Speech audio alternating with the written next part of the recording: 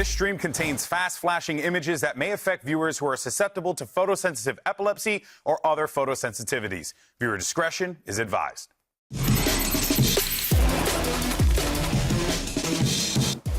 The clock is ticking and 4 teams are fighting to secure a spot in the playoffs and a chance at Masters Shanghai. Hello and welcome to the final day of VCT Americas Super Week. Do we no explosion?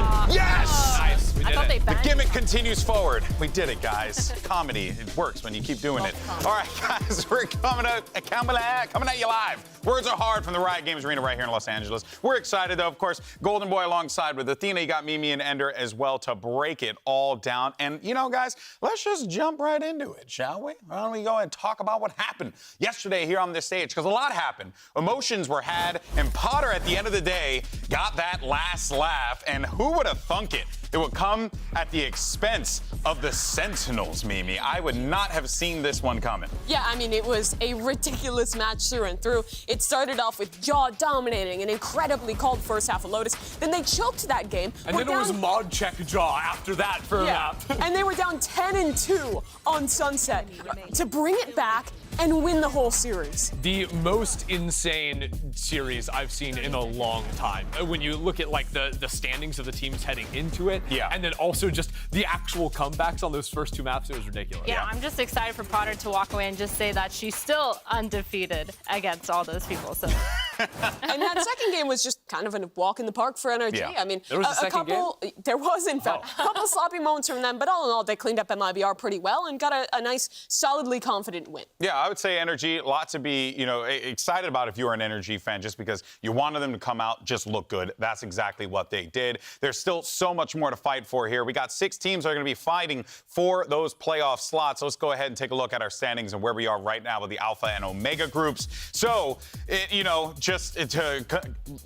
I feel bad even continuing to reiterate this, but unfortunately, Brazil just on the struggle bus once again. Population 3. It's these 3 teams, Loud, Furia, and MIBR, just struggling, guys, to be able to find those dubs. The hope of Brazil is on today's match for Loud against G2. They have been struggling thus far, but this is a very winnable game for them and a chance for the region to bounce back. The other thing you have to remember is that you must win minimum 2 games in order to qualify for playoffs, right? So the top 3 teams from both groups will go on, unless Omega can't find a 3rd team to get that second win. That would open up another slot in Alpha Group, which would be great news for a team like Sentinel sitting at the bottom. Yeah, right now, Sentinels at the bottom, by the way. That's real. They're 2-2, but everyone else in Alpha is also owning right now. So they're in, honestly, kind of a scary position. Yeah, I mean, seeing Karoo being on top of the scoreboard is not something that I genuinely expected. Undefeated, baby! Undefeated, 3-0. They are looking so good. And so for me, I feel like I'm so excited to see all these teams play.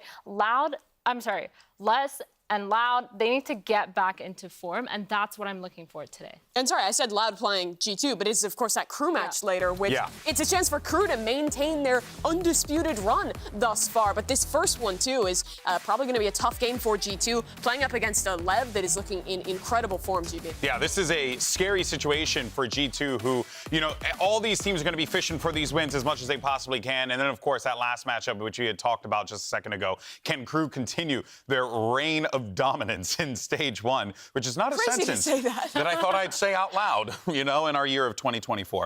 In any case, though, folks, when you're not watching us, there's a ton of content on our YouTube channel. Like, there's a series called Common Ground. It's actually quite good. Now, in this new episode, Osbos and Giacomo explain what it's like to reach the biggest heights in all of Valorant. Check it out. I mean, when did you take a step back and go, I am currently the best in the world? I think already when I came back to Brazil, my father, he came driving to get me. And then we came back driving like 6 hours to go home. Yeah. They were really happy. They congratulated me. The days that I got in São Paulo first, I was with my wife. And it was really good to see how happy she was.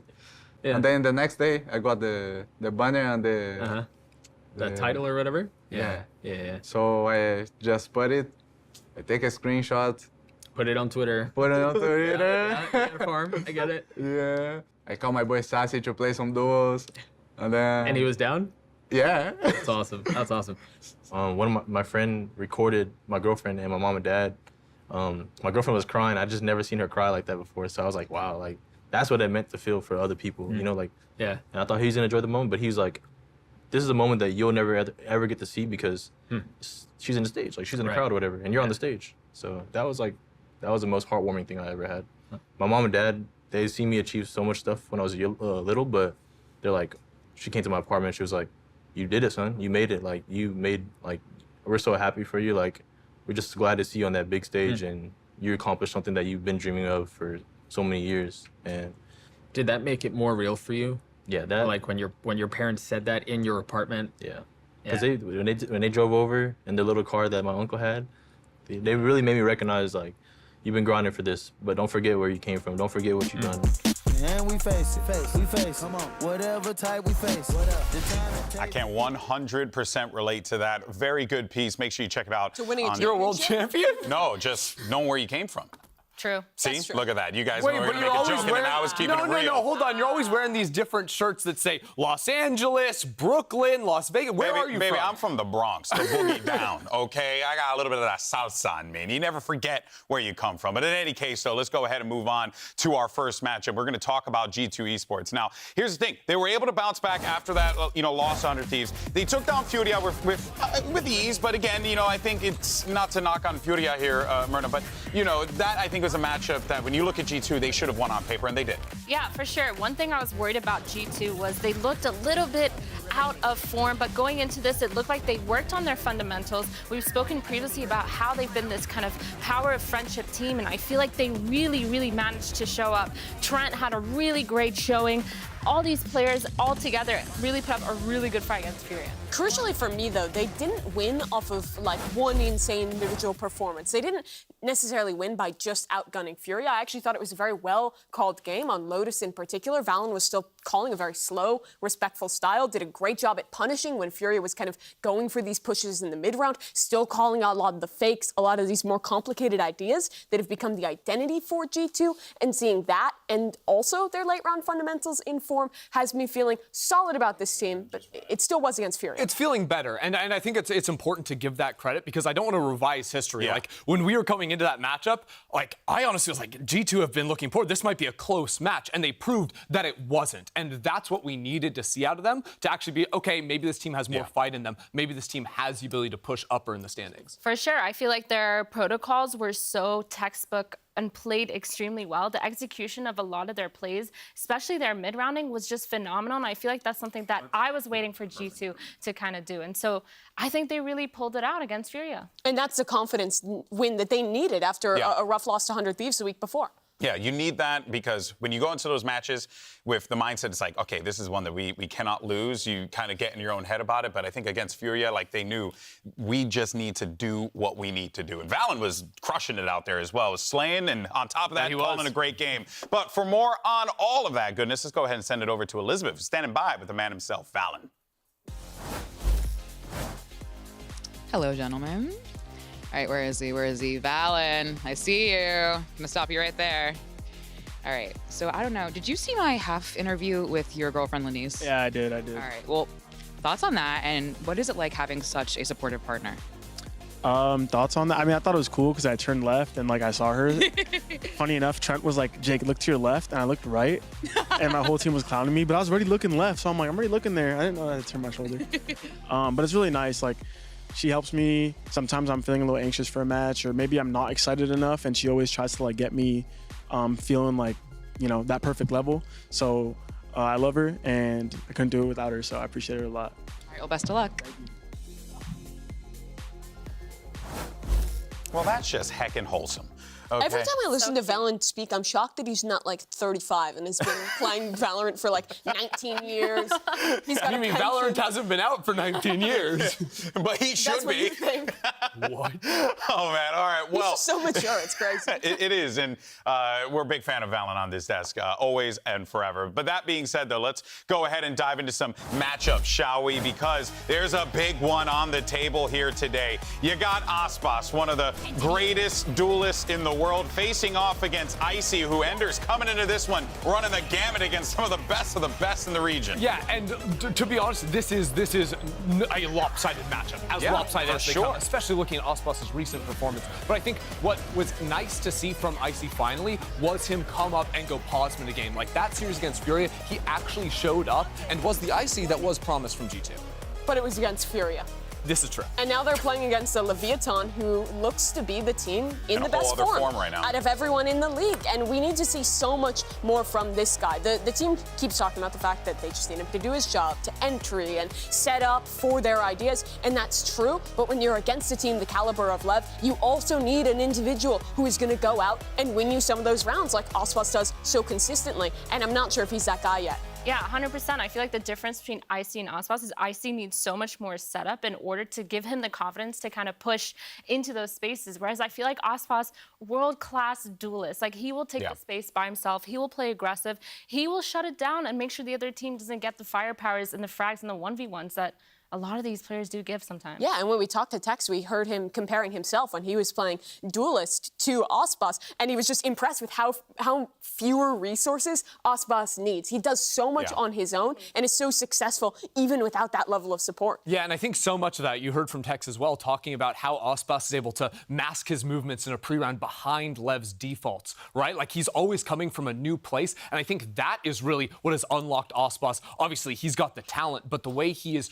put himself inside what Lev is doing round to round is really what allows him to have those insane performances. Yeah, his movements around the map are insane. I 100% agree with you because it takes a lot for duelists to kind of show themselves on one side of the map and be able to set up at a different angle where they can still give enough information for their team to rotate around them. And Aspas does an amazing job at that. And you can tell that he doesn't need anyone else to guide him through those motions. And that's why they pay him the big bucks. Honestly, I mean, the guy is absolutely unreal here. But let's go ahead, though, and move on to his team. We got Leviathan, who are looking so scary these last few days. Scary for the rest of the field, if I'm being completely honest with y'all, with how they're playing. And they have taken down some big, heavy hitters here, Mimi. This is a whole different team than what we saw from Kickoff even at the start of the season. After that Cloud9 game, everyone was doomer, but they've gone and beaten Sentinels and NRG back-to-back, which is incredible. This NRG game in particular was a masterclass. In particular, the Lotus defensive side was excellent. They had so many different looks of how they wanted to play there, setting up so many different trap plays over towards A, constantly hiding their strong side and forcing NRG to continually call into these heavy sites and just get eviscerated. It was beautiful to watch, not just how King sort of puppet mastered NRG around the map, but then also once he put NRG right into the trap, he is just absolutely frying with the rifle as well. He was putting up numbers in that series, not just as the brains of the op. I feel like it was so crazy watching it happen because genuinely it was like a movie. Like every single time they heard a single sound, the trap play was ready. The protocol was there. Everyone was swinging and fighting. All the util was being thrown. They had layers to each one of their trap plays. Even though if they're on defense, they're using util past the barriers. It was insane to watch. The POV of which team you're on dictates what movie you're watching. If it's Lev, it's the heroic war movie. And if it's NRG, an absolute horror film with all the worst, the goblins and ghouls coming around the corners. Literally what Lev were doing to them was so sick. And I think people will cope, oh, it was a bad day for NRG. They weren't playing very good. And that's true, but both need to be true. You need a top-level performance of a team playing at their best and some struggles for a game like that should have been so close to end up a stomp like it was. But that doesn't take away from how good of form Lev are in right now. This is going to be a very scary match for G2. If you are able to take the task to a team like NRG the way that Leviathan did, regardless of the bad game or not, I mean, come on, you know, like you got to give him the flowers there. It has been so impressive. But here's another fascinating thing here because Leviathan has someone on their roster that G2 is quite familiar with. It's that guy right there. It's Tex, because they have a bit of a history with him, and there's certainly something there. There's maybe a little bit of a blood feud happening. You know? I don't know if I would even call it It's a that. wrestling term. Sure, but for G2, when they were the guard, when they were on their excellent run in 2023, the one change they made was Saya player gone, moving back to Pacific, and picking up Tex, and he was great for them. Their primary duelist, the boys were together. They always talked about how they took the risk to stay as the guard, to continue to be this team, and they inevitably went on that run to make it to Ascension. And when things went down the way they did, he ended up going a different direction towards Lev now, and this is going to be a real chance for them to play up against each other and kind of have that history. Yeah, the first time that they will be able to play against each other since they didn't face off during kickoff. So I think both sides are going to be coming into this one. Definitely for the score, obviously, but also to settle the score. I mean, also the pressure is kind of on Valen too, because when you've played on a team with an IGL, like, you know how that IGL calls. That's you so know true. how they mid-round. So it's kind of like, does Valen have to switch it up, or have they changed enough and gone further from the point that they were that long ago? But I don't know. Speaking from my experience as an IGL, everyone knows how I call if they've played with me. They know what kind of stuff I call, how I mid-round, how I protocol, and kind of how I read the game. So I think there's that extra mental element to the game. There's like a big mental element. And Tex even tweeted today, he's like, playing against my exes today. And I was like, I know, that's actually pretty awesome. All right. Well, you know, I'm glad you mentioned that. Let's go ahead and hear from Tex. Actually going to be standing by with Elizabeth.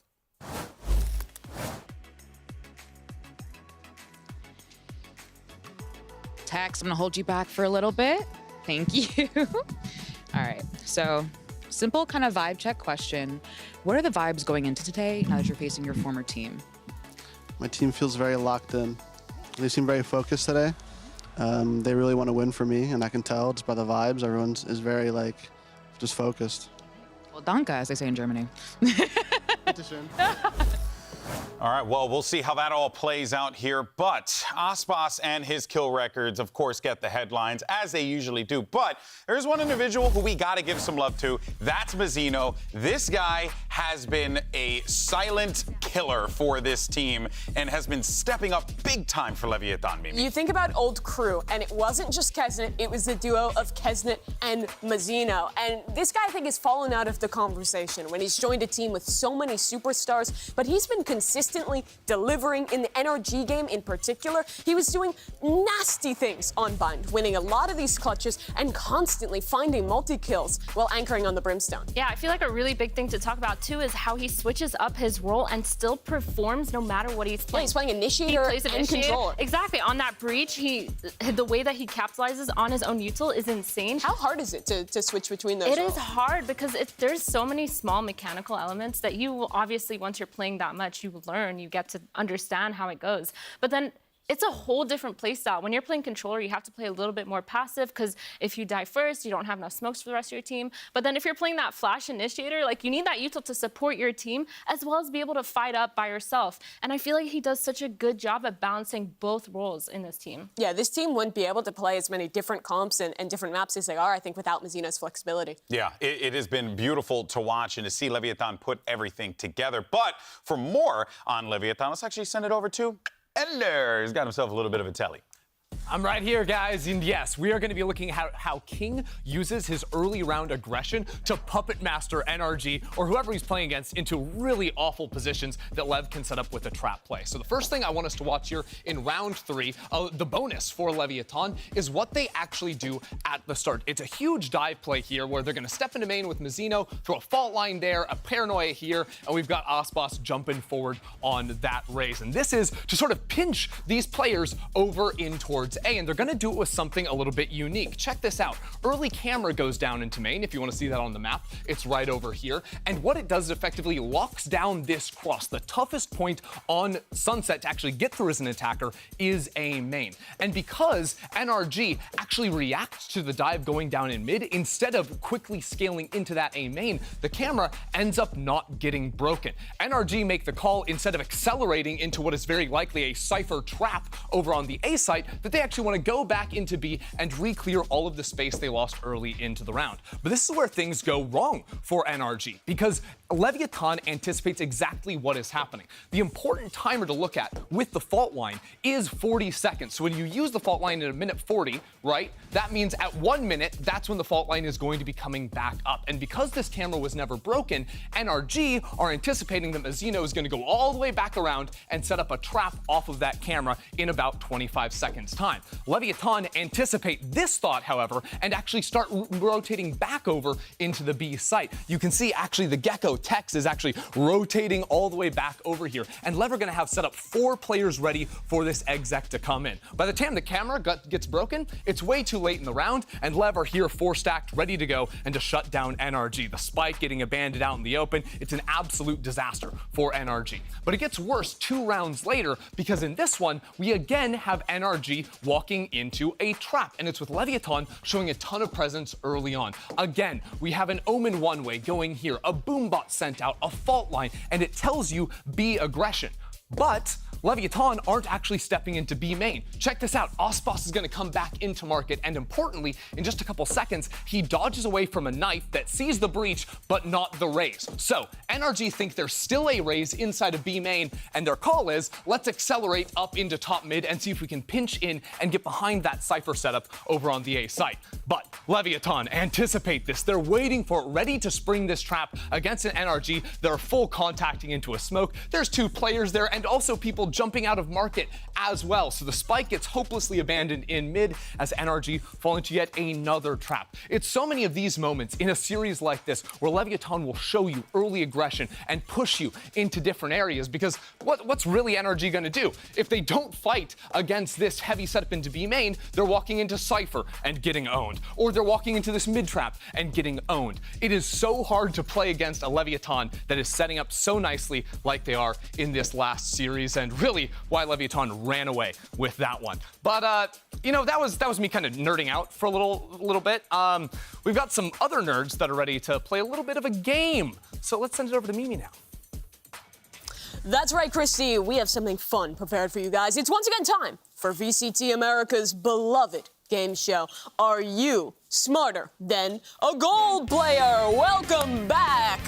Folks, this is going to be a great day. We have a wonderful contestant in front of us, ready to play a game in 4 different categories. We've got Golden Boy out in the audience. He's standing by with a gold player to help her out.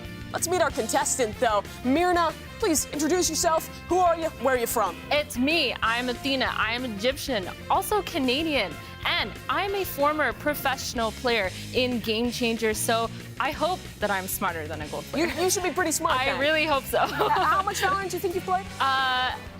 Way too much. Thousands of hours. Thousands of hours. Literally. Well, she should crush this one. We have 4 questions standing by and a massive prize if she gets it right. But it's not just her. We have some help standing by in the audience. So let's go over to Golden Boy and meet our gold player. That's right, Mimi. We're joined here today by our gold player. We got, what's your name? Where are you from? My name is Henry. I'm from Orange County. Woo! Henry from Orange County. Give it up for him. Let's go, Henry. So, what is your rank? I'm currently Gold 2. Gold 2. Look at that. It's almost as if we planned it for the bit. Okay, Mimi, take it away. You're laughing at him. I didn't mean to laugh. And he's going to help you. I'm sorry. No, Henry, you got me. No. We got each other, right? Well, Henry, one of the me? smartest minds we could find. The smartest mind we could find in the Riot Games arena today. Let's get into, though, our very first question. Athena, it's Iron Records to start. And the question is, Osbos broke the kill record in week 2. How many kills did he get? 47. 47, your answer. You're confident on that? Yeah. Let's see how good her memory is, and let's check in if our gold player has a different answer. Golden Boy? All right, so we got a Osbos kill record. How many kills did he get? He did indeed at 47. Okay, 47. let's go, Henry. All right, what do you got, Mimi? Our gold player and our pro player are aligned on that one. Let's check the answer. It's 47. Congratulations. That's me and you, Henry. A great start, but that's only 1 out of 4. Let's move on to our second question, the bronze question here. And this one, of course, is simple. No one's ever gotten this wrong on this show before. How many seconds does it take to defuse the spike? 7. 7. Our gold player.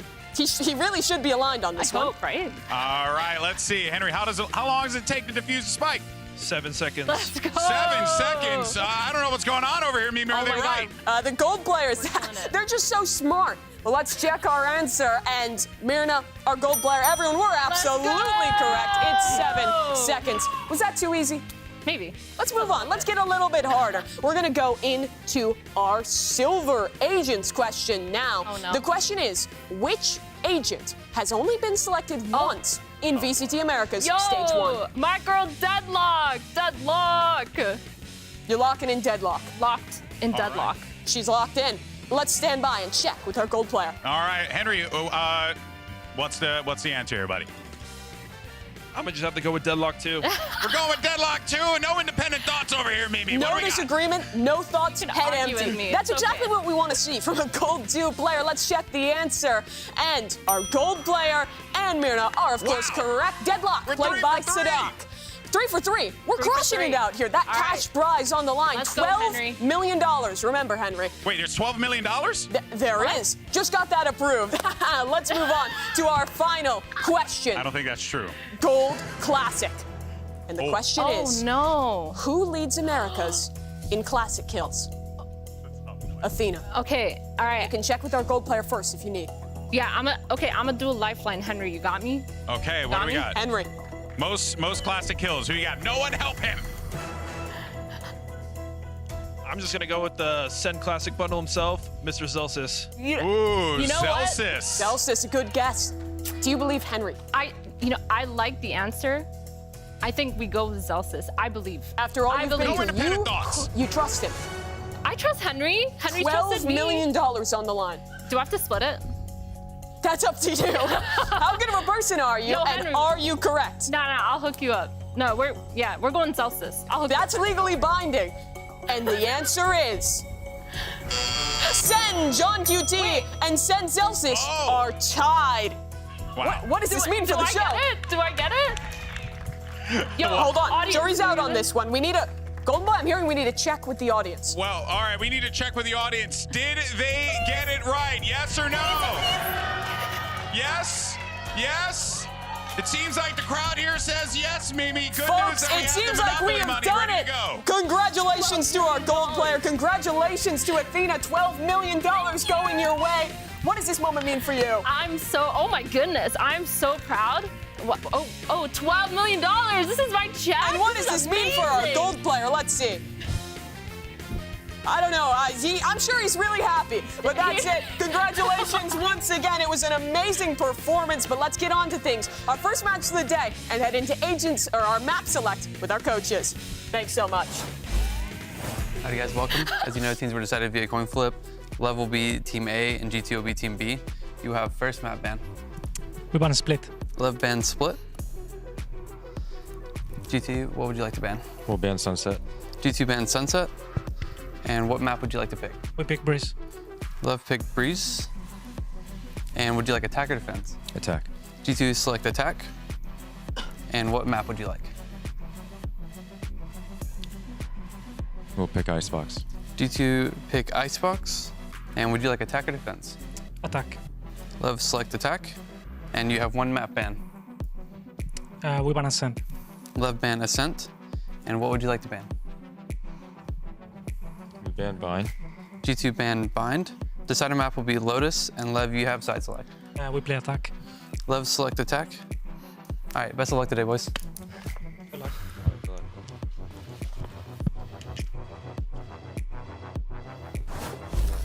All right, so there you have it, and look at that, the power of transportation. I'm here, you know, we made it here. Did you take the train or your legs? No, it was like teleportation or whatever. Oh, sick. You know? snap, like Yoru. I mean, guys, we have a $12 million budget, didn't you hear? Wait a minute. No, never mind. Oh, that's right, it's Monopoly money. So sorry about that, There everyone. was a disclaimer there the whole time. Okay, so what do we have here? We end up having a Breeze Icebox, and our last one, thank you so much, Lotus.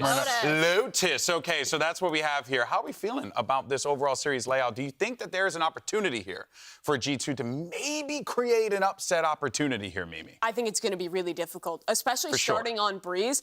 I have a feeling that that Lev are banking on the fact that Ospas can diff Icy on Breeze. It's a very jet-heavy map. It is a map where kind of getting those opening engagements, getting those starters on your duels are so important. And Ospas has just been lights out in that respect compared to an Icy who's been struggling this season. And look, I completely agree with you, but I do have some irony that I have to get the precise numbers on here because you don't even know your own irony? No, I literally wanted to look up because I'm like, surely Loud's win rate on jet maps is significantly worse than their non-jet maps, you would imagine.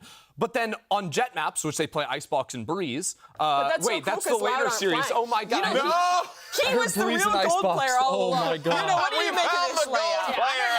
I'm gold. Yo, I think G2 can actually run away with Icebox. How are I they think gonna that do it? Trent.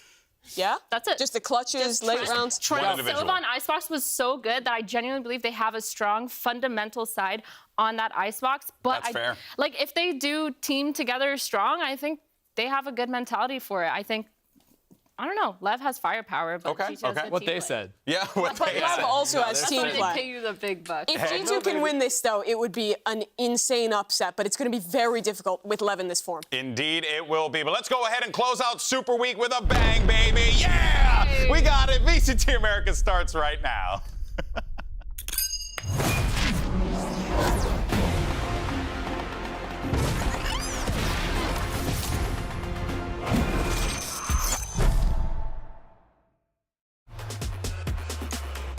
Icy has a flash to set him up if they want to go for this one. Ult come in and fight.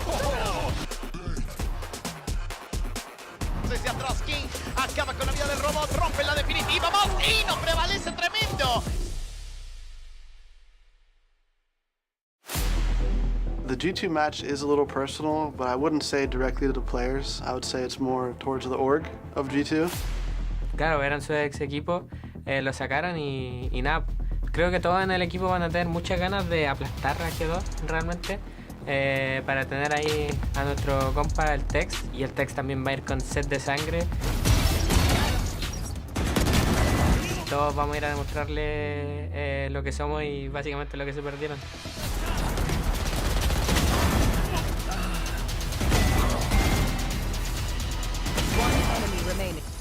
It's going to be really weird being on the opposite stage of my old teammates. He's still like one of my good friends. We talk a lot, so I'm excited to compete against him, and I know he wants his revenge, but I also want to shut him down. Spike planted. One enemy remaining. Valen's a very smart IGL. I know how he calls, like I know like the ins of his mind. I'm sure he's evolved a lot since then, of course, but I can kind of use it against him a little bit. Hopefully he sees this before the game, so now you know I'm in your head. Riot Games Arena, llegamos al último día de esta super semana. Le damos la bienvenida a Leviathan.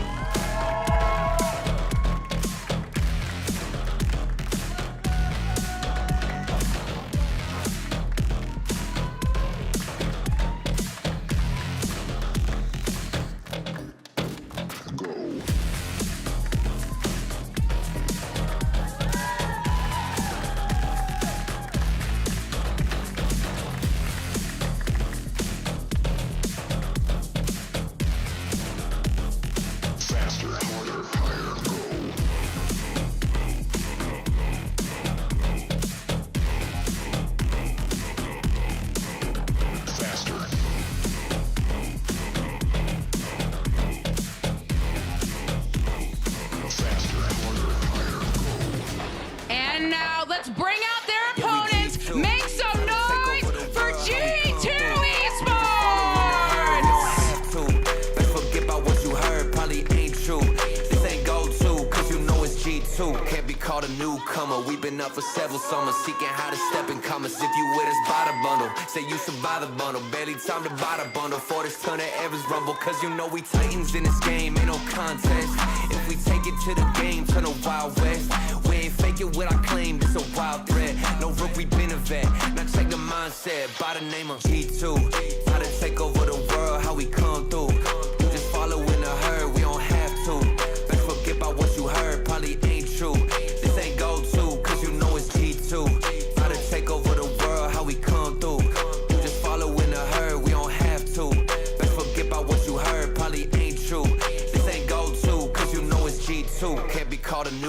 newcomer. We've been up for several summers, seeking how to step in commas. Leviathan wants to continue to prove that they are the monster of the Americas region. Meanwhile, G2 Esports have an opportunity here. We talked about it yesterday with MIBR maybe being able to pull off the upset, maybe pulling some inspiration from what we saw from EG. Obviously, different circumstances, different opponents enter.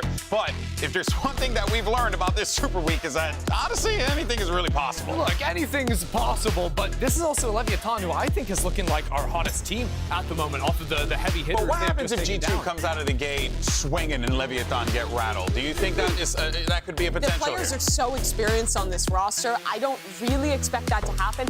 In my mind right now, I'm kind of writing off that Cloud9 game. It was the first of their season. They came out, they stumbled, and they've looked incredible since. I mean, they talked about how they fixed their fundamentals off of that loss. So I feel like that loss, yeah, it may have been just a bad day, but also they needed that to become the team version that they are today. So I think it's going to be really good. And actually, I never talked about this, but for a short period of time, I had Ito Fata as my coach on an org that we shall not name.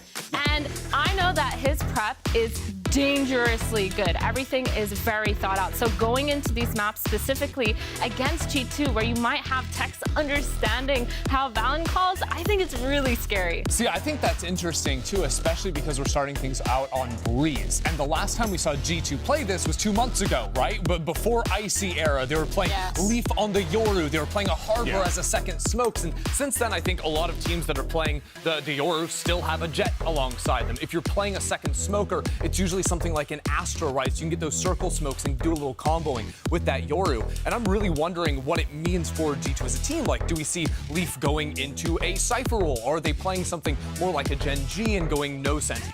Yeah, that is a big question. And I think kind of following up off of that, it's all surrounding Icy. If they're playing into this map, it's very likely that he's playing into the Jet role unless they go for a very weird composition, or at least a slightly different off-meta one than what most of these teams are bringing. Then there's questions around him, right? He's yet to have that standout game that we were promised. Yeah, and speaking of the Jet roles, when we've seen Ozpas on that defense side, he's done such a great job with that operator, which I feel is a must for a map like Breeze. And when you put that up against Icy, I don't know 100% if he's going to be able to do the same amount of damage on that operator.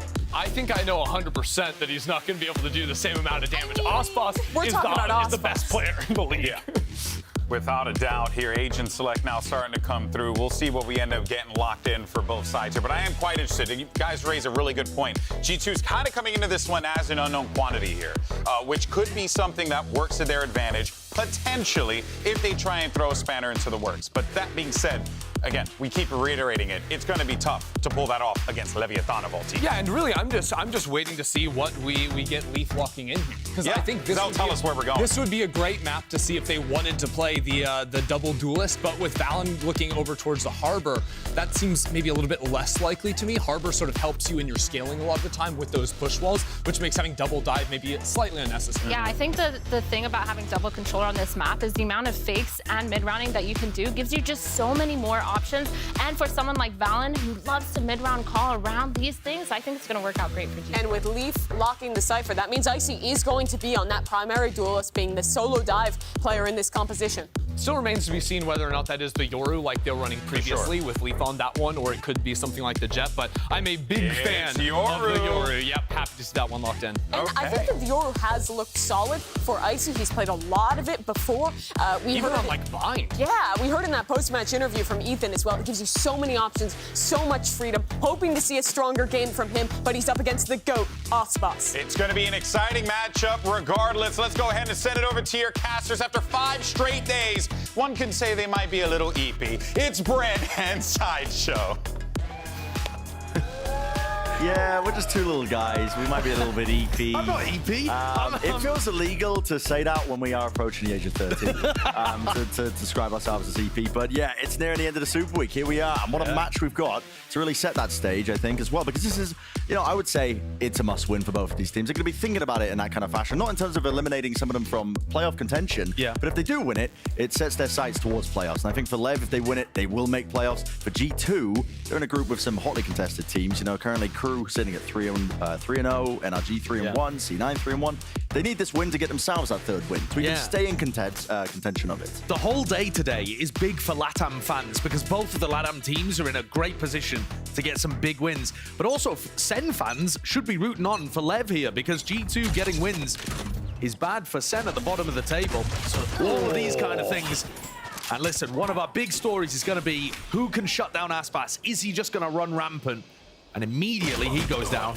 Yeah. Mazzino baited into making another re-clear play as well, thinking that G2 would probably leave that area after they got the early pick. And so, listen, this pistol round is basically wraps already. G2 are going to be able to get in, get the plant, and play a post plant in a 5v3. And Leaf, miles away, can connect on some kind of post plant flank as well. You couldn't write a better beginning for G2. No, you really couldn't. GB was asking the question, what happens if this team gets out to a strong start and slaps down Lev early? Oh, this is looking good at the beginning. One of the questions I had was that who was going to be shutting down the monster player that is Aspas. Now, Leaf, wait, is that? Hold on. They're just defusing! There's no shot! They're getting away with that! That's a 5v3! And they're inside the Viper of what's going on. What happened there? G2, how have you let that slip? What a problem with the snake bites? What occurred? I mean, they've got... I just assumed that was wraps. I'm not gonna lie, I assumed that was wraps. It missed. Oh. Selena missed. Good catch. I mean, Lev know that they've gotten away with it. That's unbelievable, to be honest. Yeah, well, I mean, if Tex was not already talking his talk in the comms, he's gonna be after that mess up from G2. That's right, the revenge match. Tex versus his former teams. But, you know, listen, he didn't seem too hot on it, the overall narrative. We're trying to shove it down his neck. King definitely was, and his team definitely was. You know, Jonah P's managed to go walkabouts through mid, and there's that gap into the play, which Con was unaware of. So he will fall and get punished, and an upgrade acquired for Jonah P, but dropped just like that. Speaking of players in gaps, while this fight's going on, there's also Leaf all the way back into spawn has picked up Mazzino. And so hold on about this is a 2 versus 2. Valen sticking his plant. Doesn't expect this one though. Aspas, he spotted. Brooks player crossed up though. Valen takes the peek. Very much alone here, so it draws it into that 1v2 for Trent. Only with the Sheriff, 2 shock darts, Dart. Not really planted for him, so he has to just open himself up wide into the angle. A nice try from G2, but early on here, we are actually seeing gaps in what Lev are going for. The fact that on a pure eco, G2 are able to walk a player, they make it feel like a big A main push, and they're able to walk a player double door and walk a player up mid into nest. Look at this. Yeah. Massive gaps in the defensive setup there. So, yes, it doesn't end up with a round win, and yes, somehow we're 2-0 up for Lev when it really should have been 2-0 for G2, based on how the pistol round began. But we are starting to see things that we've got to keep track of throughout this game that could be holes that G2 are looking to exploit. Mid take from Lev. Down that angle, of course, G2. Only the one player sitting there. It's Jonah P looking to contain, and they're just going fast with this one. The Reckoning to set themselves up. Even the reveal onto King is going to be a bit of a sitting duck here. Jonah P could clean up, surely. At least hearing multiple footsteps. It's the hard rotation of Lev. Many mollies being forced out already just to try and push them back and away from this plant. And this is going to pull out a little bit of the cove. There are 2 players that would die to 1 shot of Aspas as well. So there's still going to be this pressure to get the plant down. Timing to take the fight. King, he's dropped Trent. These rifles are not really doing too much at all. They swarm the position. They've got them surrounded. There's not a single avenue that's open for him. Jonah P has got to offset and contend with way too many players there. 3 in a row for Leviathan. That's lovely. The utility that came in to deny the plant for G2 is immaculate. G2's compositional strength, having that cove, you should be able to get the plants down a little easier than running default compositions. But we saw Fragment Grenade coming through, Snake Bites coming through as well. And it's quite reminiscent of the way that Lev were playing their defense on Bind against NRG, throwing stuff at those players, stopping them from getting into comfortable spots. And that's a bonus round conversion. Man, the more that Lev run away with this, the more I'm going to be coming back to the fact that G2 threw away the pistol. Yeah, what a massive beginning. That could have potentially been that early utility. Oh, it should have maybe set them up for a nice early fight here. Still, it's the rifles that do win out the day. So Lev, that 2-player advantage now. G2 are definitely going to be looking to slink themselves into some forward positions. Right behind this high tide. They've cut themselves up onto the left side approach. Mazzino's picked up the back of it, though. So even if there was a lurk into Nest, they have that trip halls. And then Mazzino's watching for any kind of deep play. So Lev should still feel fairly comfortable. They went for that push into elbow, and we're seeing a couple of teams do this. We saw the other LATAM team go for it as well, where your Cypher and Jet push out together, one holding elbow, while the Jet tries to get on top and get that really nice sightline into mid. And that's an evolution of the play. Prior to this version of the meta, the Jet was just doing it on their own, so you're seeing kind of the interplay between teams. And G2 now driven into the B site. Got access to it, at least the first portion of it. Still, they haven't cleared out the backside players, which is Lev. So to be able to get this plant down, the question is, how do you deal with this guy? Right now, Aspas is online with it. Easy pickings. Trent just can't quite withstand it. It's Lev. They are really running away with it at this point. I know it's a half-by round, but the economy is getting built up entirely now for Leviathan. Ult's on top of it as well. It's going to be a long time before Lev have to run any kind of eco round. Yeah. Even if G2 make a massive comeback. Trent, one away. Oh, yeah, got the Hunter's Fury online with the death there. So they might be able to make some kind of play. It's very common to combo the Euro ult with the Sova ult.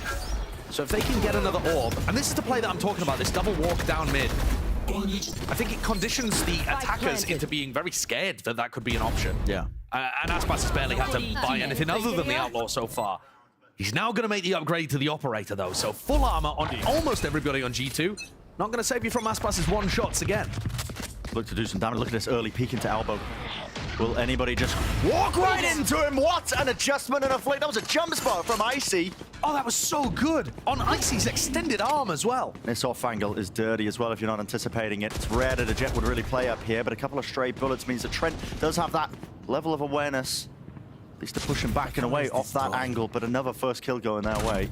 Despite the fact they're in a 4v5, it's the positioning up here of Leaf who might be able to do something. He's got himself into a very deep position over at Halls. And now G2 coming back to A, and they're in a nice spot to make an A split work. Leaf still has 2 cages. He can cage this off, open the door, put a lot of pressure on these players. Close here. No way, just a dry swing and peek for that mid-round information. Not set up with the util yet. Comp, he still survives. Leaf didn't go for a kill, and yet Leaf was not able to survive that Horse lurk. This is just falling to pieces. Rattled is how G2 are going to be feeling. Aspas got shut down in the pistol round. First death of the entire map. What's the stat line? Oh, 11-2. Oh my god. Oh, right. So that was only one of the times you've actually been able to punish Aspas. Yeah. Who otherwise has been running rampant. This shot's That's absurd. Slow that one down for me. Oh my god. That's an elbow. And by the way, that's not a wall bang. Don't understand how. Don't ask me. Pixel perfect accuracy from this guy. He's unleashed. And he's the monster in the server, man. He really is. He's the #1 checkpost you got to try and mark if you are G2. How do you shut this guy down? In that round 2, Lev went for a wide swing and shallow swing re-clear into A main. It's dry, but it's well coordinated between the 2 players. And that was just to gain more information because they knew that they'd lost the Halls info. Leaf also doesn't cage, so Aspas gets that free pick over towards Halls, and suddenly the A-split falls apart. But then the follow-up was so nice too. Yeah. They recon flashed for Aspas to peek in when there was only 1 player left alive. Lev have been doing a lot of these defense re-clear strats. It ruined NRG. It absolutely pasted what they brought to the table. Breeze is a tough map to do that kind of stuff. It is. Look at the utility that Lev have to work with. If they want to do heavy defense re-clears, it's nothing like the Gecko Breach comp that they had on Sunset. And yet they're still finding opportunities to do that kind of stuff with what's available to them. Even throwing in the dry re-clear of A main. Yeah. That's a scary team if they've got the confidence to go for that kind of stuff. They're just constantly being creative, inventive on the fly in these rounds. And they're making G2 feel comfortable to set up for it. And look at that. I mean, talking about the comfortability, Aspas, this guy is lighting up the server. Just predicting that people are going to be pushing up behind the cascade. Yeah. And he's bang on. Sending the G2 players scattering. And I was talking earlier about G2's possibility of syncing up ultimates. It's really common to have Yoru ult into the Sova, because you basically just Sova ult your Yoru while they run next to people. Yeah. Another big combo with the Sova ult is the Reckoning into the Sova ult. And Valen's death there will get him slightly closer, but he's still pretty far away from getting that one online. And there's just no assail in these positions. Yeah, they are so damn sharp today. Lev not missing a beat. They are looking like the scariest team in Americas right now. They really are. They're the team to beat. My mind keeps going back to that pistol round, Josh.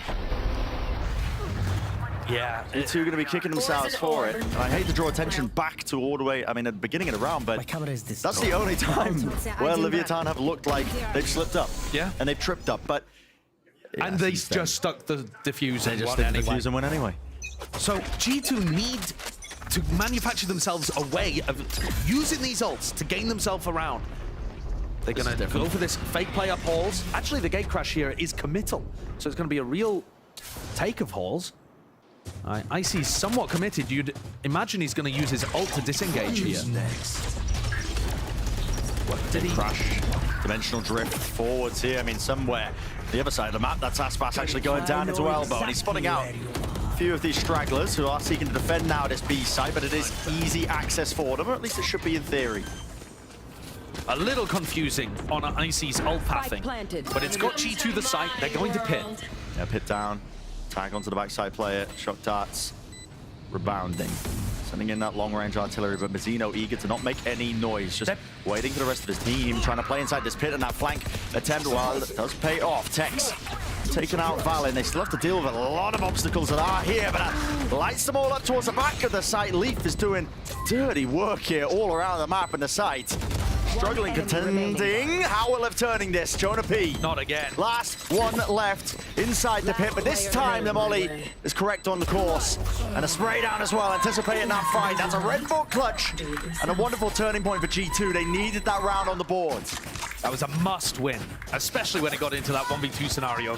Jonah playing it well, hitting the snake bite this time.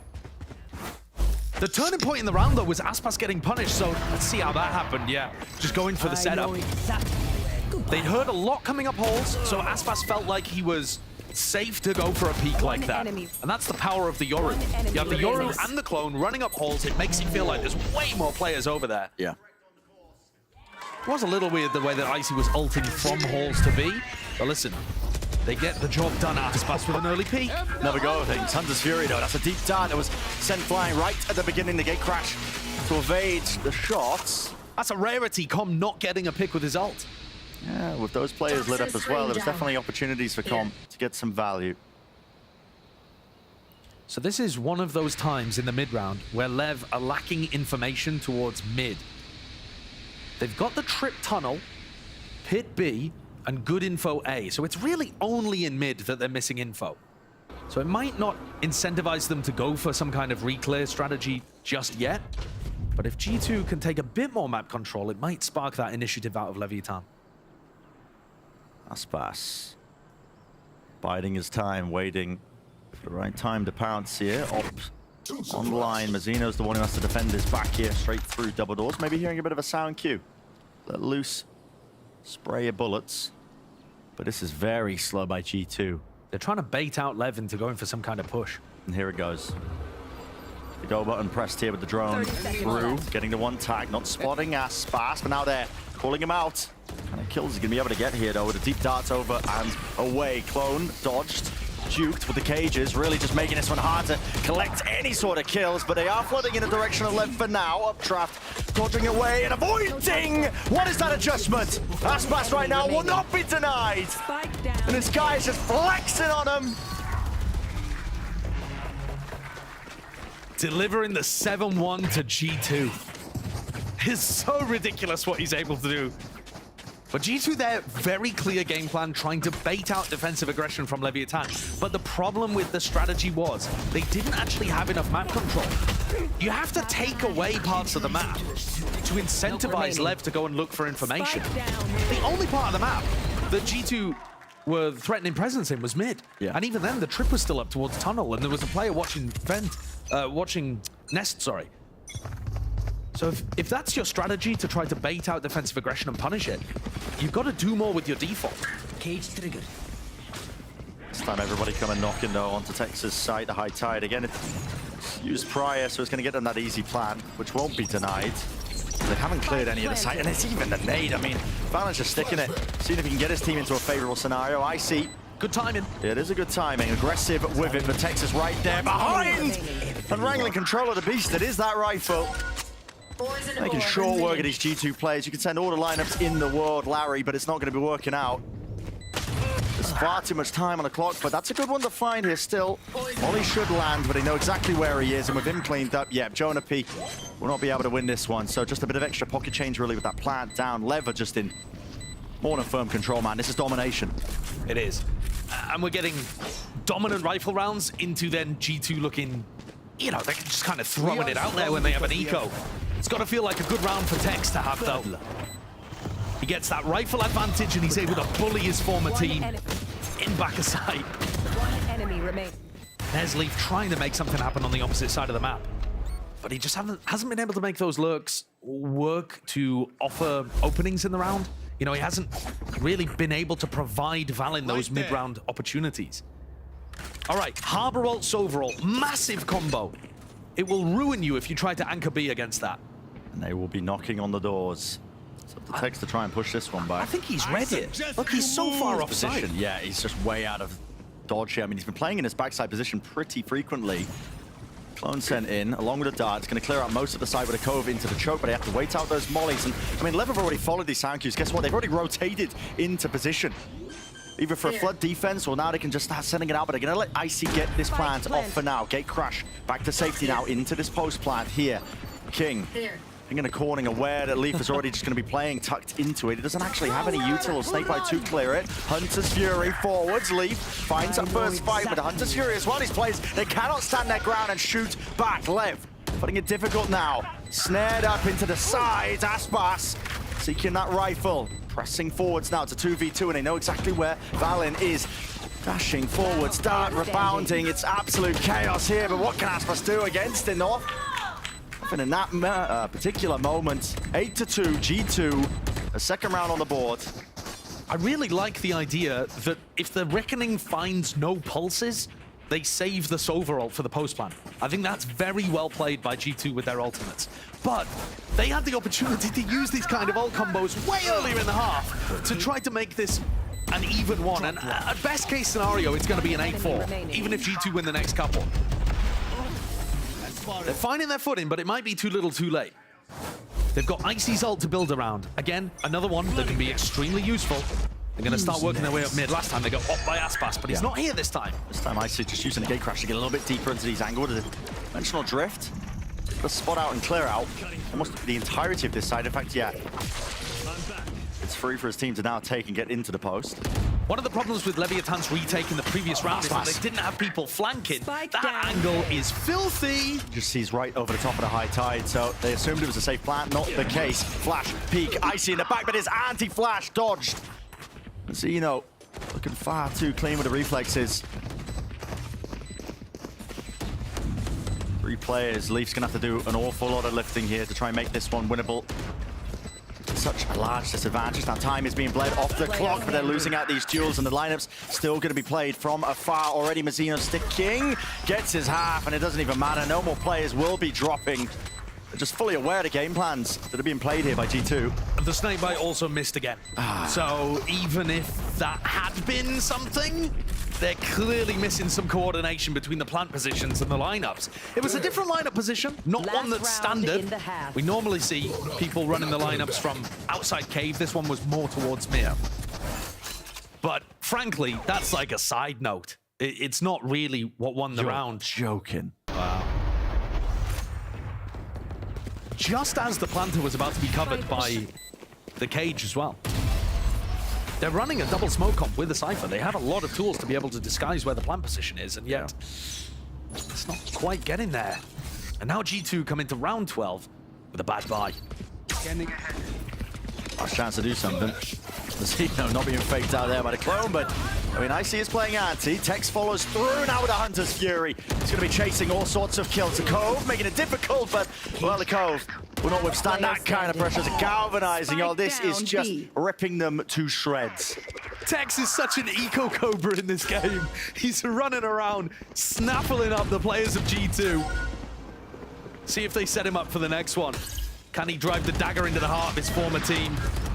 Yeah, nowhere to run, nowhere to hide. It was Com eventually that puts Jonah P down.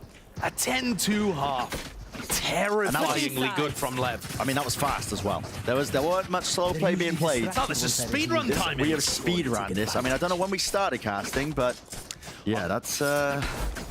Yeah, well, I'll tell you, the fastest one that we've had so far was G2 themselves playing against Furia. 13-3, 13-3. So beating the speedrun record here for Lev, beating G2 would be amazing. Keeping track of it. Someone in Salt will be making a video about it. Yeah, we'll be putting the category up on speedrun.com. But yeah, what an absolute blistering pace. Send it over to the analyst desk to break it down so far. Thank you so much, fellas. I think, you know, in the streets, we just call that a good old-fashioned beatdown, okay? That's what we're seeing. Only in the streets is it called that. But honestly, real talk, though, it all started in the first round. Yeah. Literally, it was just round one, and then that point. Stuck on. It didn't have to be this way. Like, it was just a massive blunder from G2 in the pistol, where they started out, they go up into a 5-on-3 situation, but they've got 2 players late re-wrapping and 3 players playing off-site. So it's just a full stick waiting for mollies to come in. It was just a disaster in a space where it absolutely shouldn't have been. And then Lev get this bonus round as well. Yeah, I mean, Lev in this one, I mean, credit to them. They did a good job of getting some stall util, forcing that planter off. But consistently, that util was pushing the G2 planter off. And then they were going for these fights into backside to try and buy themselves some space. But when we saw these late round fights, it was generally uncoordinated, right? One player swinging ahead, getting punished by a sheriff, getting punished by Aspas. And I feel like that was a story that repeated throughout this half. Yeah, it definitely felt like Lev made G2 struggle with their utils, struggle with their comms. Like, a lot of the util they were using didn't really make sense for how the round was playing out. It felt like they didn't understand the timings that Lev was kind of taking as well, kind of putting a wrench into all of their game plans. They couldn't hold down sites. It should have started as a 3-0, but it felt like they just started losing that momentum. And because they lost those critical swing rounds, then in round 5, we have Aspas with the first op for the first time. Lev wins that. So then it's an eco round. So we go into this situation where every other round for G2 is an eco. You're never going to win a game like that. On top of that, we're seeing these harbor walls go up and Lev being able to sneak up and go for these flood retakes. They were constantly ahead of the pace, and they're in a winning position. Yeah, well, now we're in a position, as you said, Mimi, where Leviathan could very well close this out quite quickly, and you might be talking to us pretty soon. So we're going to send it back over to Brennan Sideshow.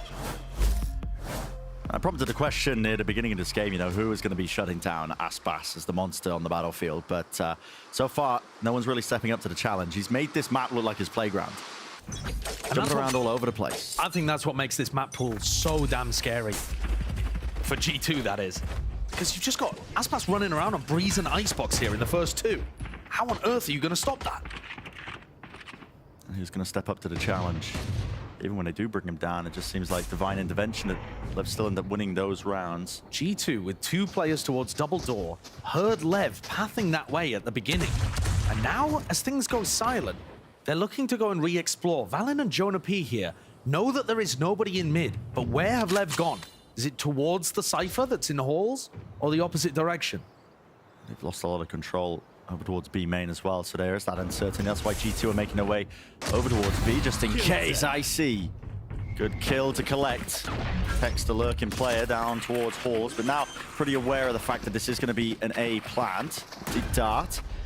Lev are going to be using that to take that backside control. Com could definitely get caught here by this fast flank occurring right behind him. Yes, was unaware of the fact here, and he is going to be squeezed from every single position and angle. I mean, with the classic, how much work is this guy doing? Having to dodge and duke and duck away from these shock darts up onto the ropes. Jonah P does win that fight out. This is a great start for G2. With advantages to be found, and they are making it nice and clean. Aspas. Last player standing. Last one now. Try and push them all back here. Only 5 more bullets left, and there's no easy shots, no easy targets. Valen now sticking that defuse, and guess what? Not planned it for him, but the cove in place. It's a pistol round wrapped up nice and pretty there from G2, with some really, really elegant ideas of what they wanted to do in the mid round. They certainly didn't have a great idea of where Lev were going, but it didn't matter. Because when G2 double up at double doors and then re-clear mid, no matter whether you plant on A or B, they're getting fast flank retakes off. And the cherry on top of that was that when Tex went down, the trip is disabled. So they then get a good flank onto Cobb. Let's go, boys. Go. Simple, simple. Starts with one. It does start with one. Yeah. You need one at a time, but you need many of them. They got a right mentality. They're going to even make that a possibility. Jonah P getting hit by the knife there. If that happens on rifle rounds, it will open up a little bit of an avenue for Lev. Wow. Good awareness. What a sick off angle. Yeah, I was just thinking that. Just anticipating the lurk up. Fast on the play by Aspas. With him shut down, a lot of the danger of the eco round does go away. Lev now looking over towards this B side. Now Mazzino, probably we're going to be waiting for the knife cooldown. Leaf get tagged up by it.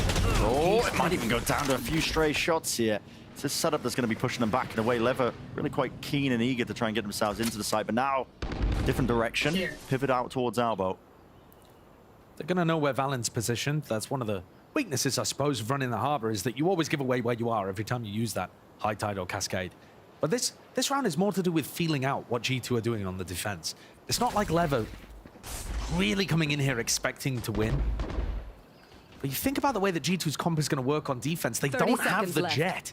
So if Icy does try to go aggressive, it should be a little more readable, a little less easy for him to escape. Here comes Lev. Now, yeah, straight through. And the Classics doing a decent amount of work here, but the trips snarling up King. So no one stepping over the boundary. That was that B site.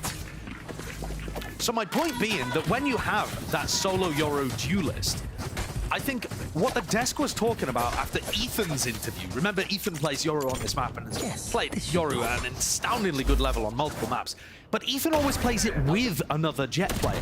I think it changes things drastically for Icy being the only duelist, because instead of being able to play supportively, he actually has to be the tip of the spear. Yeah, if you wanted to do any of these defensive pushes. I agree completely. So it's kind of got to be all in from G2. And look over towards B right now. They are doing one of those all-in pushes. Yeah, just trying to make sure they get the punish here onto Texas. Only job really is to just stay alive and contain and call this one out. But with the high tide, it's misinformation thrown into the mix, especially with the clone. He's going to think there's potentially more footsteps, more bodies there than before. It's quite cool to get Leaf into such a deep position. Not only that as well, I think they were just trying to make Lev rush into a decision, potentially to rush into the A side. And if you react into A, that's where Icy has the gate crash. It's well thought out. Do they think about Leaf? This is where the high tide was pointing. Oh, it's just not expecting it. But yeah, great awareness from Tex, knowing that that was a slight gap. Had to be re-cleared here. Now Lev can make their moves all the way over. Valendo, Outlaw in hand. 2 shots will do it. Volleys have to be dodged and juked and avoided and evaded, but not the bullets. Tex is just lighting them up right now. What a takeover and a round. Subtle with it. He's one away now from the ace. Feels like we haven't seen too many of them, to be honest, in the Super Week, but this is one of those aces where you get the 4 kills very impressively, and then the rest of your team tries to help you hunt down the final one. They know where he is, Jonah. P shots. Landing. That is denied. I mean, Aspas just stealing it away. Oh, that's brutal. Tex did such a great job at getting 4. He's playing against his former team. He's got 20 kills across 15 rounds. He's overtaken Aspas. Maybe that was the reason that Aspas stole the ace at the end. He needs the kills. He's like, all right, get down. Get down. I'm the one playing for the stats. But that is insane. Yeah, I mean, just feeling just empowered, I think. I swear, Tex has got most of these kills as well when G2 are on eco-buys or lighter weapons. Round 15 again, it's like an anti-bonus for Lev, and he runs him over. Weapons out for IC. And it's got a very long sight line to look down with the Marshal here, while Lev are exploring into mid. Drone used for some of that information. Heavy emphasis towards mid here. You can see that G2 playing it somewhat similar to the pistol round. This is what their setup was. Val and Jonah P. When they heard this movement away, they started walking into mid. And you're seeing a similar thing happening right now. They're walking forwards as Leviathan start to take A main. And this puts G2 in a position where the retake A comes from many different angles. The difference was on the pistol, Tex also went down, so that trip was disabled. Spotted out a shoulder. Tex wins that fight. No else left immediately, but Valen, what a response from him. I mean, just 3 kills toppled like that into the main, executing. And we talked about it. It was the difference maker last time. The double swing is lovely with the coordination. All caught to perfection, and rinse and repeat, I suppose. Mazzino. It's an ace on the cards here for Valen.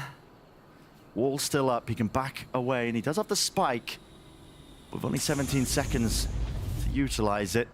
Running short and shy of the time, so Mazzino sticking the plan. Valen gets a bit of a run on, and there's the kill, okay! Valen's got to be feeling decent about that one, but they're still so far behind, it's not time to celebrate just yet. I think it's slightly worrying as well that they've only got one strategy that's working so far, which is this defense setup where Valen and Jonapi push down mid. Now, it's great that it's working, but it's such a single-minded idea on your defense that I think Lev are going to read into it real quick. It's a little confusing. They haven't got the idea about it even at this point when it came out on the pistol round. But I would imagine the brains inside Leviathan will be able to figure out what's going on. Because it's whenever they go towards mid and then run away, that's when they're getting caught in the back. I think it's pretty easy to put 2 and 2 together. Different defense setup here for G2, not going for that same kind of play. The Reckoning is good to try to stop these sight hits from coming through, and Lev are going for an A split. Yeah, wow, no command. Waves emanating out now. It's going to be catching all the players towards the back of the site and more. Jonah P, he's feeling that squeeze. Valen to the side, playing that anti-flash through the cage as well. Many targets to deal with. He is being overwhelmed here. Jonah P just can't provide that supportive fire, but the rest of G2 still alive and kicking into the 2v2. Aspas wasn't dropped in the midst of this one, and now he's going to be re-exploring up towards the stairs. Trying to take a good fight as well, but doesn't overstay it. Dart doesn't get broken in time. Aspas playing out of the position. Trent, what a fight to take. Got the confidence back with that one. Com would have to be ridiculous from him. And the fight to be an isolated 1-on-1. Sova versus Sova. Shock Dart rebounds away, getting the info, getting the knowledge, the jump spot, an additional confirmation, and Com running round and round, but Trent is way ahead of it. What a round from Trent there. He gave away his position with the recon dart and allowed Lev to know where both players were, just swung out on his own without Leaf's backup, but deletes both of the players he was taking fights against. I guess sometimes when you get outclassed as a team, you have to take matters into your own hands, and that's what Trent did here. Look at that anticipation. Yeah, I mean, he's so aware in the clutch there of where Com is going to be playing. And for the first time, Lev are going to get knocked down onto an eco round. And this also prompts the TAC timeout. Some time here for the coaches to come in and probably talk about the strat that was used in round 13, round 16. So that can be a small adjustment. But also, potentially, Lev looking to try some other stuff out. I think, to be honest with you, Lev's attack side calling in that round, the split through A, I think it was all sensible. They didn't quite have the most coordinated peek out through the cage. They double underhand dashed, but the dash from Aspas was under yellow instead of on top of yellow, and that meant that they couldn't coordinate a double peek out through the cage. Small details like that, you just tweak them a little bit, and the rounds will be even more going towards Lev, I think. Let's see if they do make those adjustments here, because right now G2 are, stringing together quite a substantial amount of rounds. Money as well is just piling up, and the ultimates. And that ult combo still exists, the Reckoning into the Hunter's Fury, which is massive, especially, I think, on B post plants, where you have those players tucked in ladder and boards that you need to clear out. A win here for Lev in this round looks like pulling out some of those defense side ults. Repel them. That's what they'll probably be looking towards. Listen, it also might look like Aspas killing 5 with Bladestorm. but I think that's Always on the cards. Set the expectations reasonable. Yeah. But you never know with Aspas. Everybody grouped up. Aspas is the sole player playing towards double doors here. He will be applying that extra pressure and squeeze through from the main players. They are not looking towards it. Hopped up, get the info. Just barely ahead, but missed out with the Blade Storm. Hunter's Fury will relieve quite a lot of this. Jonah P, though. Weave it in and out, but the Phantom Spray just can only do so much. Still, 2 kills. Did donate over the rifle with him falling. Toxin. The plan down as well. There's a fight on the flank. What are we feeling? Worried about it? Yep, this flank potentially being hurt here by Leaf. Reckoning used to take this space up and scale quite fast onto the approach. King has already caught himself a kill. Already with that rifle that has been done in and only just being dealt with in the main angle. They know where Leaf is now at a position, and time ticking away. Despite being planted, Leaf is getting a move on here. He's not really being shy about it, not really obfuscating any sense of his positioning, and just not ready to collect that kill. So it's a thrifty win for Lev. You talked about best case scenario for Lev, what they were expecting. How about winning the round? Yeah, exactly. That's the thing with this team. They're just so good. Yeah. I love that eco round strategy, though. And to explain what's going on for Leviathan, it looks like on the minimap they're splitting A, but they're not really. They're making it feel like a full A main push. And then your Jet with Blade Storm is creeping quietly up through double doors. The idea is to disguise the fact, to make the defenders all look towards A main, and hopefully Aspas opens things up. Actually, Aspas just ended up being the distraction. And it was King overwhelming a player on site and stealing a rifle that ended up winning the round for them. But the strategy was great. Talk about making the best out of a rough situation. Oh, yeah. And G2, again, in an advantage situation, letting it slip away from them. It's the trouble when you go up against teams with the on-paper quality Lev have. At this point, it's not on paper. They've been showcasing it past few matches. Is that you just need the extra element. Whether it's firepower to shut down those players, because they'll make melons out of you, man. They will force you to make mistakes. And if you make mistakes, of course, they're going to capitalize on them. Yeah. I think, though, that with Leviathan, it's actually not even the on-paper quality of the roster that I've been most impressed with recently. It's the fact that they've come together as a unit. Oh, in such a short, a short amount of time. It's a 180, essentially. Yeah. Because, to be honest, they looked kind of crap in the game against Cloud9. Yeah. Like, that match, they were out of it. And the fact that they've managed to come back from that and really retool a lot of what their ideas are and come in with such a fleshed out strat book on their attack and defense side, very impressive. Quite a short amount of time indeed. With G2 let loose that Viper ult. The pit's going to be covering up the main angle here. Lots of threats to worry about, especially with Tex lurking up halls. It's a contact play up elbow and halls. All right, the Shock not clearing either of those trips. It's intended for the unbreakable one. The trips are pushed a little bit further back. There's no way. Balls nowhere to run really here. It's a tight corridor, confined. It's exactly necessary for Trent to confirm that kill. With Tex falling, G2, you get that advantage here. What a time to do it as well when the weaponry wasn't looking too ideal, but Lever immediately just taking up all the space into mid. They're making this again feel like they're getting set up for a B hit, while this lurk from Aspas and Com is very disguised. Look at the player archers. They're all looking at the site now, only just now thinking about the mid lurk. And they've lined up perfectly for him. Com and Aspas, so good. They're tearing them to pieces. I mean, they were using their own high tide against them to get into that top mid angle as well. Left. Just a bait and switch. Valen really just seeking to pluck him apart in that mid angle as well, but he's not going to be able to get too much done now. Still, the pit will fade away. Jonah P, they've got to be aware of his position, and now definitely so. Dart just lights him up. Shock Dart's pushing him back and away. Mazina with the plant and a pit to play within. Should be a done deal, except leave. No! Just util out at a very wrong timing. Leaf now hopping around the place, man. He's seeking an avenue, a kill, anything at all, and he is making it look relatively fancy. Really putting that Spectre to good work, the jumping out, and why? But he doesn't have a rifle for it, and it's such a long sightline. Damage done to Aspas, updraft for the info, high ground angle played, 5 HP to Leaf's name, sticking half, already gained. Can he get it? Not quite at all. It's Aspas. He shuts down that attempt of heroism, man. And so map 1, it's going to go the way here of Leviathan.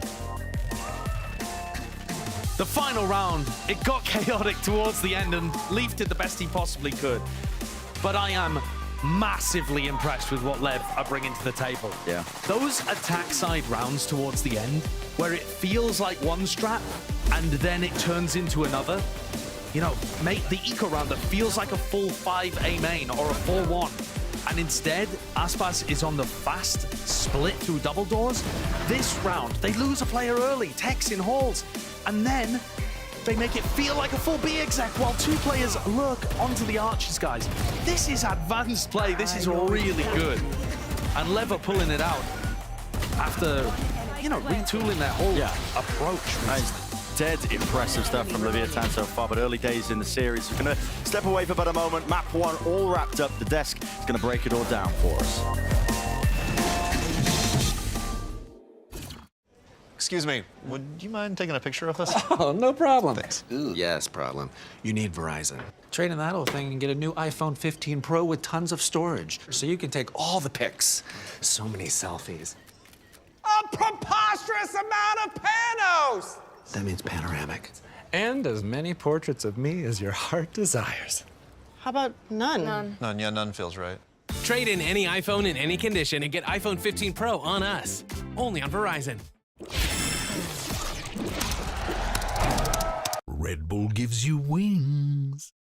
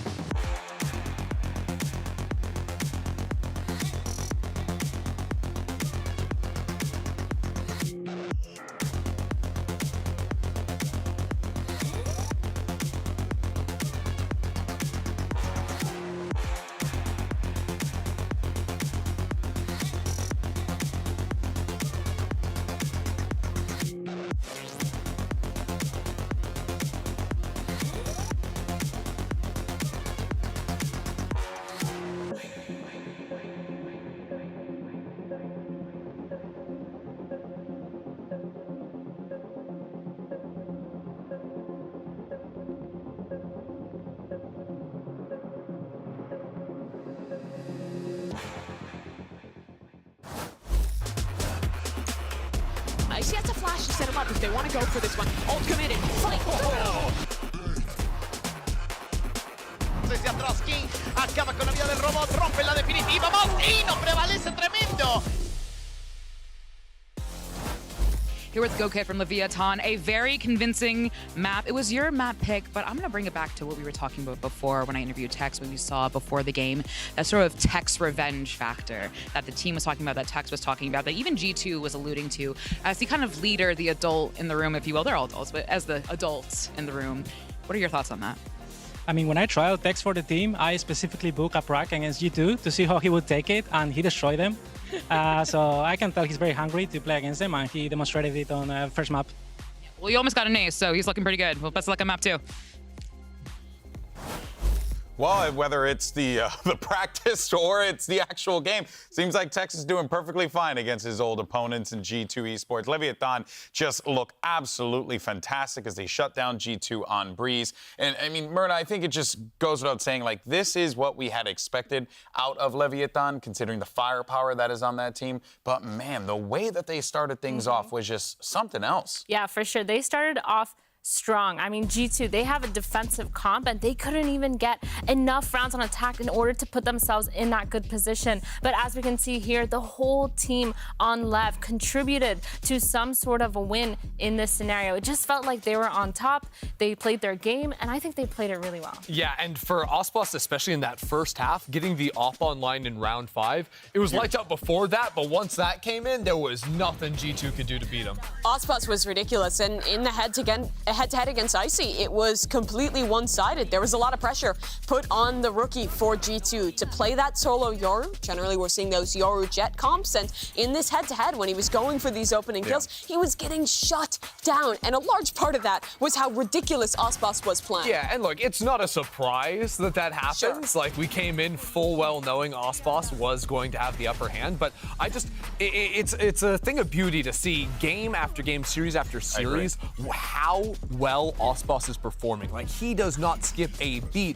Ever since that match against Sentinels when he dropped 47, it has just been lights out over and over. Yeah, I mean, every single player can shoot back, but it's the matter of Ospas being insanely consistent in top fragging. And it's not only the matter that he's just top fragging, he can take that operator in any defensive stance, move it around, get lines for his team, get information, and it's almost like you can just leave him on an island and he'll be fine. Even though he's that duelist player, doesn't have that much util set up behind him, he's just doing great by himself. Yeah, that actually happened a few times where he was just like on an island by himself and just dominating everyone. He's so good at setting himself up for success. But despite that, he wasn't the #1 player on that scoreboard for the side of Leviathan. Tex was owning. Wild stuff, honestly. Tex really just with a point to prove, or I don't know. I mean, honestly, I don't even want to look too far into it. I just think it was just Tex popping off because my guy was out there just, Wild Westing it. No, I mean, especially on defense, right? Whenever they came in towards that B site, and it wasn't always like him waiting for them to come at him. These are two very aggressive plays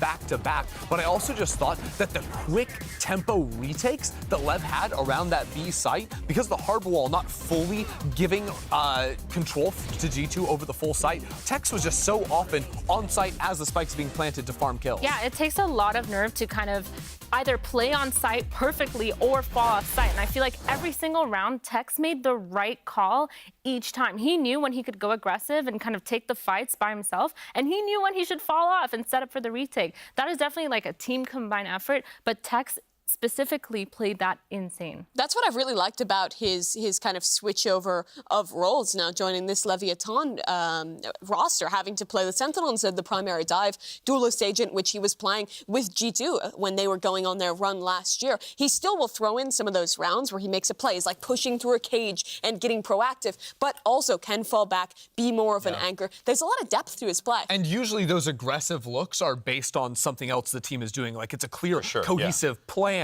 that they've built around to enable him to go look for I feel like it's two different situations, right? Ospas, he could just do it on his own because he can't, because that's kind of like how the team's been built. Whereas with Tex, it's really fascinating to see how the team, and even though the team still supports Ospas in that regard, it's great to see them put Tex in those positions. But because he needs less resources, you can put these resources into setting Tex up for plays sometimes too. And I think what it's really manifested in is for Leviathan having the most flexible defense that I've seen in Americas. Like they can. It's how they stomped NRG. be. Yeah, exactly. And they do it based off of the trap plays that you would see on a map like Sunset or on Icebox or Breeze, having consistent defaults that then you have the aggro peak of an Osboss or a Tex coming in to just really surprise you. It is those types of looks that make Lev such a dangerous team to prep against. I mean, they're just so solid on their fundamentals and their protocols. It is insane. I think they've worked so hard specifically on their foundation that you can see it coming out, where they don't hesitate for a second when they all know what to do at all times. Well, look, G2 need to figure it out. Thankfully, we're going to hear from the coach at G2 with Elizabeth ahead of map 2. Here with Coach Josh RT of G2 Esports. Now, that map didn't go in your favor. You were attempting to bring it back, not quite, but we are going to your map pick on Icebox. What are we fixing from map 1 into map 2? I think we just need to trust each other more, believe in our plays, be aggressive when we need to, and don't give them space. But also make sure Osboss doesn't get picks on us on our attack. So I think those are the keys. Would you say Osboss is like the biggest kind of X factor for Leviathan right now? I think we couldn't get into our attack side. Like besides the early blunder, of course, he was able to get a man advantage for them constantly. So it didn't get us like into our groove. Best of luck. Yeah, I think it's especially important hearing Josh there talking about how they can not allow Osboss to get those free picks as we move into the map of Icebox, where that Jet is so incredibly dominant at re-swinging into lines. This is where G2's scaling fundamentals will be challenged to a T. They have to be perfect when they're working up into B main, A main, not to fall prey to that off. I feel like on this map, G2 has a much more better fundamental understanding of how to rotate properly and play this map, especially around Trent. He's been so good at getting that information and providing it to the team, and they have that Gecko to get a lot of this information. They don't have the duelist player, which I'm a little bit scared of, so they really need to win out on their defense here. You can play Icebox with no duelist. I think the comp is totally fine. And in fact, I think these double initiator comps have been playing super well into these more default Jet Harbor Viper comps. When you have the Gecko and the Sova, you have a lot of ideas to flood retake and fight through that util. Well, G2 Esports need the win right here to force that map 3, but Leviathan could very well shut it down. Let's send it back over to your casters, Brennan Sideshow. Yeah, let's find out if they can really mount that, I guess come back into the series overall here for G2. And Icebox is their map pick. They're going to get their choice of that at least. And with the composition they're playing, it does give you a lot of options, I think, as well. It also can be quite limiting to a degree. For me, personally, I keep harping on about this, but when you don't have a duelist into this comp, when you're trying to set it up with the double initiator, who's the one who's going to be taking that space? You have the tools, but who's going to be the tip of the spear for you? I think that's going to be a question and something I'm looking at, I think, for G2 on this particular Icebox. The desk was talking a lot about how Aspas works with or without resources. Yeah. And that is an applicable conversation to have about G2 as well, because the resources are kind of given by IC and used by IC. It's his job to push off the back of a lot of his own util, which is a little more awkward sometimes. But I think while the meta comp, it might not be, Leviathan's usage of it was amazing the last time we saw it on Icebox. All of the details looked sublime. Contact plays through and through. This so similar by G2. I mean, look at this. Hard flank up through mid, making sure that they take all that space. They realize it's coming on through A. It's a flank with 3 players. They contact into the turret and they actually just think twice about it. Yeah, the turret's broken, so now Leviathan need to look behind them or try to react forwards. Com seems to be prepping a recon for Aspas to push. This is incredibly deep and aggressive onto the angle and approach, but he has just skewered the man.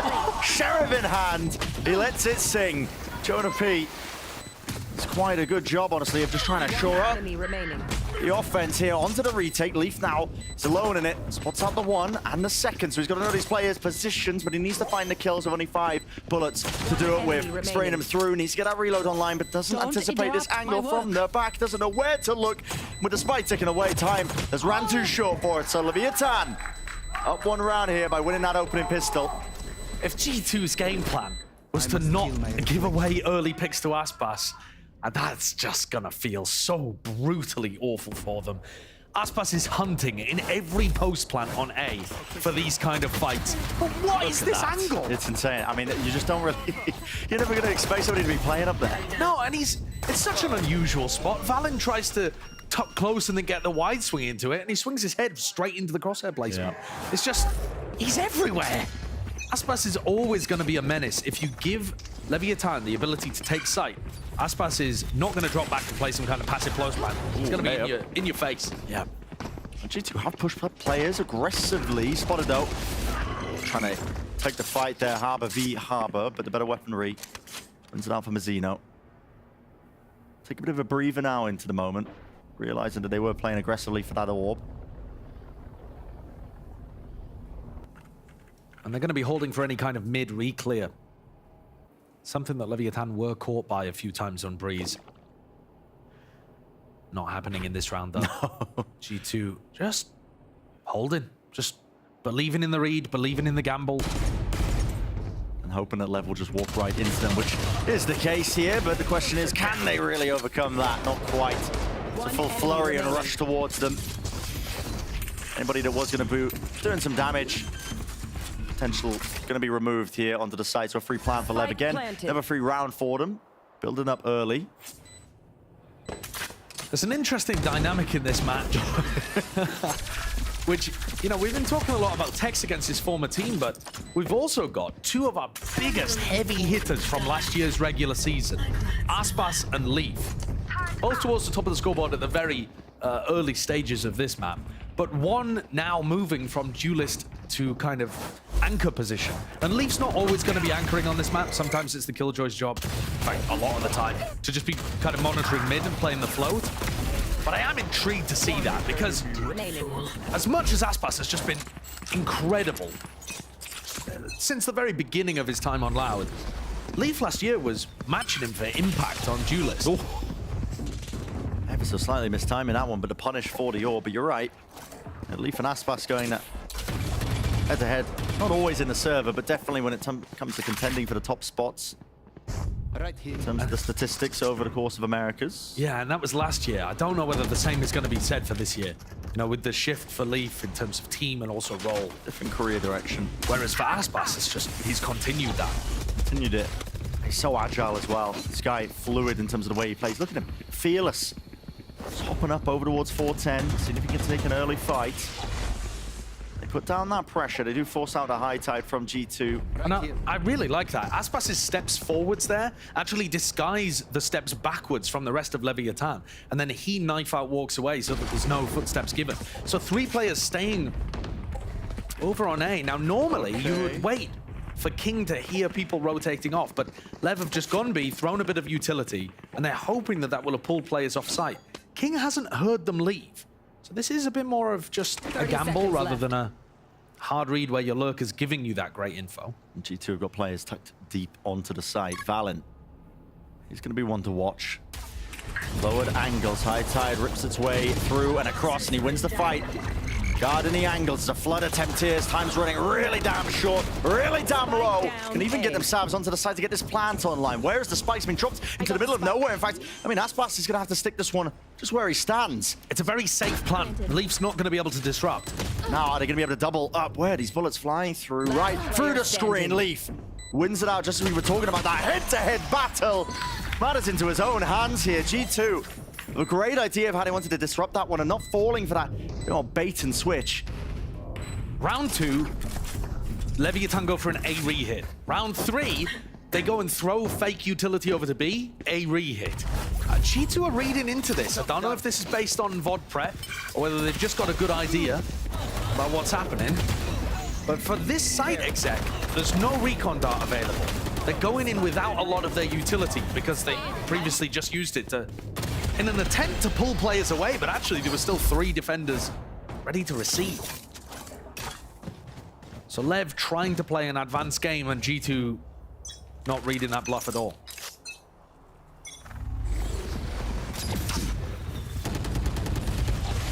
Same early util here. Snake by shock dart.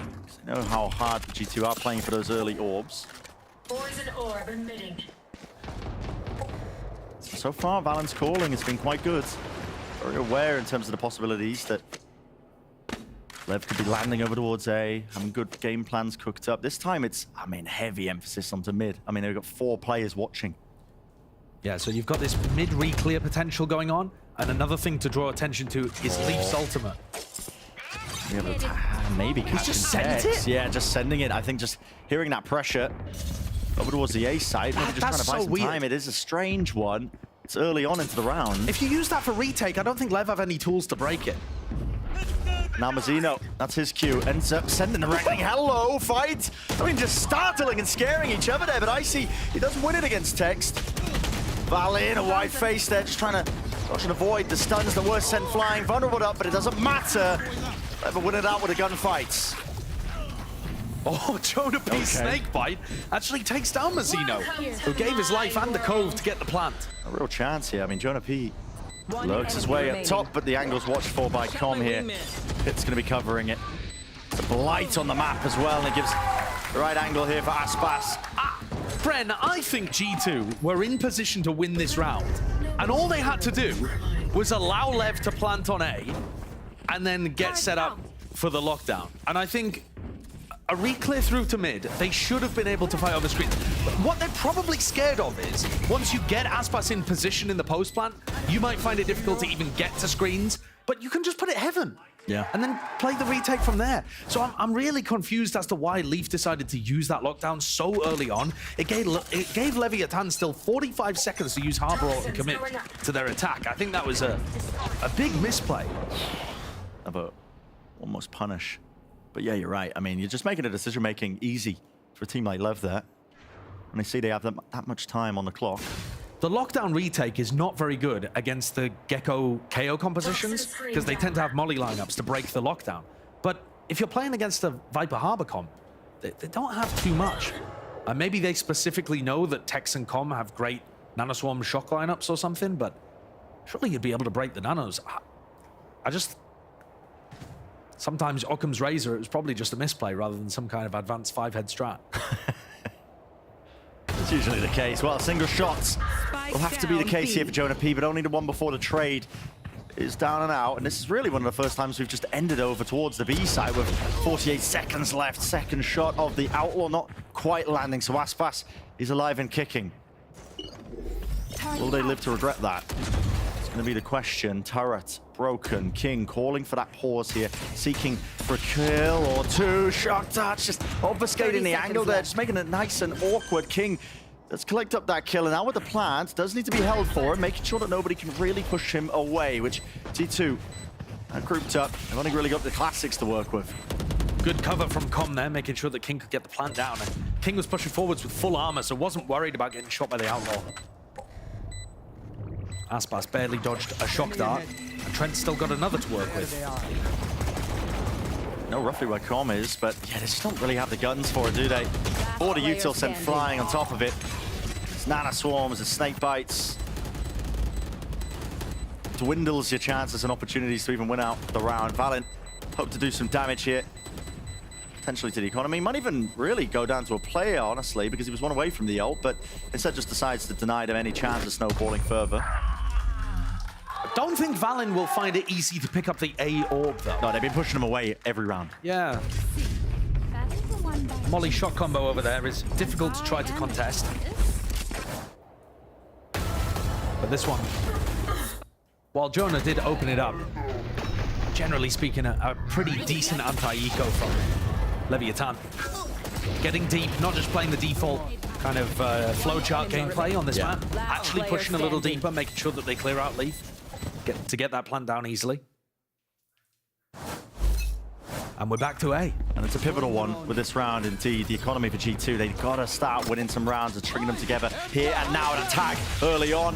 That is right on target and right on line for a potential disaster class here for G2. Two players getting tagged down as well to the really just double digits of the HP. Tex is forward now with the rest of his team over the top of the ropes here, and they don't want to slow down in the slightest. Mollies might make this one a little bit tricky and a little bit awkward still. Gonna hold down that ground. Aspas delivering death blow after death blow. This guy is just unstoppable right now. Nobody on G2 can stop him, especially when King is working his way forward, so that first most difficult kill is a trade for Aspas. He doesn't actually have to brute force his own way in. He can trade out his IGL. Great 1-2 combo there from Aspas and King. But also, maybe this is me with my 2020 hindsight at the end of the round, but Com starts so many of these attack side rounds when he has Hunter's Fury by just droning, getting a tag, and getting a kill. It is just constant that he goes for that. And it's a really common thing that a lot of Sovas do on the attack. And I think G2 instead were anticipating that shock molly. The conditioning of the constant shock molly made them worry more about that than a potential that they could die to the Hunter's Fury. But if you give Com a tag off the back of the drone, he did like so much damage. Unreal. I mean, a kill found and softening up two of the players that rank onto the site. Yeah. Just from this here. Look at that one. The final pulse, I think, hits onto Trent and Valley.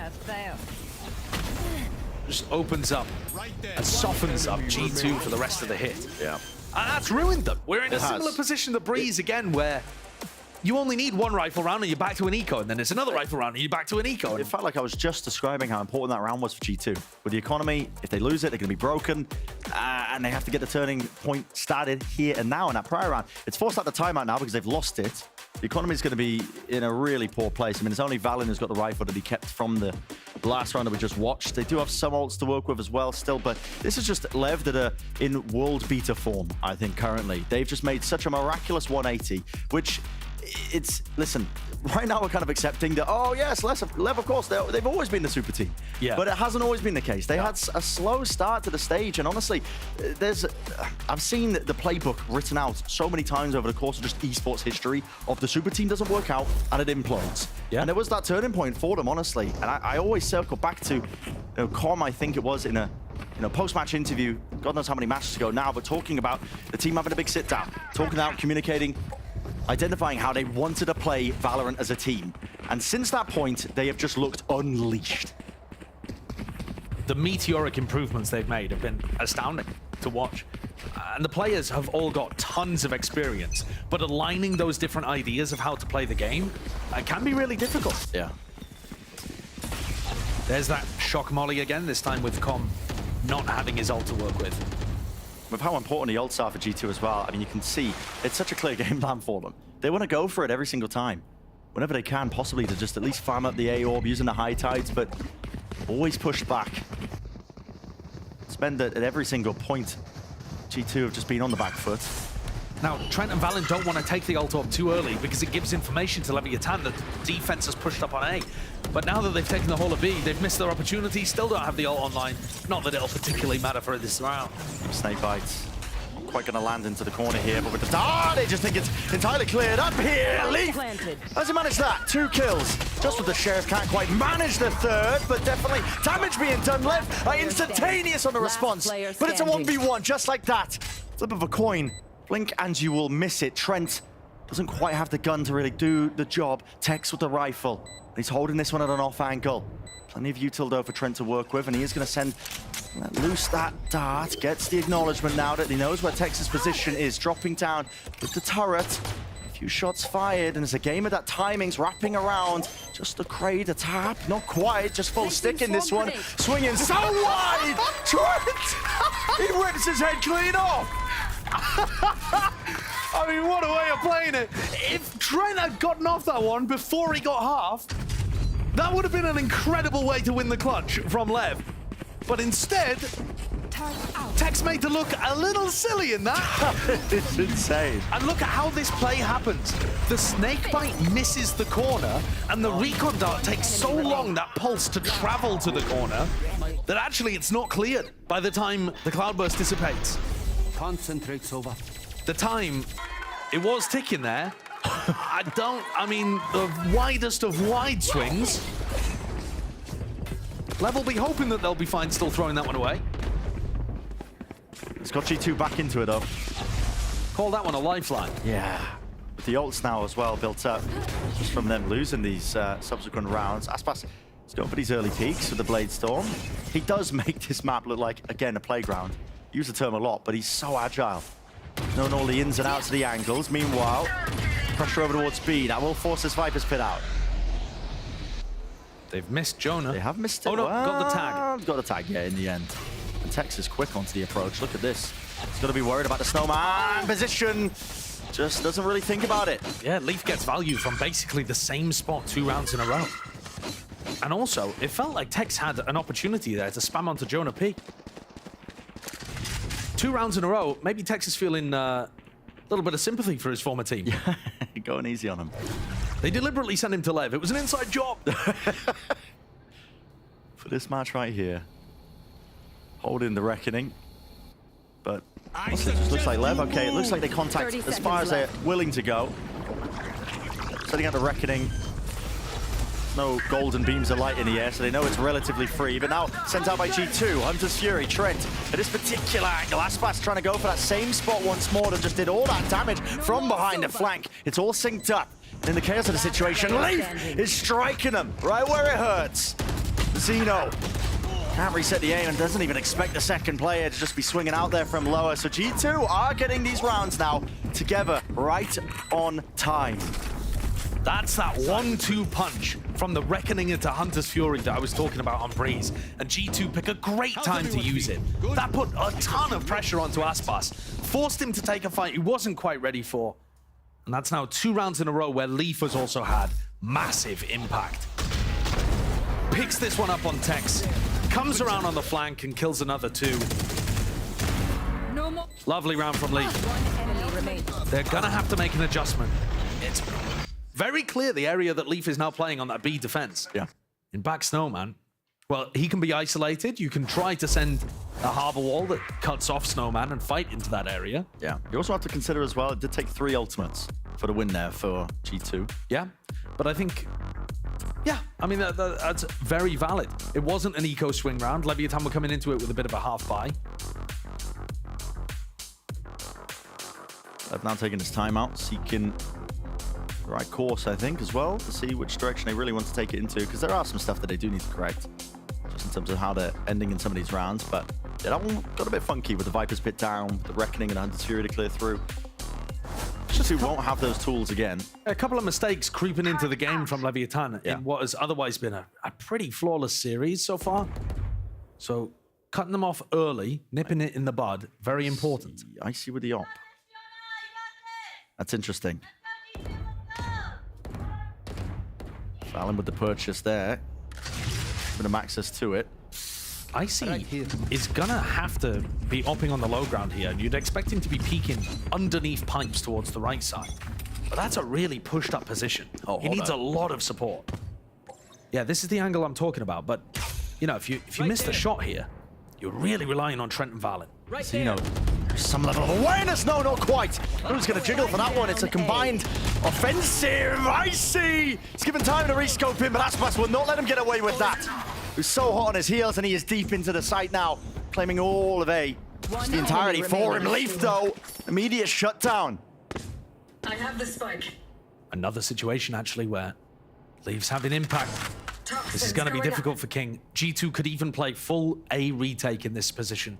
I think you can play full A and B retake. As long as Leaf and Jonah group up and find an opportunity to use the lockdown, they should checkmate King. That's what they're doing. Backs against the walls, making sure that they cover the cross in the blind spots of each other. But King have open access here to the A site. Going for the plant, a lockdown committed. Now, this will confirm King's position no matter what. Does make it more predictable. He wants to get ahead of it. And guess what? So does Leaf. Way ahead of it. Expecting that to already be cleared out and respected, but King, he will do nothing of the sort. Into the 1v1 over the ropes, missing it! Slightest of blind spots, but maybe just not paying attention in time. It's Jonah P. Seals up the round there. I thought King had an opportunity. He played that situation so well, but Jonah coming across on the ropes, very unexpected. I think the difference maker in this round is the fact that Icy is able to get the kill onto Comp. This big fracas occurs over towards A, and Icy gets the opener and still has time to scope back in to get another kill on Vent. On Belt, sorry. It shouldn't have required Aspas to shut down Icy. But you can see Leviathan didn't want to bait out that play. They just wanted to crush it. And that ended up with them going into the triple stack on A. The off has moved. Oh, it's getting competitive as well with that early kill. Straight down mid, up the gut. King falling nice and early. These advantages flowing the way of G2. I think that's got to just be spun through smoke, right? King must have bloomed his Viper off. Got to think that's insanity occurring. I mean, G2 just like that. You talk and talk and talk about Lev being this world beater team, and then just like that, G2, they answer back in kind. Aspas trying to dash and make something of it. It's a flawless round. As quick as you know it, 5-5, evened up. Another round where Leaf dominates. I'm not exactly sure how he's getting so much value by playing Killjoy in this map, but he feels like he's all over the place. Some rounds he's defending A, some rounds he's getting spam kills in mid. He gets a spam kill in mid and then pushes Tube for another onto Tex. While Lev fruitlessly tried to drive into B. Getting the op online and getting Leaf more active have been two huge win cons here for G2. Yeah. But now, massive amounts of ultimates available for Leviathan. And so in theory, it should swing really the advantage of the favor for this round here for Leviathan. But already, G2 are making moves into mid. Yeah, Tex cannot afford to get caught here. The turret watches. Turret down. Broken, going for a swing and an attempt. Tex! It's risky, but ultimately wins it out. McCom helping out with the Hunter's Fury. Any sort of connections? No. Any sort of space gathered? Not quite. Team not really taking it just yet. I think you could slow this down if you wanted to. You don't have to go into the plant immediately. But they're rushing straight into it. A lot of util as well. Expended there with a shock dart. He's trying to break that one. The plant is down for them. You've got Pit here, lockdown. Lots of opportunities to make this difficult for G2. The drone's already in. Did it tag onto Mazzino? It did. Gonna P to get that early tag. Forces out the shock darts here. On the side, G2. How do you get around this? Difficult to chew through and work through. It's a really hard pit, man. I mean, it just obfuscates all the available angles. Wingman sticking onto the defuse here, but broken. An IC decay down to 1, single digits. Dwindling the chances here. Might be able to get some exit kills, but really that's all about it. So, as foretold, expected Lev to be winning that one with that ult advantage. And, you know, crucially as well, still keeping a lockdown for this next. I'm amazed they kept the lockdown, to be honest with you, because I was expecting the lockdown to either open things up or close things out, and Tex instead was so willing to just duel in mid and risk the potential of that ultimate falling. But they've saved lockdown and reckoning for the final round here. So getting greedy with the ultimates, but in a really solid kind of way. Yeah. Rationing them out perfectly. So they still have an ult advantage to go into this round. It's going to be very difficult to defend A. Start that final flourish and finesse here. Last round of the first half. That's conditioning. Yep, that's to stop Valen getting the ult as well. Now they're going to be letting loose with their own reckoning. Okay, good tags. Push back the players on top screens. Aspas is eager to lay waste, isn't he, to the opposition. And this time, what kind of positions will he be playing into? That's a very deep Viper Orb. It's going to make it tough, but here we go. Icy. The Thrash sends it forwards. Will this team be able to take the space off it? There's so many smokes in the way and out of lockdown as well. Definitely going to be breaking this one. It's just slowing down the timings for G2 once more. They have a Shock, Molly, and Nano. And all of that's going to be delaying. Creeping towards inevitability here for Leviathan. The players are going to be toppling out towards the back of the side. Aspas cleaned up 3v3, but again, it's that util. How do you deal with these players? And awareness! Leaf is running rampant right now. Spraying through, going to break this cove. Already defused, stuck all the way. And that's G2 making it nice and pretty. 6-6. There's parity here between these two teams on Icebox so far. Lev looked awesome at the beginning of this. The first quarter dominated by them. Aggressive post-plant positioning where Aspas could take over. And then more mistakes. G2 getting into good positions. Leaf waking up. Top fragging at the moment on Icebox. But all that just to get even at the half.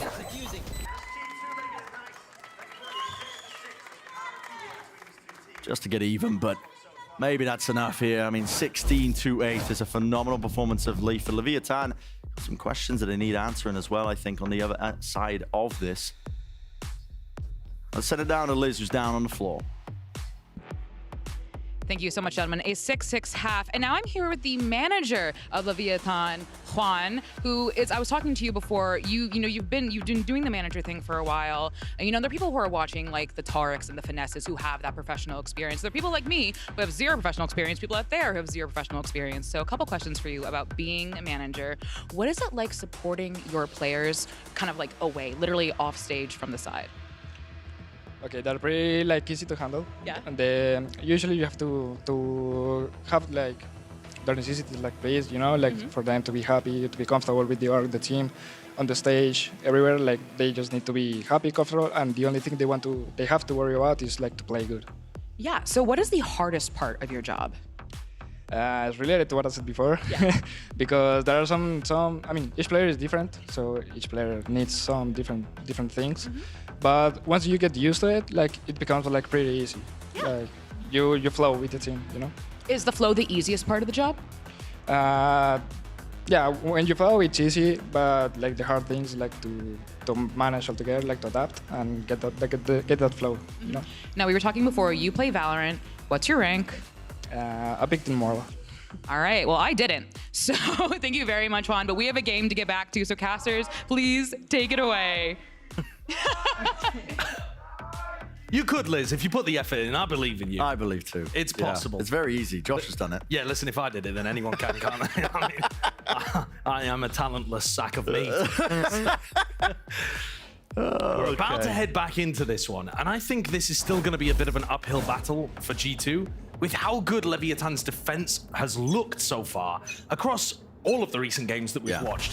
And with Aspas still looking good. I know it's even, but I think the impetus is on G2 to prove that they can push this across the line. I would agree as well. I mean, Leaf has been able to do it for them in that first half, but he's playing quite fluid, you know, as much as a Killjoy player can, but taking peeks down mid, winning those fights out. You can force fights a little bit when you play the attack side Killjoy here. You know, if your team is defaulting towards B, you can try to take a lot of space on the other side of the map. Normally, people are going to play it passively to avoid getting punished. But if he's feeling like he's got a good read on the game and his aim's hot, then you can try to make more aggressive lurks. A lot of possibilities racing through Aspas's head. Look at these players peek from, meanwhile.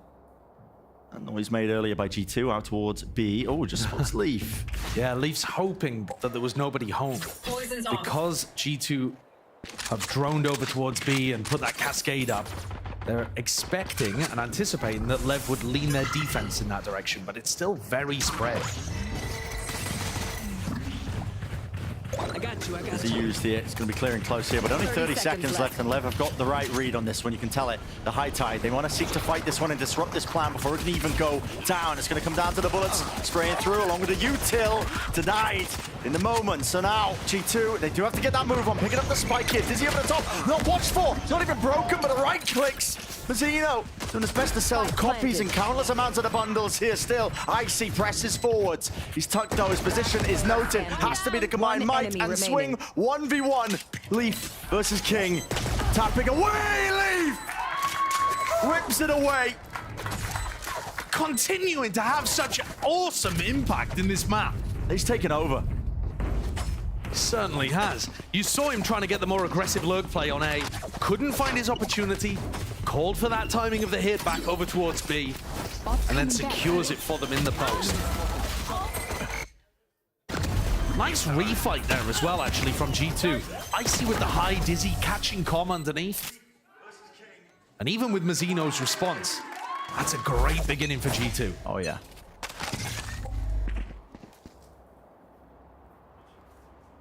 They're going to be taking a bit of a wander out towards aggression, I guess, onto the A site, pushing Aspas forward. As soon as Aspas gets no signs of life, they've hard rotated players away, especially with the drone being used by G2 to clear.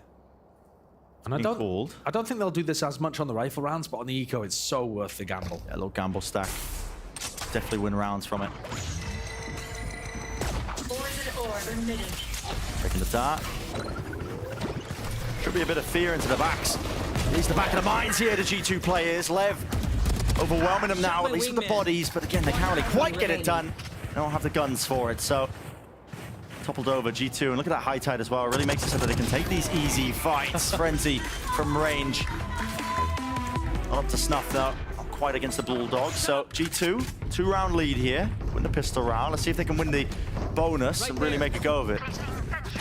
It's certainly plausible. Icy got enough kills in that round that he's one away now from the Thrash. And either looking to Wingman plan to get that down, although Lev have been on top of breaking the Wingman, or more likely just pushing people away from the ult orb and then trying to play for it. The economy here, though, it's looking okay actually for G2. They've been able to put together a buy. Only Jonah forcing. Yeah. Jonah buying up into it, but still competitive. Dizzy through on with the wall. Has to get broken nice and early here. Forwards being played. Even the drone being broken. That's just spam through. That's a good read, I think, actually, as well. The defense would be in an open position, looking to try to spam Icy, so you counter spam. And here comes that Thrash. Yeah, using it to really pave the way forwards here onto the site. Make sure you can reclaim it for later. Flood defense, set up to go. Man, to get this plant online, and here's the Flood. Out through the cove as well. He'll take it into the right-hand side and approach over the rafters. They're tearing them to pieces, man. And again, it's down to Leaf. It's a 1v1, just like that. Him versus Aspas, and how much have we talked about it? This head-to-head. He has taken the timing forwards on the rope silently. As you go, Aspas! Any sort of expectation. The adjusts it. Snaps it up top there with a rifle to shut down his adversary. All of that damage already done to Leaf, put him at 37 health, and a single Vandal bullet was all it took from Aspas. I really like the way that both teams have played that. I think G2 had fantastic awareness of the way that they were going to take space, take Alt Orb, and get the plant down. But Lev on defense was set up immediately to flood defend. Everybody was on rafters, immediately ready to go. They all swing out the same direction. And that dash from Aspas to get over to Nest from rafters was phenomenal stuff. The economy, I thought it would be in a better spot than this. It looked like it was only one player that had forced on the bonus. It looked like it was only Jonah, but we've actually got 3 players coming in with only pistols. Yeah, I'm not too sure if they're just saving up the money as well, because they know, okay, well, Aspas likes to force this outlaw, and everybody falls. I mean, just like that. Yeah, barely expecting it here, but 8-8 for Lev. They hit the deck. And if it is the case that they wanted to buy up, you know, take around and buy up rifles instead, they've actually allowed Lev to get closer to big ultimates. You know, Mazzino now has Reckoning online. King's one away from getting a pit down. Yeah. They're going to kick themselves if the ults end up making the difference. A timeout here, tactical called for G2 as they reassess the situation. Leaf's excellent play at the beginning of the half has given him the lockdown. There's lots of places that you can use that on the attack side. Over towards B, which is a fairly uncontested area, you can get the site essentially for free. It's going to create enough space for the wingman plant. But Lev have looked very aggressive and coordinated with the retakes. That would scare me. Yeah. Because worrying about it, the pressure that it could apply. Yeah, even if you get into a post-plant spot, the round is probably not going to come down to utility. Because util only buys a certain amount of time, and Lev are in your face fast. So there needs to be extra layers to that. Do you slow them down by getting deeper positions on site? Do you try to set up post-plant lurks? Do you try to just win the round rather than go into a post-plant retake scenario? You know, by doing more splitting instead of just going straight in. Look at this. Aspas was considering the outlaw into the round. Sides against it. King just drops him his weapon. It might have been a good idea. 3 players on G2 with light armor. It's a decent read. Yeah, definitely chances for him, but instead he's going to be saving up for the operator a little bit later, and we know how much damage he was doing on Breeze with that. He took over the game. Now just the rifles over the top here with the ropes. There's no one to receive this one on G2's side. Not going to be hearing much noise at all. All eyes and ears face towards B and mid, now grouped up. There's a bit of danger there with G2 taking the tack timeout. It's given Leviathan the read that they can post Aspas in this spot. It's so damn aggressive. King just getting sprayed down into the mix. Has to dodge just the sightline here of the Dizzy and the drone, which isn't going to get broken, so it clears the way. Peace of mind for G2. Up top, though, it's a high-low setup here with a Reckoning forwards. They want to try and fight this one. Lev really getting active now into the mix, trying to take that initiative. Jonah P. Just a fadeaway shot there. I think maybe even getting slowed down in a moment, but he does find his target here. Sprayed through into the cove. G2 trying to fight over this one. Tooth and nail, but the util is just chopping them up. Anyone who tries to hold that ground with the backside of yellow nano swarms not being broken here. Not a lockdown. It's perfect timing for Leaf. They're going to have to go. And they have to go fast here. Cove has to be broken, and it is indeed. Everybody just getting chewed up, chopped up onto that defuse spot. Aspas, no choice now but to respect this one. Running around, but detained, and that is going to seal it. No matter what, gives the acknowledgements for G2. They are just out of there, hightailing it, keeping the guns, keeping the weaponry, and crucially, getting a bit of a lead. So I was talking through G2's responses of how they can drag out that post-plant situation. And they did apply quite a lot of pressure as the plant was going down. They got up fairly deep. They didn't just use the lockdown to get on site and get a post-plant. You know, they pushed forward. They tried to take space all the way up to danger, dropped the Viper wall, tried to play with the Harbor wall. And then when they were pushed back by the Reckoning, then Leaf goes for the lockdown. So really good idea of how to counter Leviathan's fast retake setup there. Just creating more threats, essentially. Yeah. Aspas was A in the previous round. Now he's gonna B. Both times G2 have avoided him. Not by virtue of having any knowledge. This time just chance, really. Luck at a draw, especially when he's got that operator online. And another round where G2 do a good job pushing back the defenders and picking up an ult. Yeah. What's a call here with a Reckoning? Flooding through. Lev looked like they wanted to have a good chance here, just trying to flood back into this one. Maybe with a Hunter's Fury, they might still choose to. Cleaves its way forwards. Only the one tag here. Icy not going to be pushed back away from the plant either. I believe that's just the wingman. So into the post plant with the pit down. Lay it out on top of it. Got everything necessary here. King is way ahead of the rest of his team. It's caught. A nice little timing there, but has to dodge and juke away from the mollies and still dominating these angles. Not going to be pushed away from the pit. G2, they lock it down. Retake it into it with the operator, just not an option here for Lev. So another steady lead now being accrued up. This will be the 10th round for G2. I think Valen's doing a great job calling around his ultimates. He's keeping it simple.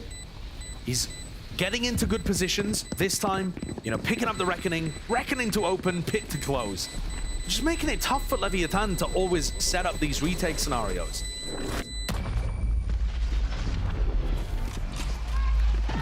And now in the next round, you know, if you're thinking about him calling around the ults, he's still got Thrash, Hunter's Fury to work with. An opener and a closer again. Yeah. I think Valen's got a great idea of how to snowball these kind of rounds. And Leviathan, they're the team under pressure here. I was talking about the fact when we were at the 6-6 half that I thought it was the impetus was on G2 to prove that they could actually get things across the line. But now the pressure's in a very different direction. And I think as much as he's always carrying that weight of responsibility, it comes to Aspas again. He has the op. He saved it from the previous round. And he's just not been quite able to get the read on where G2 are going. And that could be a blessing or a curse, because when you're playing full retakes into these comps with an operator, you're late to the party often. It's very difficult. It's brutal. It basically takes you out of the game. Now, he does have Bladestorm to work with now as well. So he's gonna have chances early round to set up an op peak, and then he could retake with Bladestorm and just, you know, pass the op along to King or something like that. But getting him in position to actually be a threat in the early round is something that G2 have failed to, Leviathan have failed to do the last couple of times. Because G2 are not really, they're not messing around. They're not defaulting. They're picking a side of the map and they're committing on it. And so if Aspas guesses wrong at the start of the round, he's out of it. Honest to God, Icebox gameplay. We have it any other way. And when you have the ults on the attack side, you can call like that. You're like, all right, well, this round we're going A, we're getting the ults, we're committed to the site. Very structured game plans. Yeah. You can't do that as much when your ults aren't cycling. So Aspas looks like he's looking to try to walk down tube and get the peak here with a recon dart from Com. And he might end up finding an early pick onto Jonah, but they're just not giving it to him right now. However, I do still want to draw your attention to the sight line that Aspas is on, because at the moment, there are two portions of G2 that are unconnected from each other. Whereas previously, we've seen G2 very grouped up on one side of the map. The early peek, though, just to remove the turret. He wants to be mobile, following where the action is. Currently, well, that noise being made, Mazzino, an attempt to get that mid-round information for his team to play off, just results in it paying him with his life. And he's got the information, but what cost here for them? Because G2 now open for the taking is the site. Aspas, there's so much you can really do in this spot. Like I said, I mean, waves of smokes and util. Not exactly like you can get aggressive either, but he does still have the dash active and the Bladestorm. Plant. Wingman from IC not being spammed down, so still getting into the post here for G2, not being pushed back away from it. I think this is probably a situation where you want to just, going for the spam kills. I mean, vulnerable up. Leaf Just locking down that angle. This guy is on fire right now. Aspas wants to just get out of there with the operator again, having to save it. And it's that, that curse that I was talking about. Yeah. I was halfway through the retake. I was like, right, well, drop the op over to King and see, pop the Blade Storm, see what you can do. But they didn't even want to commit to that. Oh, and he's not going to be able to save the op. At least he's got the Blade Storm to work with in the next, so it's a buffer for the economy. You know, at least silver lining, he didn't pop it and try to go for it. But I just want to take a moment to again credit Valen's calling, because they've come out the back of a Leviathan timeout and decided to run a fake. 2 rounds in a row, they've just grouped up and picked a site, execed on it with ults. And then this round, where they could do the same again with the Thrash and then Hunter's Fury, they actually fake A, contact B, and they catch Mazzino going for a really wide jump peak, not expecting anyone to be there. Forcing a hand here for Lev. Oh yeah! Monster on And again, with G2, I mean, there you run the fakes, you're talking about the conditioning is so damn well timed here. 5 players grouped up from G2. Not hiding their intention here over towards B. Yeah, you run the fake in the previous round, now you can use the ults. Thrash to open, Hunter's Fury to close. And this is where you need hero plays. That's why Aspas is taking those liberties. Yeah, G2 will set themselves up now again with the wingman plan forwards. If Tex gets a kill, he's got lockdown. And a lockdown here is amazing for retake. But he would need that kill. And how does he even find it? It's too much to work through, man. I mean, walls on walls here, flying forwards into your face. It's a Thrash. It's going to be expended here and pushing you away along with the darts, the raves of all that util emanating out. Out of Lake Lurk as well on top of it. Leaf is really causing that distraction behind them. They've got so much to worry about right now. And how do they really even deal with it? Taspas forwards here. The Blade Storm shut down in his place here. Up to 12 now for G2. They didn't even need the Sova roll. They had so many other ways of closing out that round. Not sweating. They had Thrash to stop any fast retake from happening. Leaf was on a reflank through mid. G2 are comfortable easing into their calling. And even their Valen catching 2 before the Cove can be used. One enemy remaining. Massive credit to G2. Yeah, I think they're calling a great game. And I think this map shows you how momentum becomes real. Yeah. Right? It's always described as like a vague process, but it's having that conditioning. It's having those economy spirals. Turn down. There's Mazzino.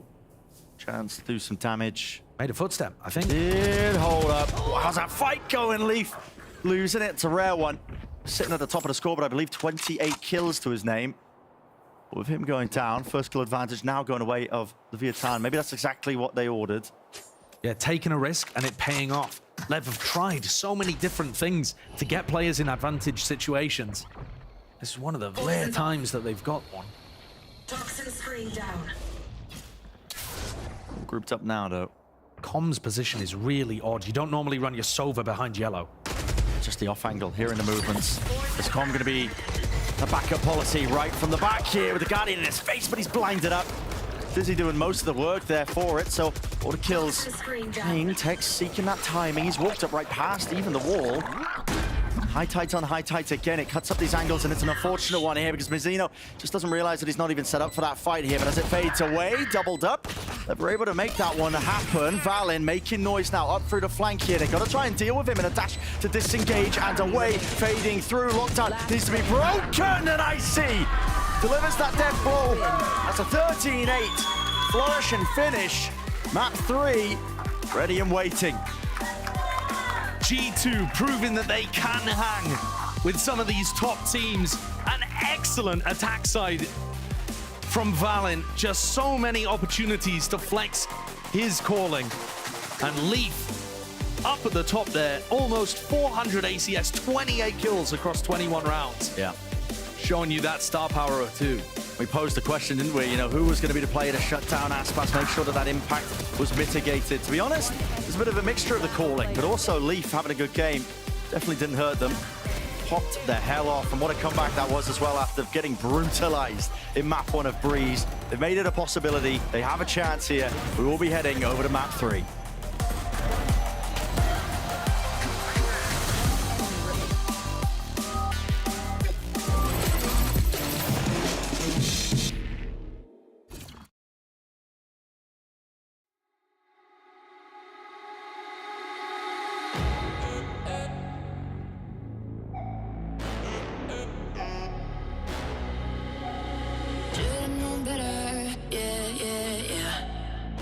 said forever,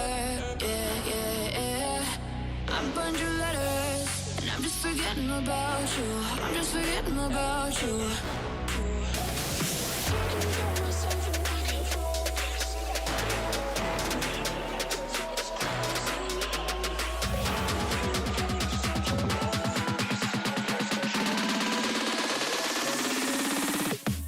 Talking to myself and I can't focus.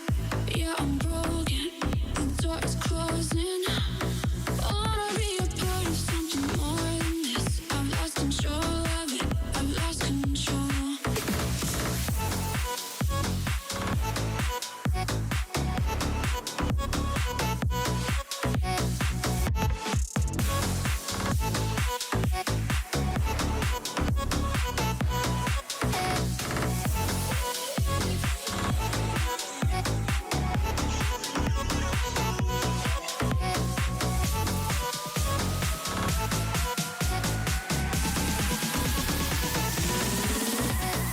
Should've known better, yeah. You said forever, yeah. I burned your letters, and I'm just forgetting about you. I'm just forgetting about you.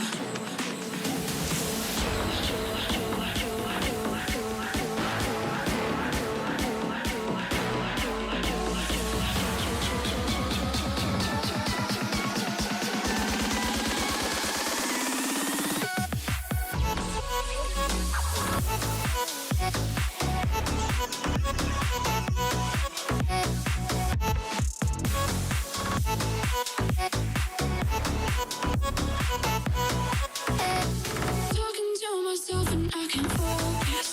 Yeah, I'm broken. The door is closing. Wanna be a part of something more than this. I've lost control of it. I've lost control.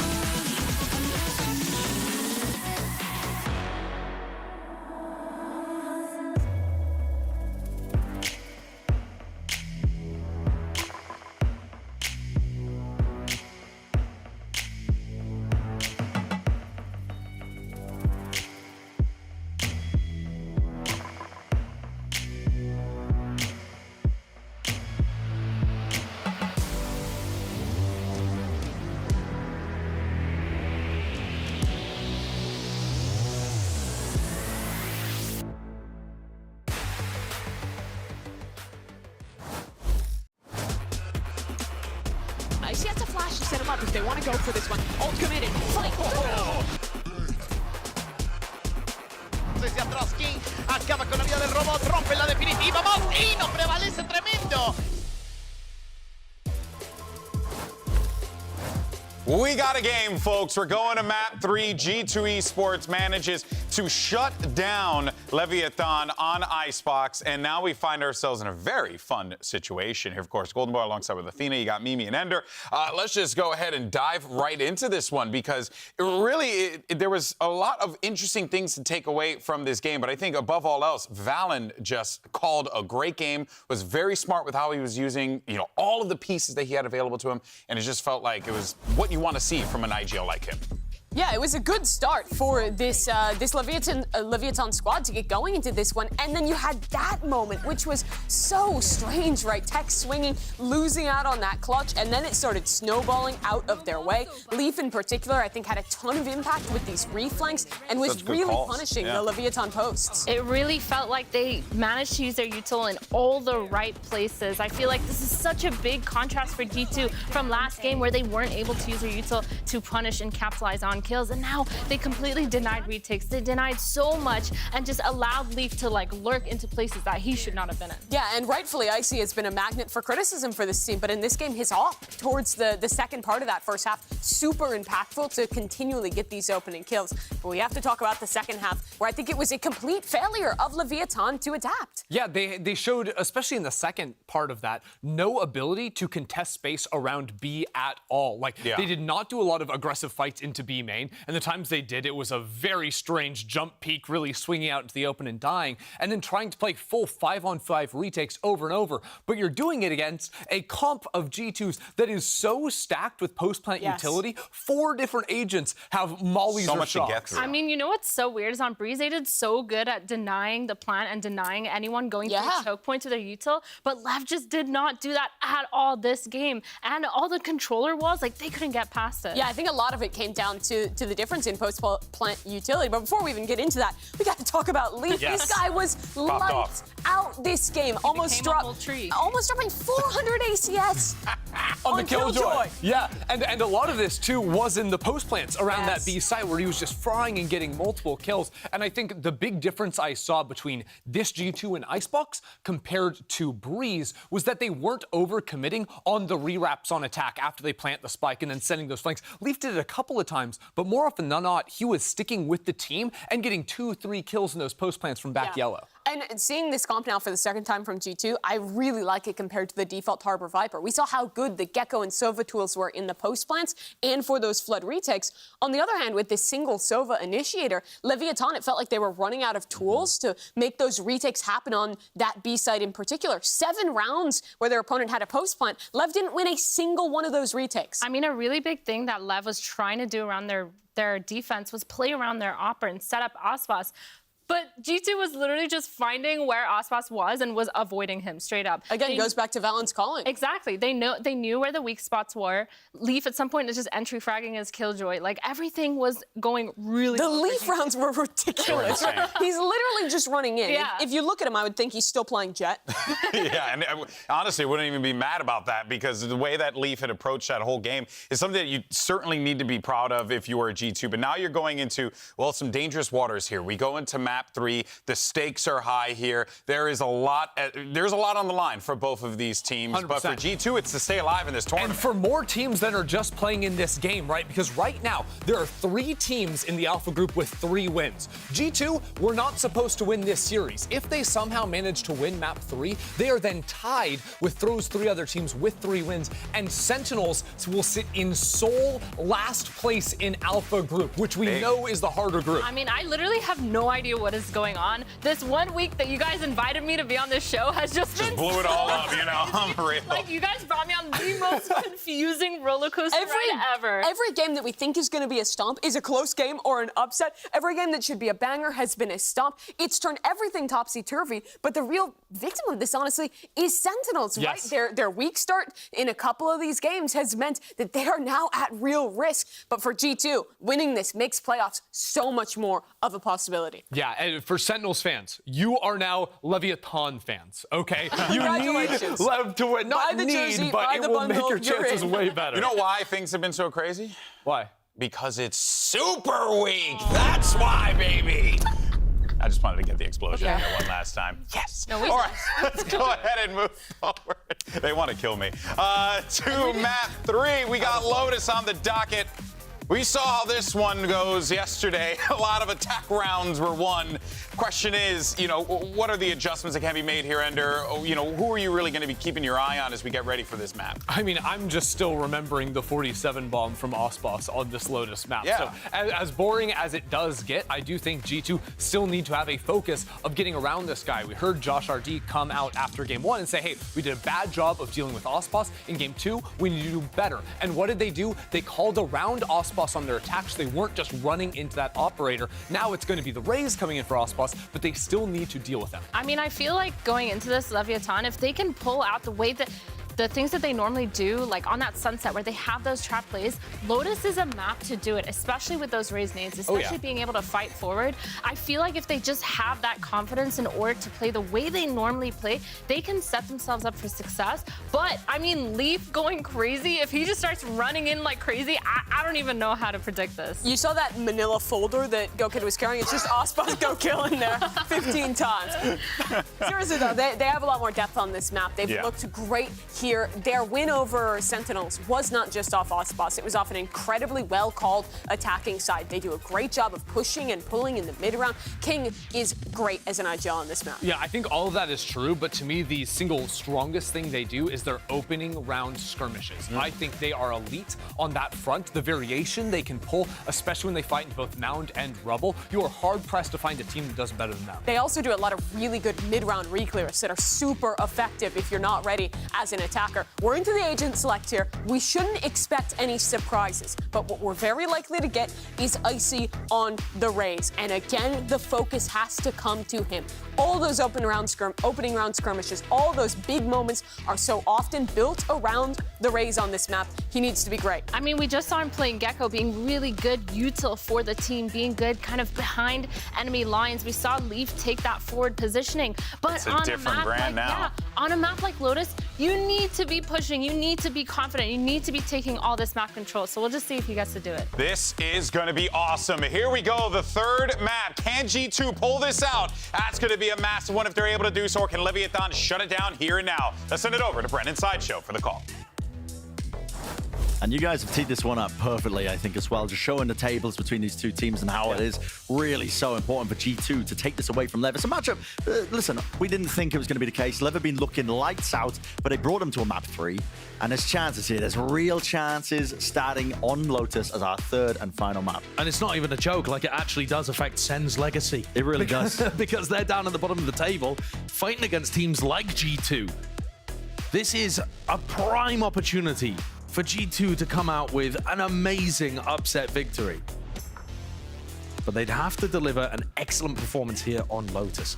We have seen the attack side teams generate crazy streaks across Super Week. And so my eyes kind of go to the defenders, weirdly enough, of like, can you stop that? Yeah, how many rounds is going to be enough? How do you avoid that from happening? Something to highlight early on. We call this the Chad pistol round buy. This is wild. On the attack side as well. Yeah. I mean, normally you want your ace player to be, you know, taking initiative, moving in with some satchels. Yeah, normally you either want a satchel for some space creation, or if you're going into like a B exec, or you'll want the Boombot to be able to work with, you know, sometimes the teams will run like nano swarms on the Killjoy too. Not as fast though. Sheriffs. And a slow take of A-Rubble once they realize that they're pretty much being gifted it for free. The door being opened as well favors the attackers in this kind of spot. Gives them easy entry if they do choose to pivot, but they're just holding for that util in their hand. Valen spots it out with a jiggle. Wall up in their faces. Now the door open wide. They're really starting to press forwards here. They're all tucked in through tree. The nade pushed them back and away. Paranoia. Icy not looking behind him. Again, his back is being covered here. Aspas, what is that? Adjustment, really. A flick of the wrist, whatever you want to call it. He has just opened up the sight. That's a ridiculous kill. Icy should have had that one, but Leaf responds. Leaf up top. He's nice and fast into the action, isn't he? Right into the fray here. 2 versus 3. Still have to have some more magical moments, and Trent, he delivers one right into that laps here still. Leaves it to Leaf. And he had a monster class performance! What is that kill? It's traded by King. Yeah, it doesn't matter in the end. But for a moment there, I thought Leaf might have just blessed the Classic to deliver something for him. Lev, though, the way that they burst out through that smoke, excellent stuff with the haunt.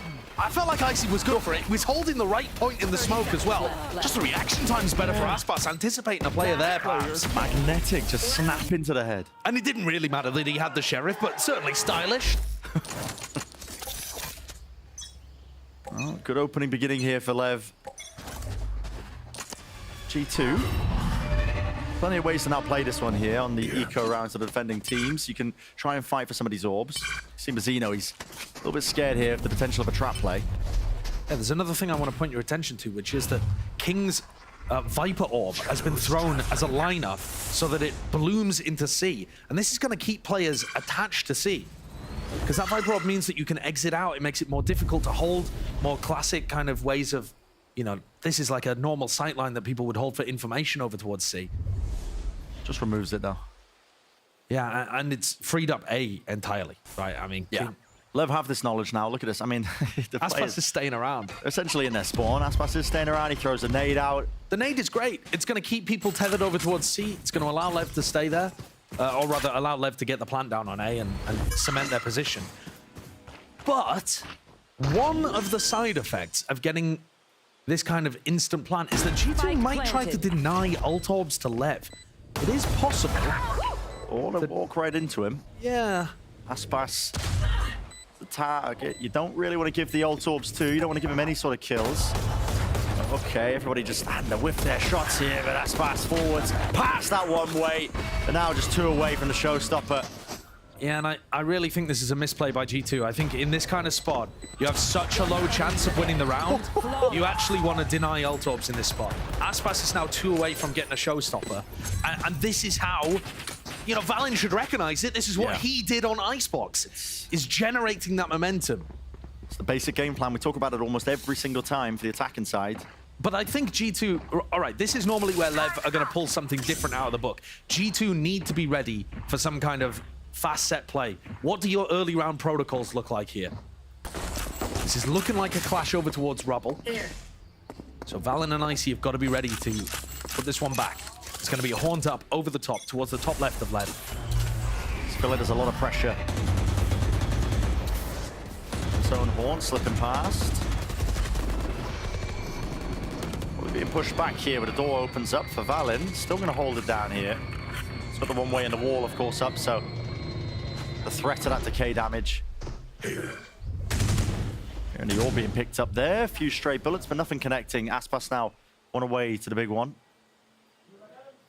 I assumed it wouldn't be that relevant in this round, but Aspas actually has the opportunity to go and get the orb on C. Yeah, they haven't fought for C either. So this is when you were talking about what options are available for G2. I wanted to see them fight over at least one of these orbs. Yeah, and deny it away. They've done neither. They've made this very winnable for Leviathan. Because now you have to worry about that showstopper, and what do you do with it? They also haven't used this opportunity, as the ult orb is getting taken over towards Mound, to do some kind of re-clear play on A. They've just got a passive setup everywhere around the map. Yeah. They're giving Lev their run of the place. The only benefit to G2 right now is the time on the clock. 30 seconds, 3 players defending A. They're seeking to delay this one here. Okay, Rocket. Let's see what sort of damage that Aspas can do with an aid.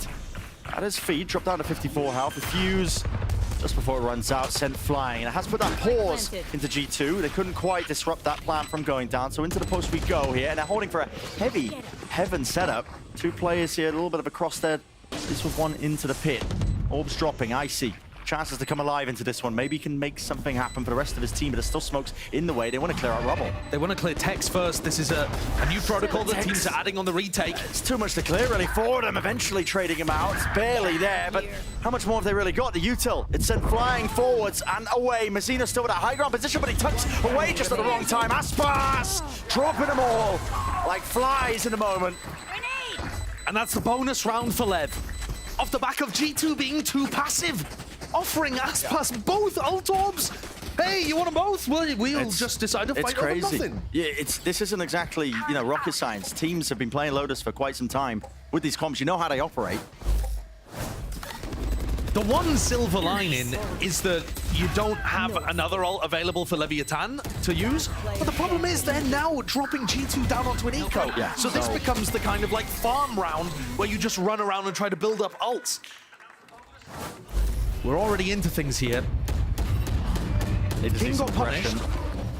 That would be a great start for G2. They need some element of magic here.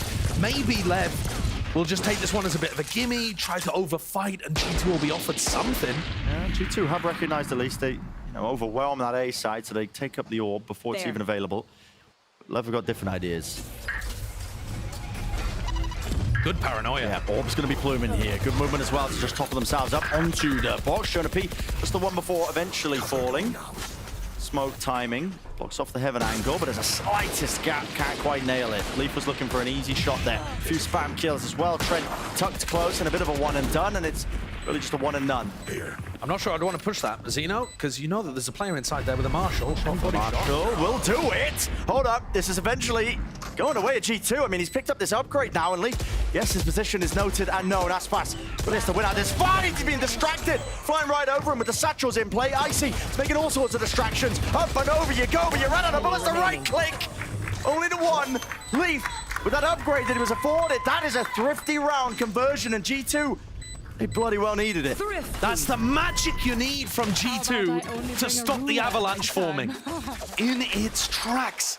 Another amazing round from Leaf. But why are Lev trying to fight into spawn in that situation with one of their players already on 63 health? They didn't go immediately, so they couldn't dominate the smoke. And then when they walk in, they're walking into a crossfire from Waterfall. Yeah. It's just, there's simply no need for it. You have a plant in a spot where you can play it from Mound. They just got roped into playing things too aggressively there. That's the kind of mistake that G2 were begging them to make. It's given them a route back in. The defensive side of Lotus as well, you know. Question becomes, how many rounds do you really need? Already have one on the board this early. Set the sights on a second one. Potential's definitely there, but this time Lev moving over towards the B site, Nightfall. Good acknowledgement there, there's no quite tags happening whatsoever. Now their own Nightfall going to be used, and this is rapid by G2. I'm going to just flood it right back into this one, making sure that all those noise and sound cues cut away. There's nothing really that Lev can rely on. No comms in sight. Lockdown, even being expended, just making sure that Aspas has no avenues. That was such a sick call from Valen and Trent to immediately pop through Hobbit and just Nightfall the whole of the site. Really fast reactions. It's left Aspas in a essentially unwinnable spot. Shouldn't be a way in. For a player of his caliber, you've got to give respect, but you don't want to give too much space. Take the fights together, has to be the call by G2. And just spamming, waiting off somebody's contact. Yeah, as soon as Leaf takes the point, everybody else will follow through, so even if Leaf didn't get the kill. Locking it up, so G2 on that second round now. Stringing it together. What's the economy looking like for Lev? It's broken. Yeah, they might try to put something together because they're very close to ults. But look at the pace on this. There's a lockdown, there's a Nightfall, they're applying pressure. They're going for this flood retake so before quick. the plant has even gone down. Yeah. I mean, that's not even, you know, technically a retake round, but they give the site and then they collapse back onto it. They are mine. There's a tiny amount of danger here, but really not a lot. A Vandal, a Guardian in the hand of Aspas. It could snowball if Lev get a pick. I just said of how close they are. Burning the showstopper. Even the Viper's Pit as well. If they get themselves onto the C site, it would be difficult for G2, but they're actually going to use their own Viper's Pit first. Trying to P, making sure that he holds down that one choke point. Everybody now making movement towards B, but G2, look at this. There. It's diligence and discipline together, just holding it with a triple face out towards A. They are going to be so fast if they choose to flank this one. And already there, I mean, Colm was just jiggling, peeking out wide there with a knife, not expecting players to already be on that approach. This is a nice call, though, from Lev, just re-clearing this spot with the contact, knowing that G2 are likely to back away. The satchel from Aspas might have given the game away here, though. Oh, Trent, Odin in his hands. Lots of bodies, the wall drops, though. That's a classic play, you've got to be ready for that one as well. This is now worrying, because Showstopper to get in, King's Pit, G2 have got to put up some resistance here. Looks more than winnable. Paranoia flying. Aspas. He's not shying away. He's brought down though. Icy. That's on his ult as well. Showstopper here with a rocket. Rebounding, potentially waiting. And it does strike back. Even anticipating that re-swing through the smoke. It's all heads up. And there was danger there, Josh. You're right. But it's all navigated quite perfectly. It's Icy in the round, shutting down Aspas as he goes for that. It's nice pathing from Aspas. He gets hit by the Paranoia and blastbacks a small way into sight, anticipating that it wasn't being held, and Icy was there to back up Valen. So far, G2 are calling really nice defensive setups. They're getting into sights at the right time, they're flood defending at the right time, catching these opportunities and putting the pressure onto Leviathan. Things here, though, start to reset again. Lev have ult advantages. They can start that snowball going once more. Big ultimate for G2. I mean, Leaf is so far forwards here. How is he going to be escaping from the iron away? I mean, it's 1-for-1, but Leaf does so well to even get it in the first place. Mazzino is so deep. He Omen ulted, way into spawn. Into the back line. Trent spots him though. Smoke drops down. It will cover the retreat at least, but he is, I mean, just behind enemy lines, entirely expecting it. In fact, hearing it with a Satchel play. He knew that Icy was on that high ground angle, and he has caught a timing of a lifetime. Trying to clear this guy out of position, and it's just crumbled and tumbled out of the hands of G2. That's a chaotic round. We've seen Mazzino go for those all the time. He was running that strat constantly on Leviathan last year. Years ago. And people were dealing with it really easily. But there, throwing the smoke for himself, playing inside of it. Wonderful punish onto Icy. And this. Another bizarre, chaotic way to open the round. Nice from Leaf to dominate the attacker's smoke. It's about the only way that you're going to be able to stop them there. But a very aggressive approach from Leaf. Normally, we wouldn't really be a fan of the Killjoy player getting up and aggressive playing in front of their setup. But I think it's justified in a round where the attackers have crazy ults to work with. I agree. I think if you can try and force it out, maybe go 1-for-1 in that scenario, it does make it winnable. Unfortunately, it wasn't the case because they couldn't deal with Mazzino. Exactly. Mazzino just creates all the chaos and wins the round single-handedly because G2 fumbled the attempt to deal with him. Yeah. But I find it difficult to assess where we're at with this half so far. It is hard. Because we've had such blowout attack sides. Almost every time we've seen Lotus be played in Americas recently, people have been getting 8, 9, 10, no problem. I mean, 11 sometimes as well. On a and then comebacks occurring anyway. Yep. So G2 getting 3 already out of 7, I think this is looking pretty decent for them. They're going to have another period later on in the half where they catch up with the ults as well.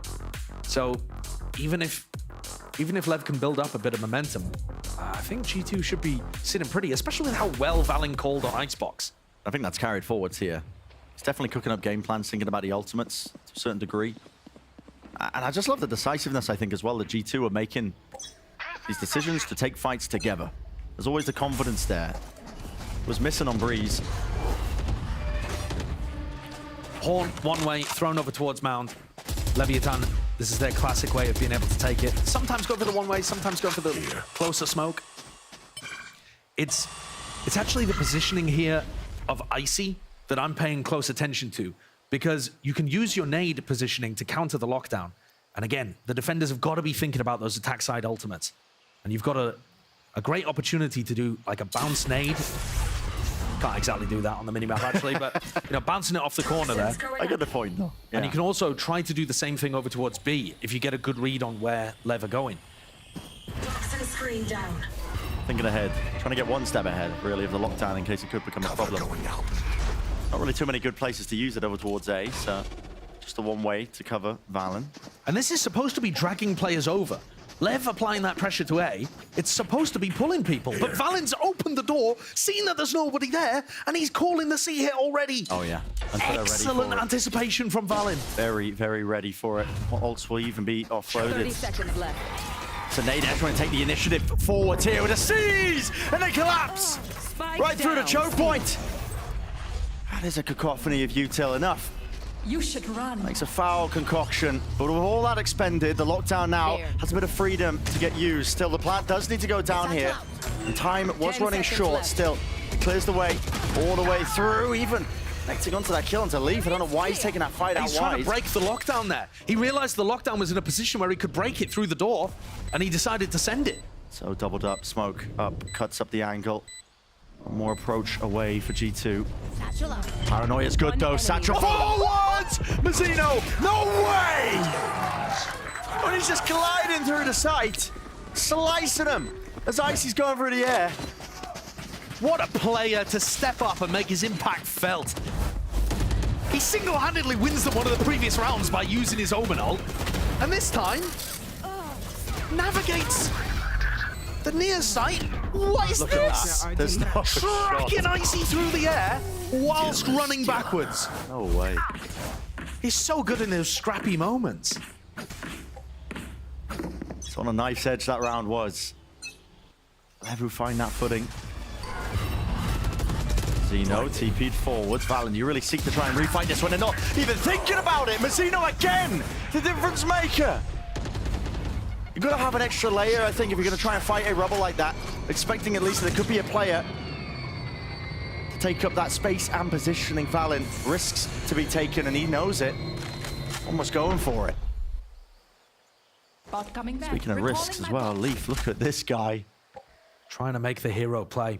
Down 3v4, knows that he can't make a normal defense work. Jonah on an off angle, another kind of hero setup. Should get traded immediately, surely. Surely, locking it, ADS, Bulldog! That is just biting him to pieces! Shredded in place! Decay to vulnerability, all applying at the end there. But he should have been traded up. Oh, he should have been traded immediately. These defense players are so willing to take risks, and it is catching Lev off, despite the best efforts of Mazzino. What is this? Aspas looking to clear the box. It's the kill on King that's the most surprising, in my opinion. King should have been able to whip through that wall. Yeah. And you see glee and a bit of disbelief writ large on the face of Josh RT.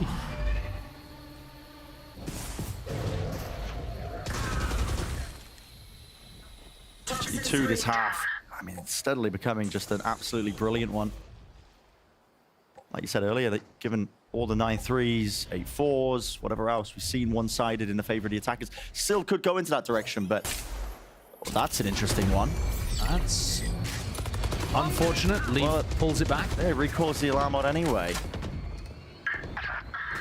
Texto, opening kill found there. It's towards the B site. That's a great shot. Jonah P was just jiggling to get a snake bite now. He must have barely shown himself. Sent the G2 players scattered a little bit, I think, wondering where else Lev might have worked their way up through. But once again, G2 are getting a really nice read on this, understanding that it's not an instant pivot into B. They've got 3 players ready to defend A. Making the right call. I'm very impressed. Paranoia through the door there. Valen was blinded. He even just cuts it up with a smoke of his own here. This is excellent, to be honest. Even close quarters, action spraying and praying, but Icy is rewarded for it.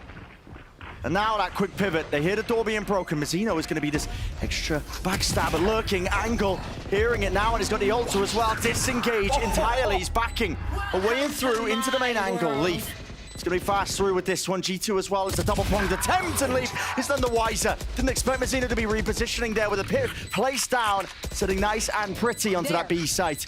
This is now just an impossibility for G2 to decay. Already kicking in here for Trent. Barely dodged the snake bite. Yeah. It should be too much. You got to give it up. They're going to look to save because these 2 players are the only ones with 4 credits the rest of G2 can buy. And as long as they keep bleeding out ults and putting themselves in good positions to win these rounds, it's going to end up being a decent defense half. They're chasing, Lever chasing, they're hunting. Want these kills, they know the money's running low. Can hold tab and see it. That's close. Yeah, he's going to be safe, surely. He almost got caught by the spike. Almost, but... Another really nice play from Mazzino, though. Yeah. They have to cancel the A hit. Oh, it was through the smoke as well. That's ridiculous, the kill on Jonah P. But yeah, Mazzino, you know, they have to cancel the A hit, pivot into B, acts as that insert in tree, gets the pick, Omen ults away, and Leaf's broken the turret, so he is ready, posted up. I love the mixture as well of players stepping up to the challenge that we've seen so far in this series. I mean, we're being treated, to be honest. It's nice gameplay. Not the outcome that many of us were really expecting. I mean, Lev looked like they were just absolutely dog-walking most of Americas, to be honest, with the turnaround they've had. But this is G2 holding a candle to them still. But is that lead steady for Lev? Jiggling the angle here. IC with the nade and Zaciz as well. It's combo. Seen Sentinels running something very similar. No connection there with a Tether. Tiny bit of chip damage onto Aspas.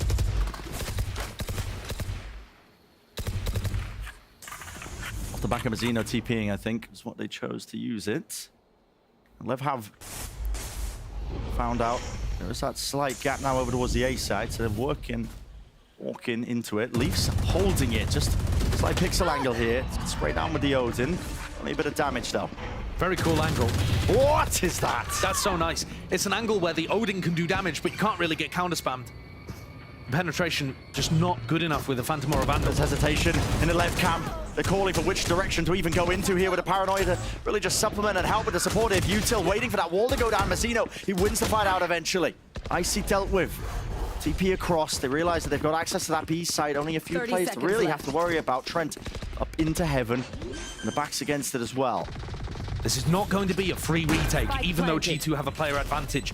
Lev have space, they're taking position over towards Waterfall, and it's a good plan for both them and Mazzino. Could easily be another round where Mazzino pulls out magic. Who's it going to be swinging into in terms of the favor? I mean, Texas going walkabouts into their own spawning, but the door opens wide. There's a fight. Snake bite. Mazzino wasn't quite ready. Yeah, Mazzino wasn't ready for it, but he's going to be spraying through. 6 bullets, got to reload. Another fight comes through. There's a horde to set that one up and forwards. Tex still onto the angle, but now the last one left. Last man standing. Not for much longer. G2. They even this up here on their Lotus defensive sides, honestly. It's going to be really just a lights-out finish for the first half. Got to agree. Got to agree. G2 have handled this beautifully. I think they've got the read on what Lev are going for. They interrupted all of those moments where the momentum could have overwhelmed them. Yep. And even bringing out really cool stuff like that. I don't think I've seen that angle before for an Odin player, but it's a really nice one. I'd have seen PaperX play it. Yeah. I think Forsaken when he picks up the Odin sometimes, yeah. I mean, I could definitely believe that. The economy, not good. 2 stingers for Lev's top fraggers. And the ults. Cherry on top of G2. Again, another one of these angles that just could be so punishing, but nobody steps into it. Side set forwards though. Aspas, Showstopper slowed down with a bullet tag. Has to commit the rocket though. It's just a 1-for-1 in terms of the ults going out and wide. The bullet tag on with the nades. He's a little bit delayed. G2's flood defense here is going to be massive. Nightfall, Showstopper, how to Lev hold on? They're so fast through it. I see. This rocket that could have been a difference maker. They want to take the fight straight to them, just holding and locking down that choke point. That is the waterfall angle. Or the tails and trails are not going to be stopping them. I mean, the sound cues cut away. It matters not for them. Bow down. What a round from King. Incredible shutdown and a 2K to boot. You're joking. I think it's still an excellent defense half from G2. But Lev have just stolen one back at the final hour. And the money was bad. Yep. Barely any ults to work with. And yeah, it's a 7-5 finish. Flawless in the end. But it probably should have been a slam dunk there with Nightfall Showstopper coming through from Waterfall. You gotta imagine. I want to see a replay. How on earth does he hit the shot onto Icy and then follow it up with another 2? It's just insanity. Yeah. A great, great finisher there. Look at that. Yeah, just not watching for the angle. I mean, just cuts us up and around the pillar. Just the timing. You see from Ixie's POV, just doesn't see King at all. Game off that timing well. Who the hell knows what's going to be happening into the second half here. Realistically, I mean, G2, they have set themselves up very nice and pretty up for their own attack side rounds. Let's send it down to Liz. It's down on the floor with some special G2 fans. And those special G2 fans are Nicole and Jason, the parents of the superstar player Trent from G2. Yes, give it up, because this has been back and forth, nail-biting. Nicole, I'm gonna come to you first. What is it like being here in the arena watching your son play? I'm a nervous wreck. Like, I just, it's crazy. It's crazy. I just want them to do well and play their best, and hopefully they come out on top all the time, right? So, yeah. I mean, I was watching you guys say, shoot, shoot, shoot, shoot. It's this excitement. So I feel like if you're the excited one, what are you? Are you like the calm, cool, collected one? Are you more excited? I try to be, but I'm pretty excited. It was a very fun journey. Yeah. Yeah. You're the dad with a cool hat. See, that says Trent. Look at it right there. Beautiful. Nice embroidery.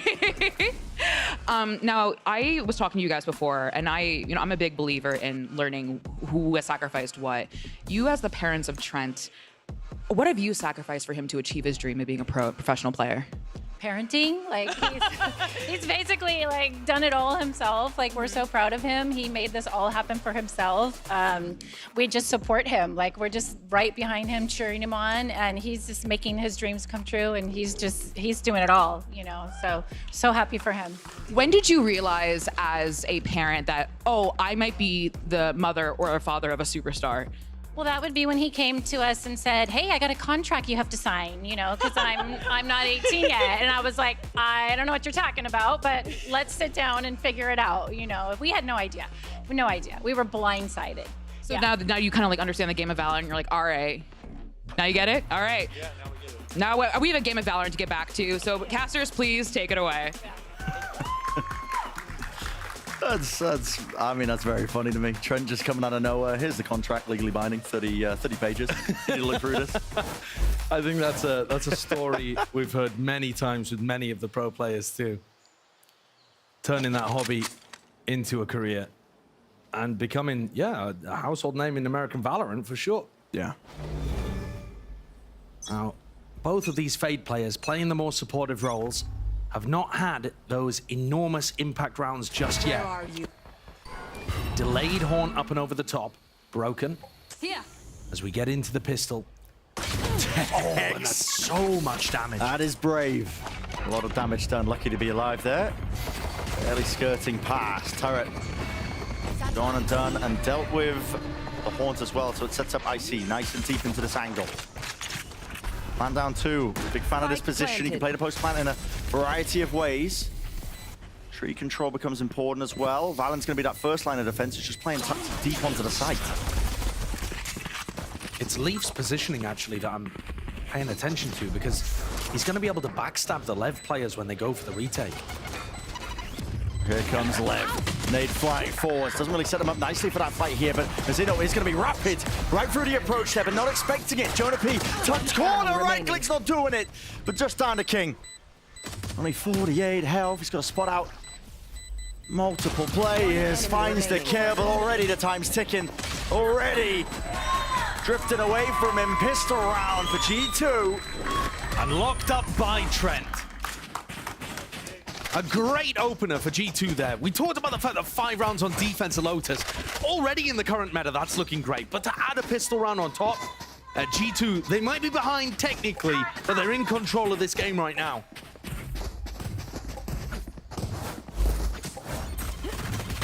Icy's getting great value. I think a lot of people would be anticipating him getting gapped in this by Aspas. Yeah. And that just hasn't happened. Yeah, Aspas played phenomenally on Breeze, but map 2 and map 3, Icy's been right there. Blow for blow. Putting up the numbers. So this is a little different. Jonah using his Viper Orb to create that pressure over towards Mound. Swapping around the Omen and the Viper's responsibilities, Valen and Jonah. Interesting way to take it as well. Yeah, I think it's quite cool for your Seaside default, actually, because you can drop the orb whenever you like. I like that element to their game. So push back that space. Start making moves over to a different direction. Leaf's also going to be seeing if he can probably get too much space done or work done over towards B on that side. Now, Lev have called a stack. It's a gamble from them, but might come up correct. Just depends on how much poking and prodding I think the rest of G2 do.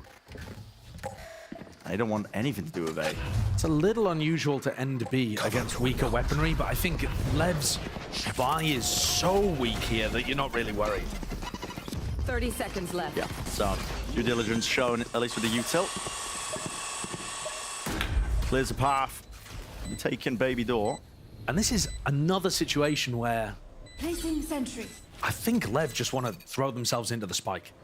I don't think you want to allow those ult orbs to get harvested for the attackers. Because then you go into the flow chart, and then it's a bonus round. They might have some ults to work with. Yeah, and even though G2 did take the fight on the second round, I think they kind of made it more difficult for themselves, even though they did win out in those later situations where they stopped the avalanche. It required a bit of magic. Yeah, Trent's going to go hunting. He's 3 away. It's a big one. He will go down, but it's still 2 away now from that one. And G2 will seek to get a bit of a move on.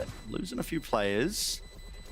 Yeah, this isn't going to do terrible damage to the economy, but I think it is good that Lev have just thrown themselves into the maw there. Yeah. Poison's off. Who's the closest to an ult? I think it's Trent with his It is Trent, yeah, he's 2 away. Yeah, and 2 away.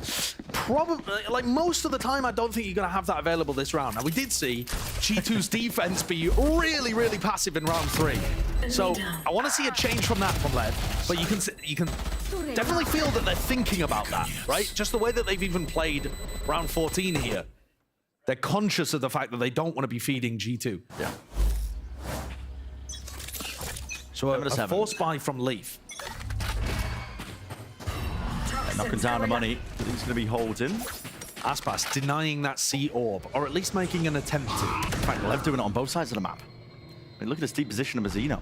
Yeah, I've missed whether or not they've already taken the A orb, actually. They may have done that. And of course, if you've taken it, then you can give up that space in the mid-round and you're not so bothered.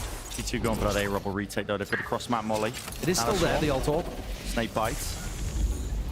Some out wide. And Aspas has drifted, was defending C, now over to B. Mazzino, I mean, they just cleared us with a snake bite. They might not even expect him to already be up there. Oh, he's in the animation! Spotted him, backs away, TP. Might be necessary here, at least to disengage in a way. Yep, it's an evacuation. He was literally in another world. I mean, Omen players getting jump scared as they come out of their smoke animation.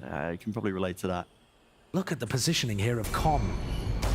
Door opens. About 40 seconds to the mark now for G2 to start to make some movement around the map. Nade forwards here, but they haven't cleared out. Com!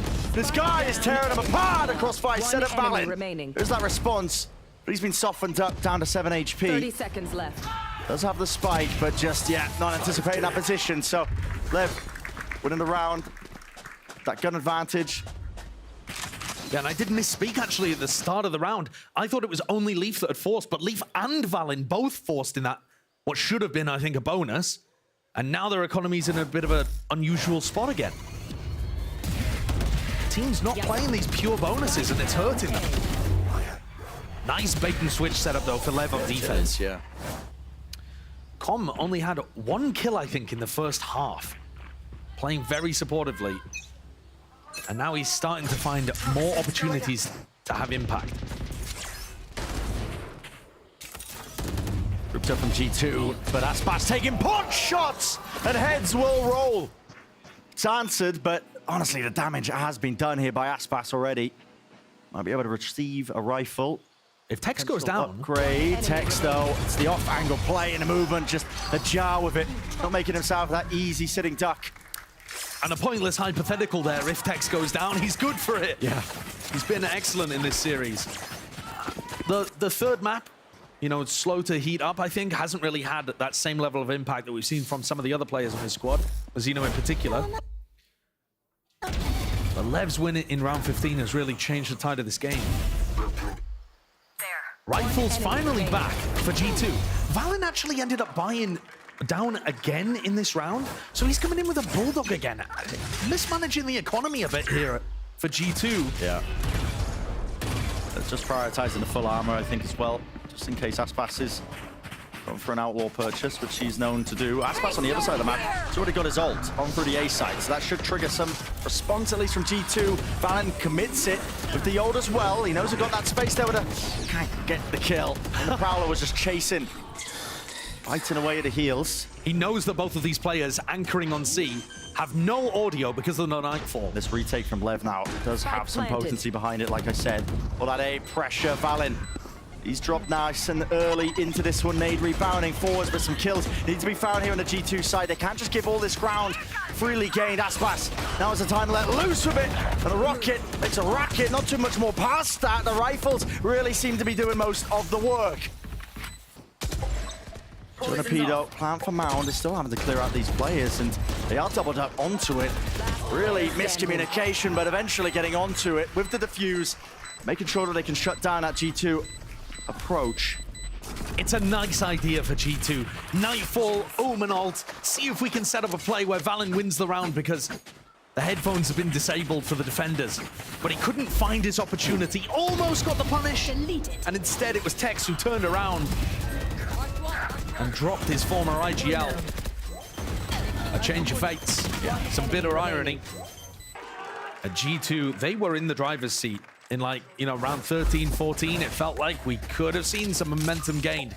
But that defense side for Lev, they're finding those openings. A reminder that Leviathan's defense on Lotus, when we saw Aspas dropping crazy kills, 47 kills, their defense wasn't that great. No, it wasn't.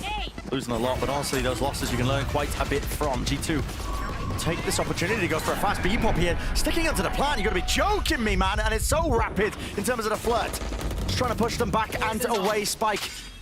No man's land for G2. Very similar to what G2 went for themselves. Yeah, they did. The Nightfall insta-flood into B. When it cuts away the sound cues, I mean, it's G2. They don't know when to actually take those timings to try and fight them and push them back.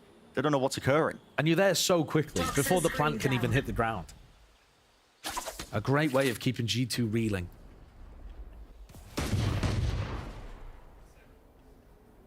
Love staying more than competitive here. 50 seconds into this round. It'll take a miracle. Noise made. Reclear's caught by Lev. But even though the Valorant's got this rifle here forwards, the paranoia, it's a good connection.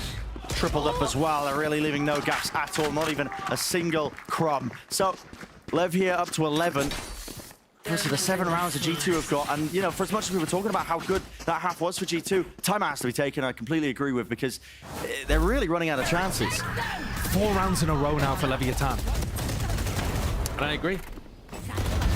G2 were in the ascendancy. It was looking like they had an opportunity to get a massive scalp here. And instead, this chance at an upset against Lev is slipping further away from them. Sen fans rejoicing. Apparently so, just at least to give them any chance to get themselves into playoffs. And a reminder that these kind of games are actually pivotal. Leviathan essentially lock themselves up in the playoffs with this win, and G2, they're in a battle in such a competitive group. It's the most competitive group that we've got. I mean, almost everybody up there. When Sen's at the bottom of the group, you know you're in a competitive group. Absolutely. Absolutely. And G2, they're 2-1 right now. If they lost this game, they would have the same record as Sentinels at the bottom. And no guarantee that there would be more than the average amount sent from the Alpha group. Yeah. And the desk were talking about how the rules There's all work. sorts of possibilities. Yeah, there's still a lot of different ways that these groups can shake out. Right now the focus is all on this map. All on this match, this series. A turning point's got to start here for G2. Lev being in control 4 rounds in a row now. Time to work. Tools are available here for G2. Mixing things up. King was defending over towards C. Now he's moved A to give Tex the backup. So rotating that defensive setup. Lev play for mount control, open the door. Now they have front B control. Happy to drive the whole of G2 into A. Oh, they want to fight this. Leaf. Oh, he's just found him. The one lurking player. He's playing in that position and angle, and the entirety of A now opens up for him on top of it. I see. He's going to have that ult to showstopper. Does he choose to use it here? Yes. Maybe to offset it at least. Make it a nice and even. Flying forwards. Maybe not the intended target, but I think he was just hoping it would catch onto someone. And now, shoes on the other foot. G2 find themselves advantaged here into the post, still holding those close positions. It's up to Lev really to use that Utah to try and clear it. It's Paranoia and peak, and that is beautiful.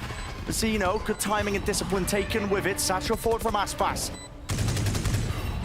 Smoke up, horn broken. Close corner by Valin, not anticipated. And this guy, a thorn in their side here. Leave it to Aspas once more, but it is an unwinnable situation. It should be, in all likelihood, and he recognizes it. Up and away, satcheling. Needs to keep this gun. Not entirely the end of the world if he does lose it. 5.8k to his name, but still, G2 hunting down the kills. Lev's game plan on defense worked. They cleared out the lurker and drove the hit into A. But what they weren't anticipating was that Icy would be able to find a pick with the showstopper and then cement himself nicely onto Heaven. They found 2 kills here. You know, one onto King, and then immediately afterwards, the showstopper came through. And then didn't clear the site thoroughly.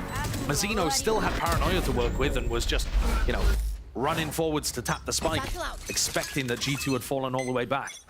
Big rubble fight now. Massive one. This one could just turn the tide, and fighting all the way through. I mean, listen, lit up like beacons here, but no kills really to be collected. Running through them with all that util. I mean, they're just choked entirely. Can't get past the snake bites. And Leaf. Almost the entire chamber expended there. Yo, that is a nasty anti-strat from Leviathan. They're throwing down Mazzino's smoke so that Aspas can hide inside of it and dodge the haunt. Look at the difference in value that the haunt gets there in that rubble fight. The attacker's haunt is designed to try to light up Aspas when he goes forwards. Look, Aspas is inside the smoke here. Fully hidden. Dodges the haunt. Meanwhile, he's fighting somebody that's lit up, and then Mazzino teleports up on top. 1-2 punch. Sick play that Lev have not brought out very much here, and using it at the final hour to get them up to match point. And that has got to be a defining moment, hasn't it, surely? Like you said, match point. Map point. This is it. Mazzino breaking that haunt again, disrespecting them. A pit drop down towards C. The avenues closing away here. Lev just seeking to ferry and push G2 right towards them. Got a stack of players over towards B. They haven't lost control of Rubble at all. Nanoswarm's making sure to clear that alarm bot that is commonly placed. Leaf takes lockdown. How do you run it here? No matter where you put it, it's going to be right next to King's ultimate. You've got to try to push King back, lockdown, and then punish him if he goes for it. Not gonna go no, they back away. With a minute left here, again, you're taking your time with this one. The back of my mind, I'm worried for G2. Aspas of a showstopper. Yeah, I think no matter where Leaf tries to get this ult off, Aspas is going to be kind of tracking them around the map. He's going to have answers for it. Because it's almost impossible for the lockdown to be used on C, and I think Aspas is going to realize this in a moment. And here's the chokehold. Lockdown. Got to be respected here. 30 seconds left. Not quite though, Aspas, look at this guy. I mean, just sends flying for the nade, will get out, so he's not quite detained. Trent is beamed down in the approach. And yes, detained, but Icy needs to follow through with this one. He needs a few more kills right into the choke point. There goes the nade. It does prevent that one with the pit drop down. Not a showstopper. Aspas, he's finding that value, finding that work down. 3 left to stand for G2. And the hopes and dreams of this series, they stand and they might just fall right here, right now. But G2 from the Moor almost. Pulling it back into their hands. And it turns just like that. Aspas again left in this spot in a 1v3. Has to give it up. So tenuous between these two teams. You just didn't know which direction it's going to go into here. But G2 looking to breathe another day. I think that's another one of those situations, Brent, where running at Aspas with the showstopper and forcing it out early is the play that's won G2 the round. They can't afford for the showstopper to counter the pit. You know, if Aspas runs forward with the showstopper and everyone on G2 cowers and hides, he's gonna get a ridiculous ult off. And instead, I'm not even sure who it is, but somebody jumps in front of that one and just takes it for the rest of the team. Here it is. Yeah.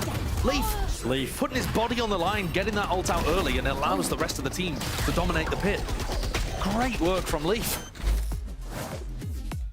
Tack timeout for Leviathan, who are up on match point. They've had 4 opportunities, or rather, they have 4 opportunities. 1 of them now gone, 3 left. What do you call this timeout as well? I mean, how many use ults to really even just fight back here? G2 barely squeaking through. You can try to run trap plays off the ult orbs. I'm actually a little surprised that they haven't tried to do that at any point. Yeah. We have not seen, what were we talking about as Lev's biggest strength in the game against NRG? It was the defense reclears. We've actually not seen many of those. We haven't seen them lose mount control, take front B and do a trap play into mount. You know, where they reclear with a paranoia or that kind of thing. We haven't seen them put Mazzino into tree and do a horn paranoia reclear of rubble. We've not seen any of those kind of strategies come out from Lev. And I think identifying this round as one where Trent is 1 away from Nightfall, pick an ult orb, do a kind of trap play off the back of it where you reclear that space. I think that'd be a really nice idea to go for. You might have read your minds here. Side by side, Mazzino and Aspas over towards C, looking to contest this one. It's a one-way. Pre-placed, looking like Aspas as well. A high-low setup. Mazzino's positioning here is really nice to see over the top of any kind of orb, any kind of smoke that G2 used to take Mount. Having said that, actually, it doesn't really work as well with the Viper smoke, does it? Doubled up, though. Off angles from Lev. Guns, barrels might be spotted. This game of timing is just brutal. G2 picked to pieces here as they look to just re-aggress over towards A, and they just don't expect King. The bait and switch play. Straight from the playbook of Lev. I mean, they pulled this one out earlier. It's great. They dominate both ult orbs in the fight. C fought 4, A fought 4, and Tex, he gets that opportunity to drive the dagger into the back of G2. It's left down to Trent and Jonah P. In a 2v5, it's not possible. Lev have navigated these difficulties. Where are you? And it's all but wrapped up. 35 seconds left in the round. contact plays in order here just to try and find any sort of advantage in the round, but it is wrapped up. 30 Surely it seconds should be. It's a mountain to overcome here, but Lev tested, pushed. Trent finds it. At least one kill to stay alive. A bit of breathing room into the round, but not surely the series. Tapping, not even sticking here into it. Paranoia in his face. Wide face, Mazzino. He finds that finishing blow. And Leviathan, they were pushed, they were tested in this series, but they come out on top. And with that, I believe, locking up their playoff spot. Great work here for Leviathan. Showing that different people can take over the game as well. It's Mazzino that gets the final kill, and he had so many huge moments. Yeah. A player that was heavily criticized. On that map too. Yeah. The ult into C, hiding inside the smoke. Yep. Couple of big rounds. He's tracking on IC to deny the showstopper as the retake was happening in a different round on C. Major moments. This team continues to impress. Yes, it was a 2-1 victory. Yes, they couldn't really convert on their icebox defense, but there are still really nice positives to take away from this game. I've no confirmation yet. Lev have locked up their playoff spot with this win here today. It's a hard fight for them. I mean, G2 really did put up a fantastic fight, pushing them all the way to that map 3. But today, it's Lev again, larger in charge. They made such a turning point for the middle section of Split. And they're just dominating the Omega group. Yeah. The Omega group has the 3 Brazilian teams who are all struggling, and the only other team that's doing fairly well is 100 Thieves in there. But Lev looking clearly the top team of that group. And maybe making a case for the top team in Americas.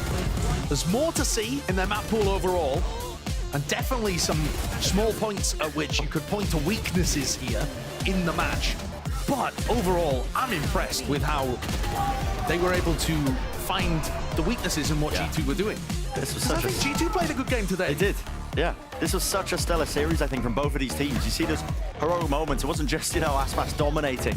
Individual step-ups across the board on both of these teams, I think, as well. And the calling of VALORANT, didn't quite bring them over the line for that final map there, but as well, to bring it back after getting absolutely trounced on Breeze. Yeah. You lose 13-6. It looked like it wasn't going to be a series. Exactly. It looked like it was just going to be over, but to bring it back there still, unable to get it over the line. Lev win the day today. But man, definitely deserved. They're looking like a team that are making a claim for that top spot in NA right now as one of those world beaters. The LATAM teams are both at the top of their respective groups. I think Crew is still at the top of the Alpha group as well. They're going to be playing against Loud. I'm telling you, man, it's the day of LATAM. If you're putting a pred on the next game for me, I'm going Crew. They're on a run. I think that's a great one that we've got coming up next. On the day of LATAM as well. Just getting started. Let's send it down to Liz, who's down on the stage for the Verizon post-match interview. And I'm here with the man of the hour. It is Aspas, literally, arguably one of the best players in the world. Aspas, do you think you are one of the best players in the world? I don't think. No, maybe. I don't know. Maybe. That's fair. That's completely fair. Now, I have to ask you, King was talking about this game being for Tex, revenge for Tex. Was this revenge for Tex, this game? For me, it was another game. Maybe for Tex was different, but it was a fun game and a tough game. Yeah, how was it playing against G2, going to a map 3? Did you expect G2 to be that difficult? Yeah, I always expect everything from the enemy team. You can never go in a match thinking, wow, it's gonna be easy. You can you need to do the best that you can when you are preparing for a match, so you never look down on your opponents. So I learned, you just told me, you got married 5 months ago, and I was talking to a lot of people. We didn't realize that you're a married man. So talk to me about having the support of that partner, your wife. Oh, it's really important. She's always with me. Every day that I have match, she cooks something for me because I eat at home with her. And she's always support me with everything. She's always with me. In every decision that I make, she's giving me the support. So even if I make something wrong, she's there with me. Oh, I love that. And very last question. Brennan Sideshow said that Leviathan are making a case for being one of, if not the best team in the Americas. Do you believe that? Do you believe you're one of the best teams in the Americas right now? I don't know. I hope so. We are working really hard, and I hope we can make the efforts work.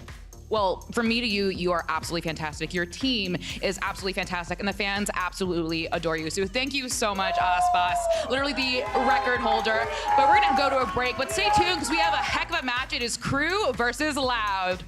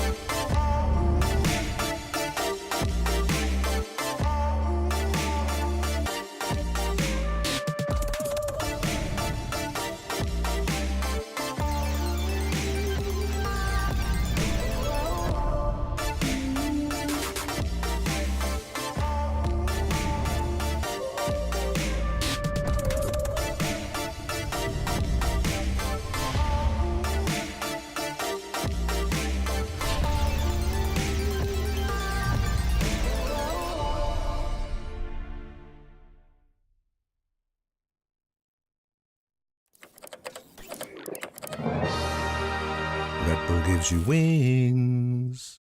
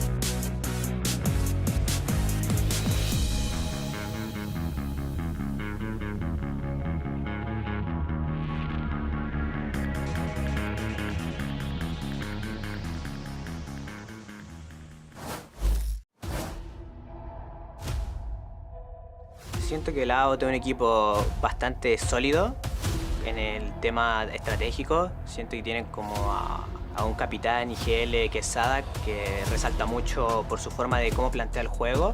In a 2v2 now, Sadak has his ult. Sadak's gonna have to do it on his own, the flash up. And Giuseppe on the other side, and Sadak clutches it out. O jogo contra a Cru eu acho que vai ser um jogo muito difícil, principalmente porque agora eles estão com um jogador novo que é muito bom mecanicamente, que é o Hit. Positioning here, still he will pick it up without really too much of a challenge here because the players are low. Jorgamon, so into the open, the trades are not online. Agora o nosso próximo confronto vai ser difícil, eles são um time que está muito bem no campeonato, então realmente a gente vai ter que se preparar muito bem para enfrentar eles porque não é um time bobo. De que Cru quedó 0-9 el año pasado y queremos demostrar que no va a ser así obviamente este año. Queremos darle una alegría a la gente de LATAM y siento que se la estamos dando y falta mucho por entregarle. Welcome back to VCT Americas. We're finally here, the final match of Super Week. Look at this guy. And my guy's oh, he's doing the jumping jacks. He's doing the jump or whatever. Look at me. Do I look like I work out? And the bottle flip? Oh my God. Hold up. Crew's winning it all. There is no... This is the proof that this team is undefeated. Hold up. We got to come to the camera real fast. When we get to the studio, we're going to have to engage. We're not coming to us because they're still going. Oh. Okay, you didn't have to show that. All right, you're a pro player. Oh my gosh. Myrna, oh my gosh. Bottle flip. Do it. Team building exercise. Team building exercise. Oh, that was looking good. So Yo, close. I blame the texture of the desk. No, he plays in Pacific. Oh, God. Oh, that was a good one. Honestly, that's most. Don't worry, GB, he's done. Guys, I'm fired. Everyone can rejoice. Most relatable analyst test of 2016. That was good. That was good. All right, well, let's go ahead and talk about some big news, breaking news, because Leviathan have clinched their spot in the playoffs with that victory. And if you're a Lev fan, you're excited about this. If you're the Lev guys, the team who didn't think they'd be in this position at the start of the year with the way things were going. Yeah, I mean, after that match against C9, a lot of people were big doomers about this team, but they bounced back so strong. It's a fantastic win for them to secure. Yeah, I mean, their last 3 games in a row have all been super impressive wins. I think against NRG and Sen in particular had people believing in this roster, and they close out strong against G2. Sentinels fans also eating good. Yes. Yes, now that G2 are still tied with them down at the bottom of that Alpha group. Yeah, that's right. All right, well, let's go ahead, though, and shift our focus here to our match at hand. Loud, of course, the defending America's champions. Now, they just finished 4th in Madrid, and here they are in a very precarious position, Athena. They find themselves at the bottom of the standings, which when you think of Loud, you think instantly of success, and yet that's not the case this stage. Yeah, it genuinely makes no sense, but it does make sense when you do watch the way that they're playing. So unlucky. It feels like a lot of their strats, a lot of the way they normally play, they're just so out of form. And I don't know, I feel like they've had a game plan, but it's just not working out for them. Yeah, it felt like a lot of, they had a good initial game plan. I actually liked some of the new comps they were bringing out, but when it got sloppy, when it got into like the weird late rounds against Cloud9, the pinnacle of like winning in sloppy, scrappy moments, Oxy running into their spawn, things like that, they really struggled to deal with those kind of off-timing plays, and then that started to snowball for Cloud9 into winning that series. And that's something that you'd expect Loud to be so good at, especially dealing with, a very aggressive duelist. This is a core that's been together for so long, played at the highest levels every single time, never missing an international. Like, this is a team that should not be getting run over by those sorts of things. And it's funny because Loud has always been a team who has regular season games like that. If we remember last season, every win was 2-1. Every win was coming down to these last little minutes. But the thing then was that Osboss and Les were constantly bailing them out of these situations, and we just haven't seen quite that same firepower, that same ability to salvage these crazy games from Quick and from this year's roster. Yeah, there's definitely a lot of questions as we get ready for this matchup. But thankfully, though, we got Elizabeth standing by to hear from Kawanzine to maybe get us some answers. All right, Kawanzine, come on over. Hello. So let your team go through really quickly. Yeah. How are you? I'm fine. Good. All right, I have a question for you. Okay. You are now secondary calling. So what has that change been like now that you're fragging out? Agora você é uma espécie de co-capitão, né? Como é que você se sente agora que isso está acontecendo?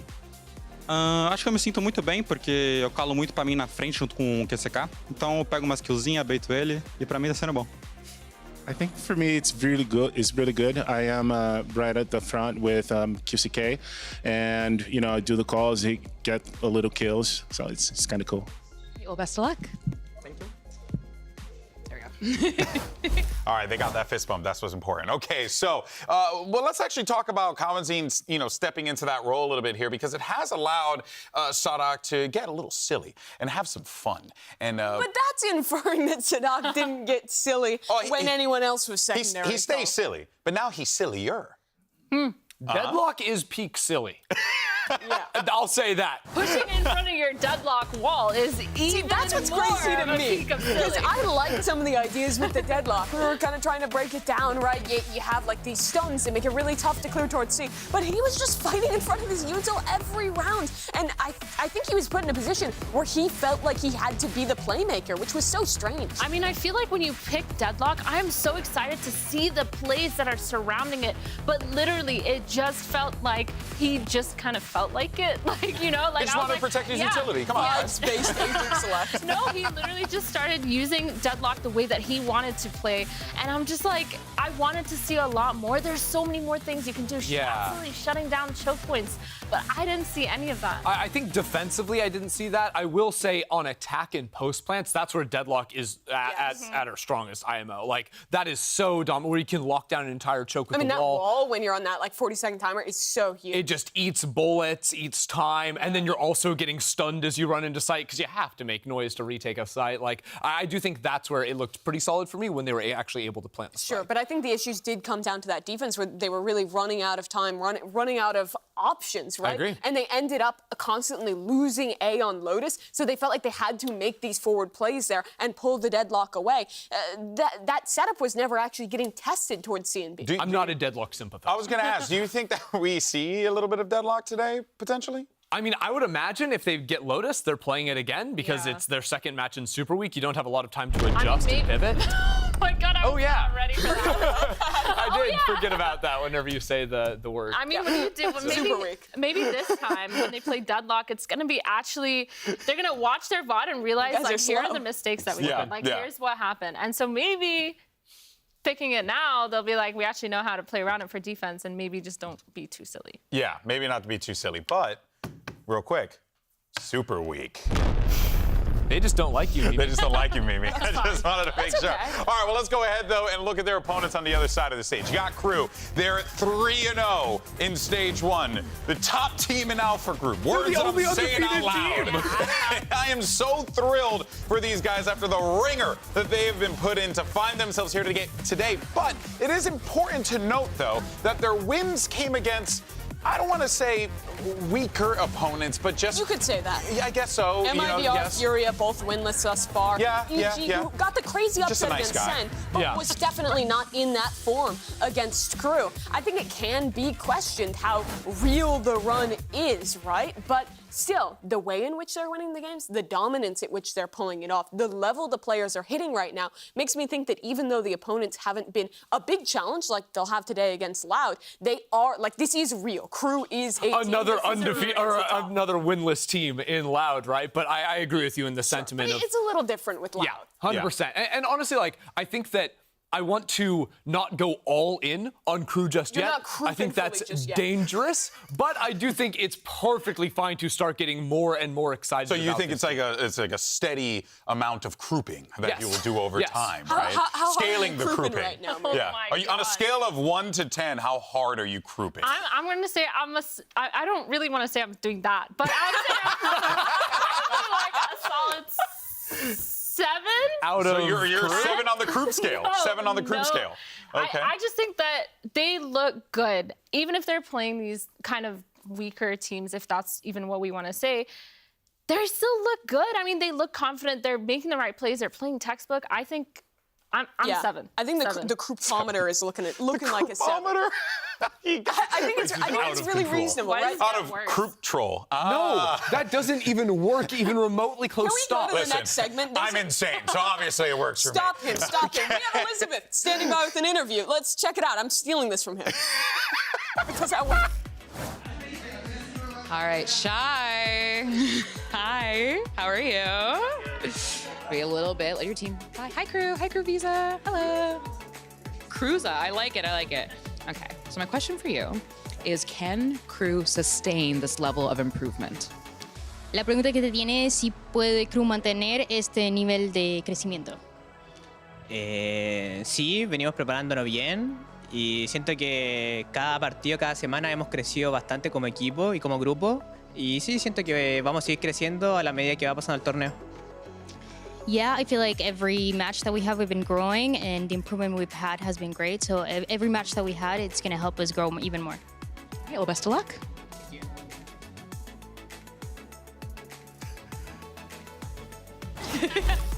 Got to make sure you get those fist bumps. All right, well, let's go ahead, though. Oh, look at that. Good technique. Good strategy. There you go. Love to see it. Wow, man. Teamwork. Hate to see it. All right, well, let's go ahead, though, and talk about the IGL of this Crew lineup. You got Klaus, who has stepped into this role yet again. And, you know, you can kind of see, like, from when that happened till now, there has been a market improvement, as we've been talking about with Crew. 100%. And I'm just a big fan of how Crew call their larger macro in the game. I think the pivots they do around perks, around what information they get on an attacking side in particular, has been a big strength of theirs all year. I mean, this is what I've I've been talking about. I feel like a lot of their mid-round plays, a lot of their rotates, every single piece to the puzzle seems to fit a lot of the time.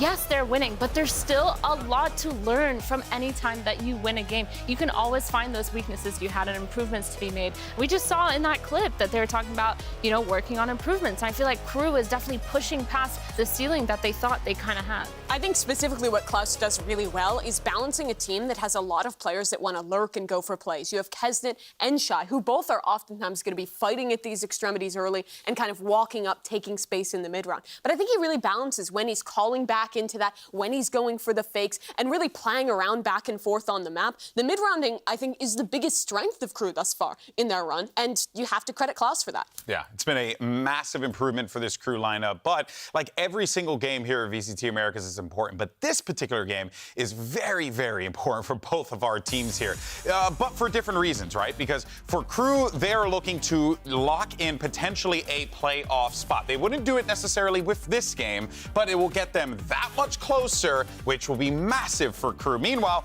on the other side, well, Loud's just looking to get a win. Yeah, they absolutely need the win at the moment. But yeah, for Crew, because their schedule is ramping up, this is probably the most important in terms of like remaining games for them to win. You've got to beat the winless team here because 100 Thieves and Lev are both looking fantastic. Yeah, they very much have a strength of schedule that has steadily ramped, and I think that's going to continue to get harder. I think Loud, pretty winnable game for Crew. I might even kind of lean into this upset being likely today. But then 100 Thieves is looking in great form. Lev is looking in great form. You need to win this game, or else you're maybe relying on 2 wins in those next 2 matches, which would be really tough in this competitive group. Yeah, I mean, having those first few games being more like a warm-up and steadily leading you into these harder matches is a really, really good place for you to learn your mistakes and learn where you can improve as a team. I feel like I just talked about this, but Crew, they do such a good job at, even though if they won a whole lot, they've improved on a lot of the macros.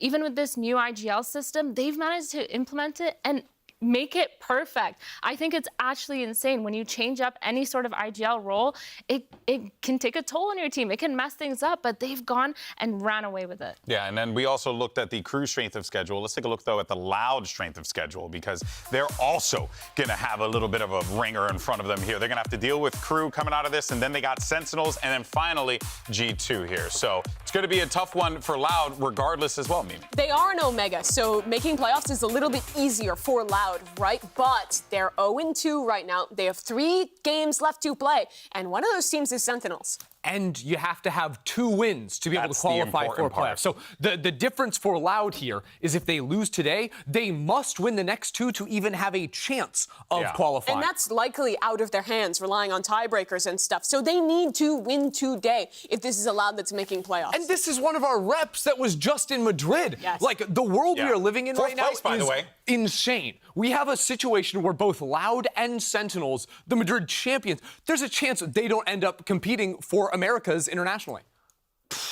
I didn't even really factor that in for a second and there. not just that, like, not making playoffs is possible for both of those teams. Yeah, that is wild stuff. It just goes to show you how intense Super Week has been. That's right, baby. Explosions all around. But it's now time to go ahead and bring out our teams to the stage, settle the score. Let's see who comes out on top, Crew or Loud. Let's head to the stage. Sigue la fiesta latina y cerramos la super semana junto a Crew Visa.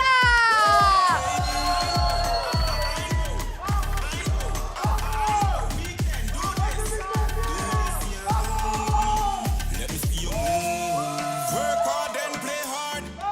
Work hard and play. Work hard and play hard. Work hard and play. Work hard, work hard. Work hard, work hard and play hard. Work hard and play. Stand up, let me see you move. Stand up and then play. Stand up, let me see you move.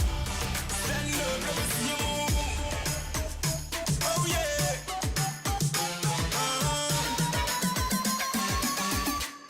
Let's do this.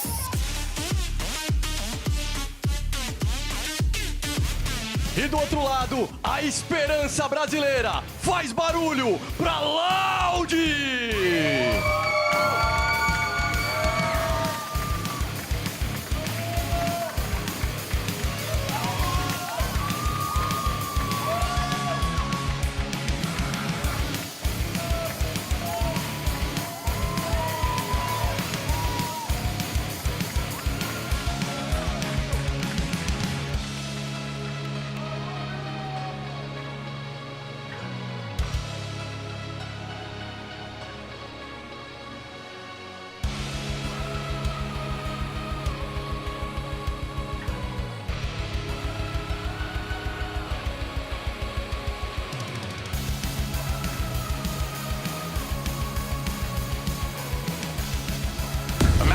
matchup for both of these teams here. Crew just wants to continue to dominate their group. Meanwhile, for Loud, your America's champions, you got some world champions on that team looking for their first win here of the stage to keep themselves alive. This matchup's big. It absolutely is. Brazil is still yet to win a match in stage 1, which is ridiculous. But if there was a team to be the salvation for that region, it would be Loud. They've only played 2 games thus far. They were both losses, but this is still a recoverable season. It has to start here. And it has to be a recoverable Super Week to begin with. Just a few days ago, they played and lost, and they've got to come back in a big way. So honestly, spoilers, we're going to be starting on Split here. But I'm excited to see what they've got in store for us. Yeah, this team has so much more that they can improve on. We've seen their ceiling, their skill ceiling be so high. We've seen them have the firepower. Now I'm just willing to see if they can actually put it in the server. And there is going to be your series layout: Split, Ascent, and Lotus if necessary. But something tells me in my gut we might be taking a trip to Lotus here. I don't know why, but I think we're going to get ourselves a close one. Map 2 is a little worrying for Loud. QCK thus far has not been able to deliver on Jet maps in particular. He has been getting diffed against most of the Tier 1 Jet players that we have in this league. And when you talk about Tier 1 Jets, Kesnet is #1. Crew are making big pivots here in Agent Select. The last time they played this map was 2 months ago, and they were playing no Raze, they were playing a Jet comp with a KO, and now they're switching up and playing just about as meta as you can get here with the full control comp. Yeah, this Raze is going to be so important. I feel like on Split, if you're not playing a Raze, you need to have some sort of proper OP attack strategy. But now when they have that Raze, there's actually a breach on Loud side too. Yeah. They're going to have to be careful of these trap plays, man. But I think just having a Raze is so much more important because they can take the space and use Util to deny so much more information. But the thing for Loud is it's hard to set up trap plays around the breach without a Cypher. This is it. Who's going to pick up the dub? Can Crew keep their record going, or will Loud finally pick up a win? Let's go ahead and send it over to your casters. We got 2 Valorant enjoyers. It's Uber and Wyatt. Thank you very much, Golden Boy. Serial Valorant enjoyers here on your casting desk inside the Riot Games arena for a match with a heck of a lot at stake, especially for one of these teams. Wyatt, Loud may be at a risk of missing their first international event ever. I mean, stakes that Loud, they're not used to at all. This is new for them, being down 0-2 already in a stage like this in Americas. Last year, they were dominating, and last year it was Crew who couldn't pick up a win, and now they've got 3 of them, no losses, expectations totally reversed if you're just going by common thought from what we've seen before.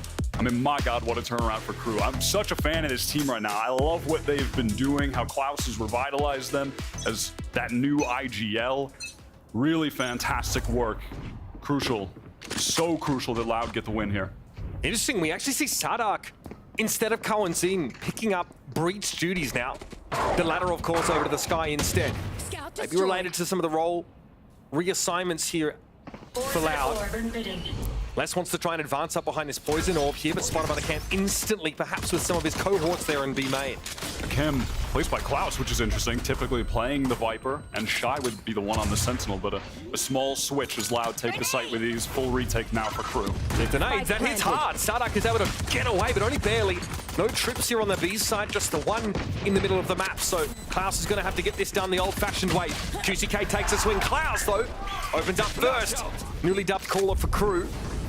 It's going to be Heat trying to work his way through rafters here. And Kawanzin would love to try and start a pinch here with the players in B main, but this has to happen at the right time. It has to happen together. Shy forced away back around the corner, but Kawanzin has to overextend to find the kill. He does so.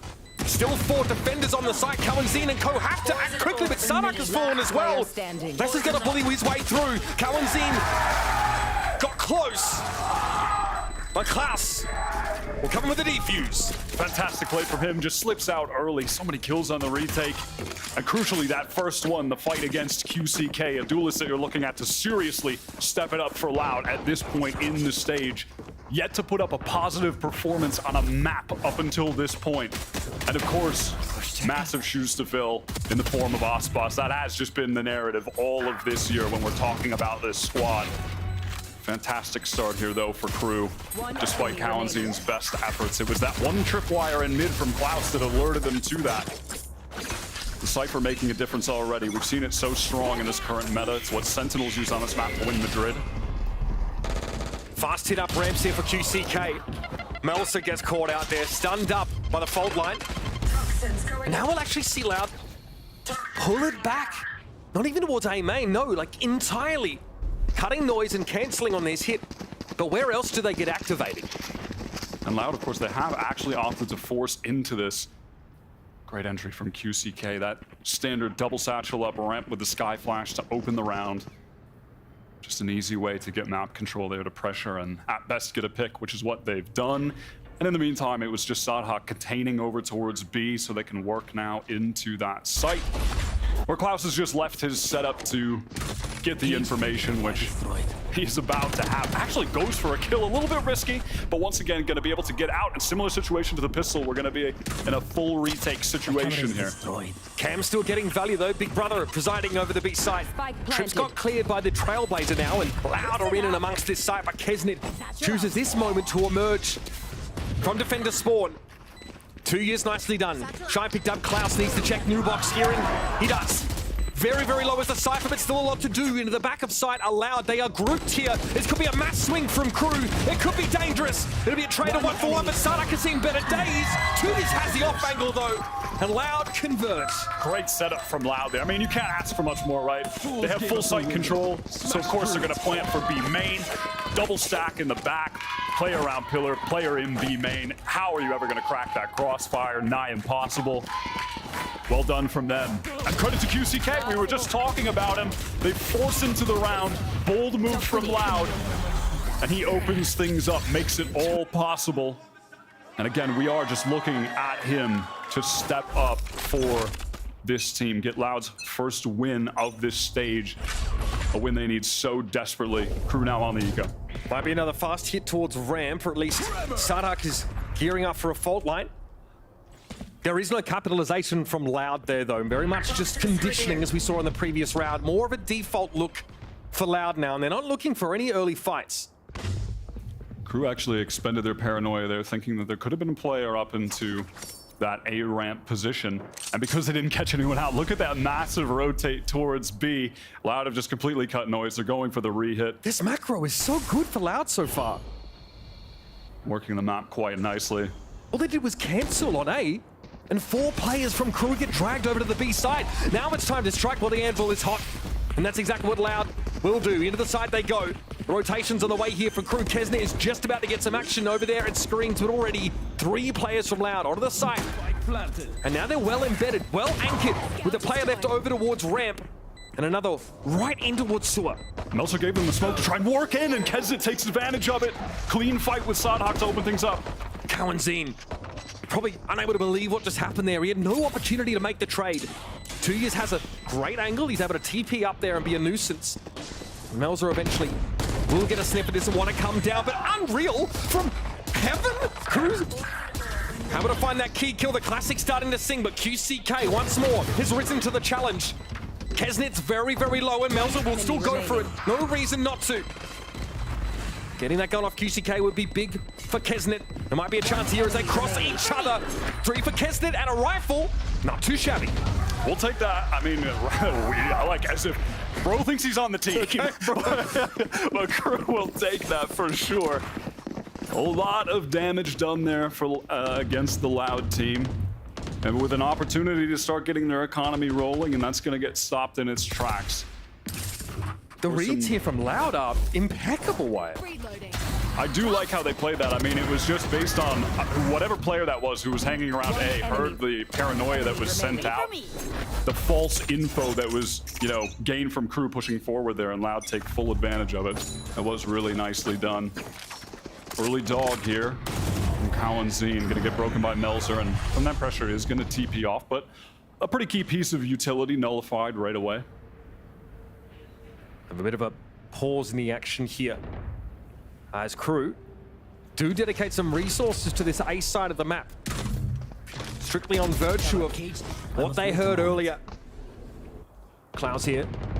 In a position to peek towards B main, sees very little. Shy though gets some attention up mid. That's a fault line. It's going to force him back over towards ropes, allowing Loud to set up here in the middle part of the map. This will draw some attention from the B Heaven side. Good reposition here from Meltzer. You can see he's over in A main, and that's allowed Crew to stack up a little bit more aggressively towards Heaven, with Shy as well playing back towards A. So they're going to be quite fast to retake here into B to be able to pressure this hit that's about to come in from the Loud side. Heat there, heard it, everything he needed to.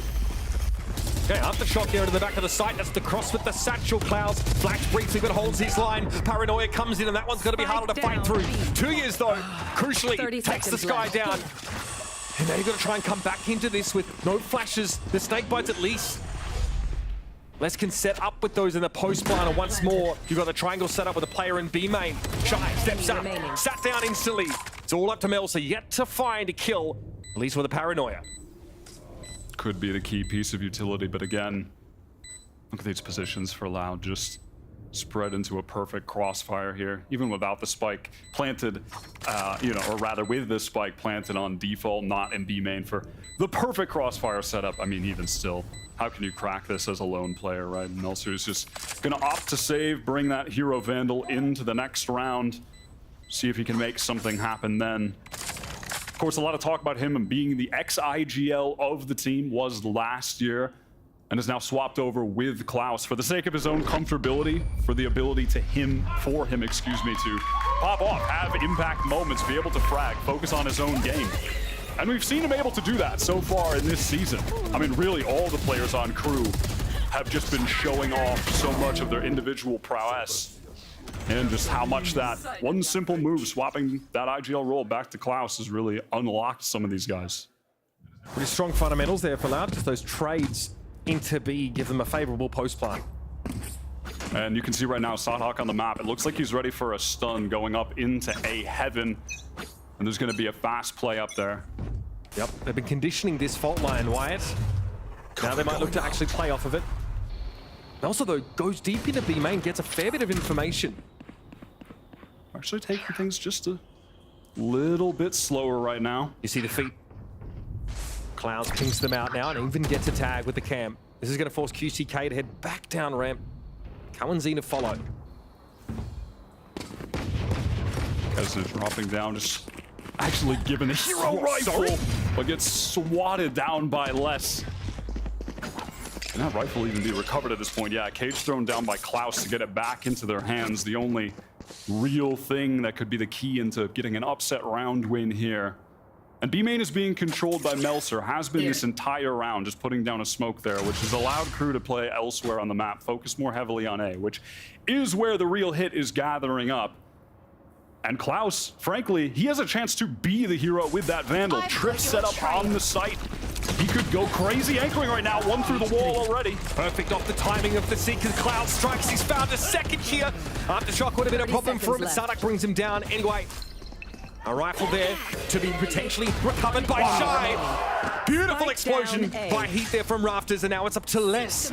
With the spike so far away, the Seekers are going to confirm the position of the Viper here. The Crew have all their angles covered. Melsa doesn't want to challenge this necessarily with just the Sheriff. 10 seconds but left. another confirmation that Les is here. Swing the smoke. He's going to have a crack. Crew get themselves one back. Really well done from Klaus. I mean, he was the man in position to make or break that round for Crew, and he steps up Loud, hitting into that Cypher setup. Him just able to swing back elbow. I mean, of course, listen, the first one you're just spraying through the Viper wall, we'll take that. I mean, it's off the Seeker timing, right? That was nice. Good for two, and then this explosion. Oh, I love that. A really nice flood there from Crew. In the 4v5 as well, Coach Adams happy about that. He's been doing a great job with his squad since last year. The success they had in LCQ up till now. Fast play into B here from Loud. And Kesset shuts it down. Perfect. Playing off Melza there, hastily getting out of B main. Loud kind of knowing that Crew must have stuck him up pretty close to have peace of mind about remaining on A even after they cut noise in the prior round. That is a great exchange. Let's just try swinging that, so able to find at least one. Let's not forget Rolling Thunder available here for Sadak. Shy just jiggling to spot things out. Gonna play this one safely. Just keep backing up, jump spotting. And nobody has it getting aggressive, but Satchel's going a little bit awry. At the very least, It's gotten them that space. They've been able to re-clear it, and now it's on Loud to have to re-clear that space again. Kawanzin does have the dog in this 3-on-4 now. But with only 40 seconds left and essentially no map control, this one is going to be extremely tough. If they do end up in A, they're going to run into that Cypher setup as well. Heat should he need it has a Trailblazer to re-clear. There might be a play into heaven, and it may well spot out Kawanzin on the slow push. He's definitely feeling the pinch a little bit right now. That's a smoke towards screens as Kawanzin starts to encroach. There's the re-clear. Now they know the enemy Sky is playing close by. Flashes exchange. Kawanzin down to 58 here, and Sadak gets the spike down. Melza so far away from the action, it's going to be a while before he gets involved. But when he does, he has the paranoia online. Look at all that utility. He has smokes as well, 2 of them, and the trips aren't dealt with. This could get really awkward for the Loud guys remaining. He's still there on the site. 2 years waiting for contact here from screen. Sees it, but it's a little bit too late to the shot. Sadak here now, the Rolling Thunder into 1v2. Does he push ahead of this? There was a TP to get past the Rolling Thunder by Melsa. Still has the ability to do that again. Here they come, one up for another. Crew double face and finds success. Really well done from Crew on the retake. For some reason, I thought Klaus was alive. Those trips, irrelevant, but a good effort from Sadak. Nonetheless, well traded out from Crew. Has struck fear into you when you still fear those trips after he's died. I've watched too much John Cutie at all times on split. I'm way too worried about the Cypher on defense. Anchoring on A, I mean, it's just so strong. So nicely traded out there at the end. What do you think about that Rolling Thunder there from Sadak? Listen, it was a bold move, but he had the audio cue on both of them. He knew that they were coming screens. Listen, I'm not mad at it. Sadak is honestly, in terms of his individual play, has been really strong recently. Even on that silly deadlock last week, he was going off. His aim has been crisp. The mechanics have looked good. Okay, straight up mid here. A lot of mid presence for Loud. Shy into ropes here, back to safety for now. It's going to allow Kawanzin to embed, and he has the means to check this more than once. This is audacious. He hears plenty of footsteps there in heaven. Might catch an amazing timing. Look at the 2 players on Crew. They want to re-clear main. Oh my god. He's going to go down. Just taps one down. Kawanzin makes noise. They're so aware. Forced back now. Still fighting in main is Klaus. A bit disconnected from the rest of the squad, and it gives Loud an opening to get into the site. Oh my goodness, QCK! He has a sixth sense for it. Spike planted. Crew now left to pick up the pieces. Attempt this retake with only 2, and Kesnet, as per usual, wants to waste no time in doing so. Didn't spot QCK from behind the barrier, but now knows he's there. From below is Sadak, dragging him down to the 7th circle. And Loud win that round out with 4 up. Kawanzin taking a page out of the Brazilian brothers book from MIBR. A little bit of that lurking Sky activity. 2 times in the back line there. A bit of that distraction, though. Listen, he did pull the attention away there from, who was that? Heat and Shy, I want to say, that were up there in heaven. And then Klaus got in that awkward little disconnected fight where he was alone in main. Sadhak got that crucial kill to get them the space, to get into the site. But again, QCK coming up huge right now. Wins them around outright with a fantastic rocket. Man that we're looking at to step up for Loud. Once again, we have a non-committal set up here for Loud and the fault line for Sadak available. They are walking ramp. No one in heaven though. Look at this push down mid. This is so Crew. Go in an eco. Send everyone mid with pistols. Sadak is about to get more than he bargained for. And that's the spike! Down A. How can they play around it though at this point? Still quite scary with the bad weapons. Heat has the Vandal in his hands. Crew have had opportunities with these hero rifles and they've made them work before. Less nice kill onto Klaus. Spike recovered. Tui's used his ultimate to do so. Heads up play. Less here, this time not dry wide swing on a ramp. He's more than happy just to play back on this a little bit. Paint shells affecting 2 years here. Who has the spike? He does not want to get interrupted here. Kezit though brought down. The anchor presence for Loud on A is very strong. And his spike punch should be well protected with Crew trying to probe their way down ramp, and now they'll split. Shy, a great player in these late round situations, has been such a fantastic addition to the Crew squad. This is where he thrives, but Les catches him out. And he just relegated to saving this Vandal. Looked like there could have been something there, right? Crew able to find Sadak, but they don't know who else is in sewers. How do they know?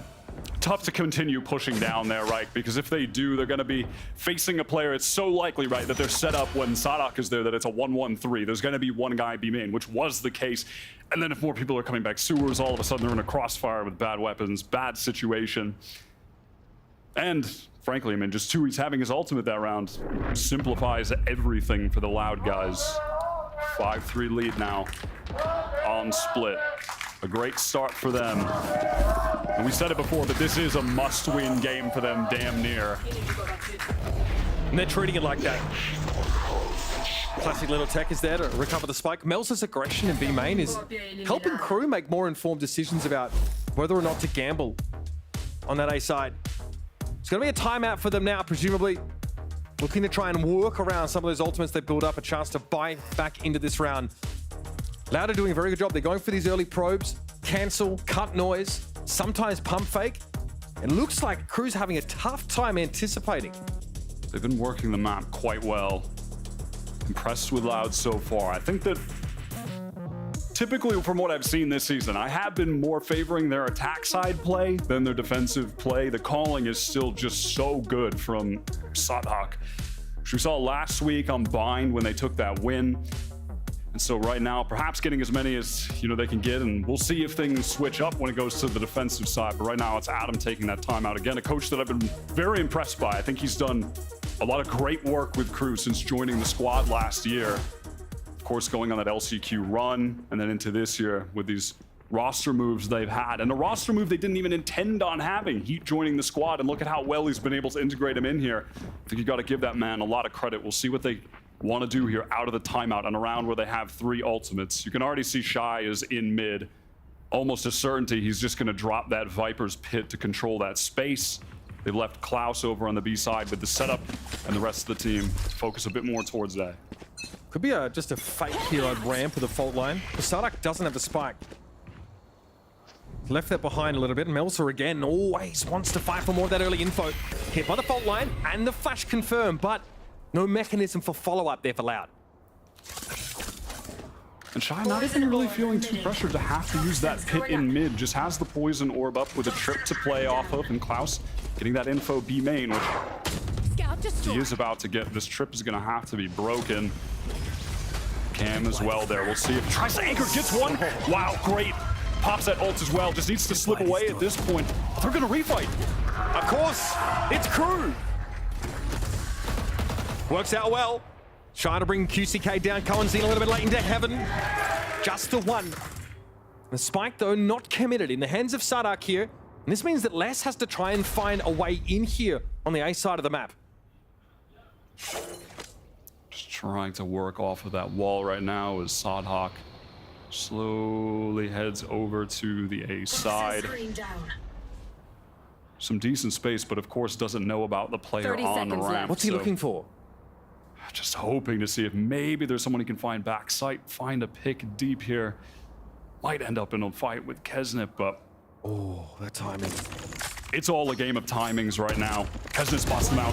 What? 1 HP, and he may have scuppered the plans for Loud. Sadak at least able to respond. And there's plenty more, but that came from Crew. Get themselves a key one here in round 9. So nicely dealt with. They didn't even have to use that pit in mid, so they've still got an option to use that later. And Shy just never really felt any pressure. And again, it's just on Klaus. This guy this season just revitalized his career entirely. IGLing and somehow fragging significantly better on the roll than he did last year. Incredible stuff from him. And we're better to demonstrate this against a team who notoriously hates to play Sentinels in their comps. Loud does not bring that in. They love the double flashes. Sadak has said it many times. He doesn't think Sentinels are that important. He would rather have flashes to dump into the enemy team. And he does have those in the form of 4 with the breach in the sky. Good for the big executes for sure, and they're gathered up for one on A. First the Trailblazer here, scouts outside, gets caught in a trip briefly. Klaus down to the paint shells though. He's looking to face Abba to turn away from the flash, but Sadak gets it with a second one. Loud dumping that util just as we discussed into the site now. Shy might try and challenge this. No, the aftershock forces him off that rafter angle, and Sadak is still able to find him. Melsa with it all to do, headed towards screens. Planted. Sadak as well. Fallen is still available, is going to send that out. Doesn't catch Melser, but really good positioning right now from Loud. It's going to be so tough for him to get anything done here, and he's just going to opt to save this. A good move if you look at the economy as well late into the game. They're going to be able to have a good buy on this following round. Loud just, as we were saying, they take advantage of the comp that they're running here, able to pull off these massive executes. That's what the Breach excels at. It doesn't flow well at all times throughout the game, but when you have a big set piece like that, dealing with him is incredibly difficult. It feels like Sadak sees two players come for him there in mid, communicates that to Loud, saying, hey, I think A is much more lightly held right now. You can probably just contact in there. And so they did. So much of this game swirls around Sadak there as the eye of the storm. QCK again. I believe he does count as the first kill, I believe, when he got that nade in there deep, if I remember correctly. We'll see. Oh, well, Klaus got it first. All good. They traded out even. That counts as the first kill and a first death for both. It won't show that on the stat sheet, but we know that in our hearts. QCK has really been doing a better job this game than in some we've seen from him recently. Impressive stuff so far. And Sadak unburdened by making those more coach-esque decisions now. Able to continue to take strides mechanically. Melsa fault line. Can always TP away from that if required, and Kesnet was there. Typically on these rounds, Melser has been controlling B main with ease for most of them. And Loud have just dealt with that with a fault line. Pushed up 2Es to get that space, keep his eyes on it. And then of course in the meantime here, it's Less and Kawanzine just working towards the A side. Trying to see if any crew players are going to go for a peek, posted up on the angles. If anyone would, it's crew. And now just waiting for the rest of the team to rotate back on this anti-eco round. And there it is, Heat finally. Just too tempted, just had to find out what was going on ramp and gets punished. Playing right into Loud's hands. Here they head towards the site though. QCK stunned up though. And will eventually make the way over to A with 3 of those crew players grouped up towards screens, but Sadak is wise to it. Maybe even that was through smoke. That rafter smoke dissipates, but no one from crew is taken up residence inside heaven. Slowly, Melsa looks to try and re-clear it and have a vantage point with that Sheriff. But Loud are so embedded here. They're virtually in the walls. Melsa at least is able to dodge away from that flashpoint. Kesnet steps up to meet his maker. Double swing with Sadak and 2Es, who's playing over on the ramp side. Just making things look easy. Sadak is just fragging out in this game as well. This guy is really stepping it up individually. It's pretty mental to watch. I mean, look at him go, 12 and 8, top fragging the server right now. What can he do, Mitch? What can he do? The early hit here as well, it looked as if they were hit by a Trailblazer or something similar. I think QCK stunned as they got into the site, but they were still able to keep walking up. Nicely dealt with, and now a final opportunity for crew to get the round and Loud. Okay, what is this? Wealth, absolute wealth on their part. They have 3 ops posted up right now on attack for any crew players that might get antsy. Go for a little contact push, a little peek, just, it can't hurt. What if I just, jump spot and try to get a little bit of info, and then, oh, there's 3 ops on attack right now, ready to drop, pick up a rifle. But they are asking crew to contact they are tempting fate right now. I mean, of course, they have no idea this is ridiculous, but some opportunities for Loud to get a cheese kill to open this up. All right, 2 years is off the silly sauce. I think all of them have left Vandals in easily accessible locations. So Loud making a switch up here. On this 1 minute timing, sending QCK and Kawanzine up mid. And at this point, they've made quite a bit of noise across the map. There are op shots on both sides. You can see how spread the crew defense is right now. Shy pops the pitch to try and slow this down. Ooh, he avoids a rolling thunder. QCK looks to spam through Shy, wants to inch forward. The paint shell's though going to make him think twice about that. He will inhabit that pit for the time being, and this is forced Loud over in the A direction, but the Seekers from Crew see all of this. 30 seconds. Klaus anchored on the side, hit by a flash. Cyber Casey give him a little bit of room to breathe, and he wins out the battle. That's a big one, but there's more to be done. Long-range showstopper there, sidestepped by Sadak, but he's low. Tuyas getting involved, but it's up to QCK now. Great swings. He's had a great game, but this might be too much to ask for. Crew get themselves another one before the half. And that's a sigh of relief here. Loud piling on the pressure wire. Great big swing from Crew there at the end. The triple face into screens. And listen, this one is close. Both teams right now, they're showing out. I think both teams are looking quite strong. Could go either way. Absolutely here, Loud with 7. Let's see how this plays out in that final round here. Rough one for Loud. Just forced into this rotate. I mean, they had to play into Crew's hands because of that pit that came down from Shy. And you could see the instant rotate from Crew. They were so fast to meet them on the A site. They just herded them over there. Perfect response. Definitely a must-win game for Loud so far, and they're playing like it. We're going to take a moment now to head over to our desk to break down the action from Split so far. Thanks very much, Mitch. 5 salvage at the end there for Crew, but overall, a bit of a struggle on that defensive side for Klaus and the boys. Yeah, it absolutely was. They got that win right at the end, but even from round 2, Loud forcing up and beating out to get the momentum back in their favor, it did start to slip away from Crew. Yeah, it just looked so rough for me because I felt like there were so many opportunities where they could use their Sky to get good enough re-clear information. You know, you knew Loud was using their fault line towards that B main almost every single round, and instead of re-clearing, regaining that info, it felt like Crew just fell off, played a little bit more passive, put a lot of trust into their team to just hold down the side, and the Sky was just playing A every round, not getting any. It was a little weird seeing some of those Sky re-clears going on the A site when the Cypher utility was also set up there. And it's not always super problematic to play Sky on the same side as the Cypher, but to, like what you were saying, it's very important to get a forward line posted, usually by your duelist player, on the other side of the map, so you do have balanced information. Absolutely, and for the other side on Loud, it's a little bit of a continuation of the last game where Sadak is taking over, winning a lot of these rounds out of the scrappiness. But let's look ahead towards that second half. What are you looking for on Crew's attack, Mirna? I mean, I would love to see a little bit more util. I feel like all these fights so far have just been kind of walking up contact plays. I would love to see more mid-rounding information and setting up to bait that breach trap play. And usually how they get that mid-round info is by inserting Kesnet very far up into mid, into mail or vents. That's what I'm looking at. Loud's gonna have to deal with it, but they already have 7 rounds and a chance to close this out as we head back to the game with Mitch and Wyatt. And we're on the same page, I think, as our desk here. So much of this depends on that breach utility. Sadak always seems to be at the locus of the action, and he's able to call a lot of this information over to the rest of his team, especially about the weaker sites on the extremities. And on the defense side as well, Breach here just notorious for so many trap play setups.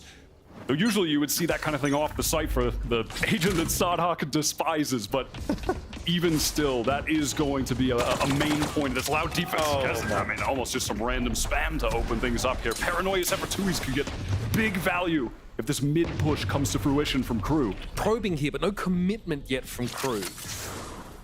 Poison Orb thrown up, and 2 years... Let's throw a smoke down. He was preparing a Paranoia, I think, for that push. Gearing up for some of this breach utility. And Loud have read this. I mean, look at the stack. They've got 4 players onto the site already. This is going to be so tough for Crew. Look how far forward Kawanzini is. That's why.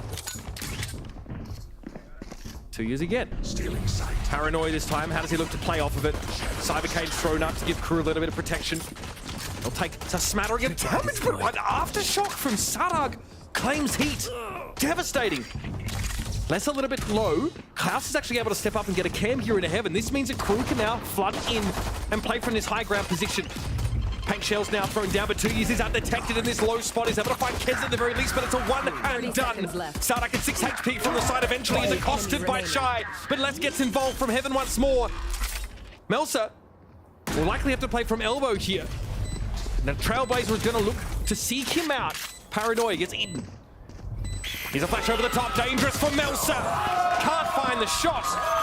And this is what Loud are looking for. What a way to start this defense. And you pointed it out, Kawanzini just pushing all the way up into like B main, right up to the tripwire there. a crucial piece in allowing Loud to just overstack towards the A site. With that mid push not coming in, it was just all too readable, Mitch. They were perfectly set up for that. And then how can you get in? I mean, this is, first of all, that's unfortunate. But even past that, right? I mean, the crossfire setups from Loud, how can you deal with that?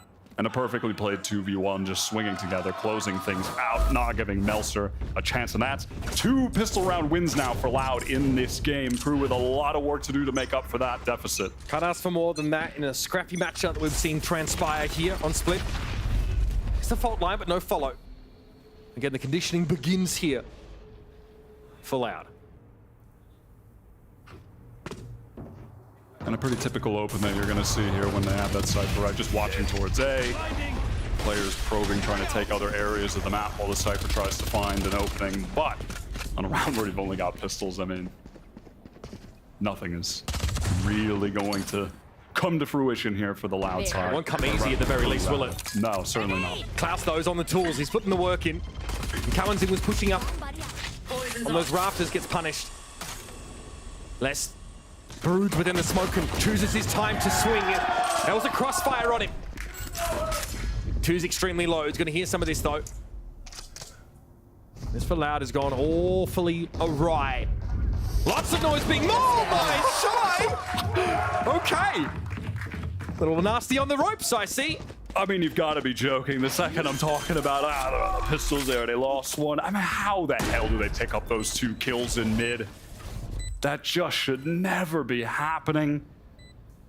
But when we're looking at Crew, we're looking at the individual skill, the form that these guys have been in the past 3 weeks. It feels like at any point, anyone on this team can hit a crucial shot. Melser seals the deal onto Sadak.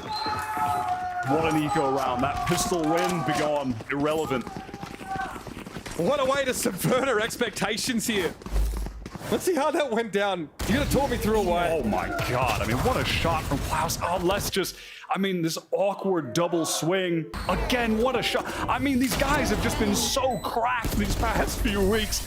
All of them just feel revitalized individually. Guys that when we were looking at Crew in the past, it was Kesnet and friends. And now the friends are, they're really good. They're right there with him. Well, Les just wanted to swing that smoke. Didn't respect the mid-presence. Some early action here. 2 years able to get out, but only just. Kesnet could have pursued, but doesn't know about that heaven presence. But now 2 years, he knows his number is up. Kesnet starts to take advantage. Smoke in heaven will cut less than QCK1 out of the action. It's a fault line from afar for Sadak, but nobody remotely bothered by it. Paranoia actually hits Kesnet there, but as 2 years tries to cross the safety shy, brings him down. Here's some attention from heaven now, and it's a shooting range. Just Sadak. And he doesn't have much to do here at all. Get some damage done. Oh my goodness, Loud got folded. It's small things, Mitch, but I appreciate that in the midst of that execute. Was there an opportunity probably for Kesnet to just push up, wrap, fight 2Es and kill him? Yeah, but satchel in. They just slow it down and nade him. This team is just playing a very fundamentally sound game, which is just in juxtaposition to the Crew that we remember of last year, where at times you're watching Kesnet and you're watching a guy who feels like he has to go nuclear all the time. It feels like he has to win the game for his team in the past, right? Now he says he's the Kesnet that plays for his team. Operator here in the hands of QCK. That one, though, is down mid. 2 years will be staved off by that poison orb. And falling off B main now are Crew as Kesnet and Klaus just trying to work up, get some space off of that Viper wall. Facing now into the site as the rest of the team gather up with them. Flash is going to get some info from Kawanzin, but not enough to convince the rest of the Loud players to rotate just yet. They don't have big main control Loud. But eventually they are going to start sending less to reinforce this A side. Anchor players will be Kawanzin and Sadak as per usual. That off and mid from QCK is offering some pretty decent info though, and it has allowed Les to pick up this angle. While actually rotating potentially up into mid now. QCK is in fear. They don't go in the direction of the operator in the end. Another fault line towards heaven here as Crew trend back towards the A side. Paranoia dodged by Kawanzin, not even close. Flash gives no information, but here comes that swing from main. Cummins, he wants to hold the line, but Shy's a little better. Oh my, the anchors! 30 seconds left. Absolutely torn from the side, and the Viper's pit. Interwall's elbow and screens. Limited options now for Loud. I don't think Les even bothers. What a fantastically called round from Klaus. The IGL, just as he said, that pump fake, just suddenly that pressure onto QCK. You know he's getting worried. He's saying over comms that they're coming up vent right now. He has to fall off, and you can see less on the minimap. He was watching Heaven from the spawn side. He starts to fall off a little bit. Things are just getting so messy, and Crew take full advantage of it. Then they burst into the A site, just swarming the two anchors. I mean, what can they do when they're getting pushed down from elbow, from main, Heaven? What a great round from Crew. Elaborate too. The mid-rounding was pretty elegant. Absolutely. I just love what I'm seeing from Klaus. This stage. Just walk up here. Oh, the pressure on Sardak. He just doesn't know where to look. He has to just watch everything at once. He's only got 2 eyes. He doesn't have a third in the back of his head. Yeah, 2 eyes, 3 A's, but not a hope in that round. Timeout here called by Loud because they've maintained that operator from QCK. They can still play around that. But the looks of things here to be Sardak, who really doesn't have a whole lot economically to contribute. The Crew have evened up this game. They've lost both pistols here on Split. Despite that, they have made it more than competitive. At the top of the board right now for them, Heat. Just a guy who didn't even think he'd have a place in the league this season. A guy that was at the top of the Brazilian scene at a time, a guy that you were looking at on the international stage like he is the best player in Brazil, and then didn't even think this season that he would have a team. And of course, I'm referring to many years ago, but what a turnaround now. Picking up a new role has just looked fantastic. And MTA also continue to be developed as a 6th man for this roster. Obviously coming up from that academy scene in Latin America. And crucially, Sadhak now, as you mentioned with the economy, he's opted to just get a light armor and a stinger, going to forego better weaponry to get that utility to try and set his team up. A lot of eyes on the operator here, which is actually now, hold on, that's being swapped over to Les. He's got that to watch the line on A, while the rest of the team, it looks like they're set up for a big play in B main with Sadhak fault line in hand, ready to fight here. Okay, it's actually a defensive smoke, not even a one-way, and yet Loud want to try and push through this. That made enough noise to wake the dead. Kesnet, does he have the right angle? He's trying to play an off angle here in advance, but still through the smoke. Here comes Loud. Kesnet's got nowhere to go, but still does the dead. How does he come out on top? That is absurd. How does he navigate that situation? I thought Loud were screwed when they were jumping out of the smoke. I couldn't believe they get 2. How does it? I mean, full blind brings it back to the 2v2. Not just that. I can't believe that. They're in a favored position now. How about a contact here towards A with no threat? Not that I know that. But look at this, straight away, Kesnet gets there. That spike is going down. Shy able to play here from ramp, and Louder a long way from the action. At the very least, Sadhak is able to recover a rifle from that slew of corpses outside of B. And a ton of utility up. His fault line just recharged. He didn't end up using an aftershock or either of the flashes early in the round. So critical on this retake will be that utility, but will he even have a chance to use it? Shy, the timing didn't favor him. Sardak wins it out. Kesnet, a little battered here, a little damaged. Paint shells to his name. Is probably going to deal with a high-low setup here from Loud, but he sees Les first. He swings it. Now the 1 versus 1 for Kesnet. Fault line comes in, he stands his ground. He will go down with this ship. Crosses down to 15, and he's done it! Sardak comes up with nothing! And Crew, what an unlikely way to turn the round for a Red Bull clutch. I'm just stunned. I can't believe they won that round. I can't believe they won it after the initial action. I can't believe Kesnet wins that in the end. I mean, Loud looking a little bit silly there. I mean, you could see Les was jumping down. He was looking like Boostio when he did have a mouse just jumping around trying to fade out the peak. Hey, at least Boostio won the round. And Sadak just still in heaven, just wasn't in the right place to trade off of it, just getting a little bit disconnected. Wasn't sure maybe if he wanted to use utility. Cover going on. Oh my god, I can't believe that. Crew fast into B main now, taking control.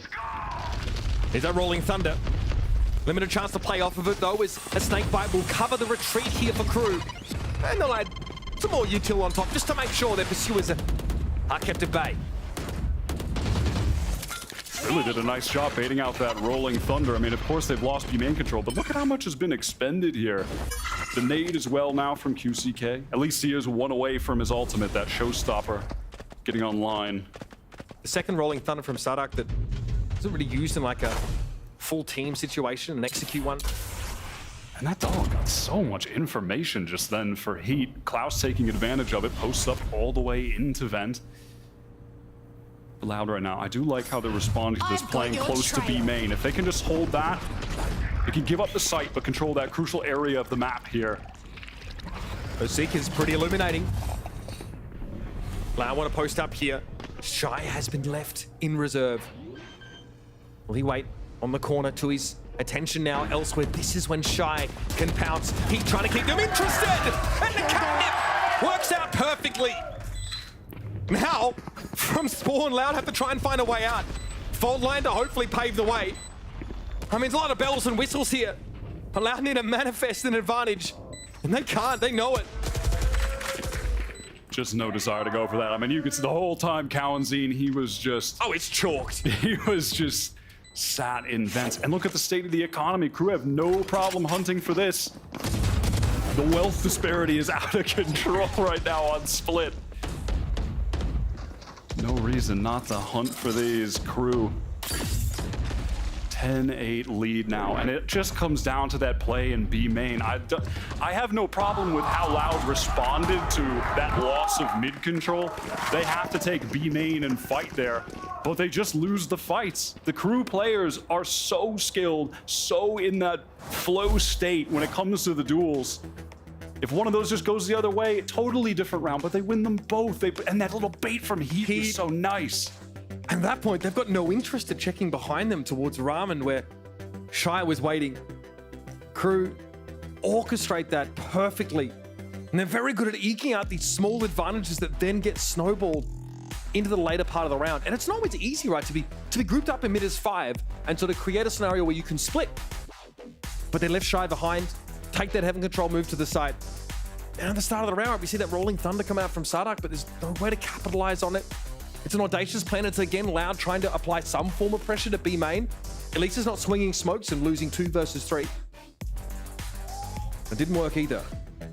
An important time for a timeout, frankly, called by Peya, the new Loud coach who joined up with the team this year. I think this was the right time for it. They needed to kind of slow things down, figure out what they want to do from here on out after a frustrating round to lose, frankly. I mean, they've lost 5 in a row. Heads. I mean, yeah, that is tough. I didn't even realize they're kind of just coming so fast, to be honest. I mean, if I was Peyo SDK, my headline would be even further back, and that's hard to do. That's a long walk. And now Crew, again, just leaving Klaus over towards A main, gonna control that with the cam, play around the Viper wall set up in the 1-3-1 here. Standard open to the round, gonna dog through this poison cloud. Fake TP as well, or not even fake, sorry, just CPing high, yeah, to try and get that angle over into Vent. Could leave Melsa here for a time. And Boombot headed into Mail and was promptly disassembled. Cowanzine, what is there to see? A trip, that's it. Doesn't know anything that's happening down in sewer, but still has a sixth sense about it. This is a lot of false info from Cowanzine. Expecting at this point maybe to just see the Cypher, and only sees the Cypher again. But Les is gonna rotate. Oh, Sadak, what a peek. Great kill. Sadak saw the Cypher too, but he completed the kill. Oh my, Kesnitz! Unleashed once more!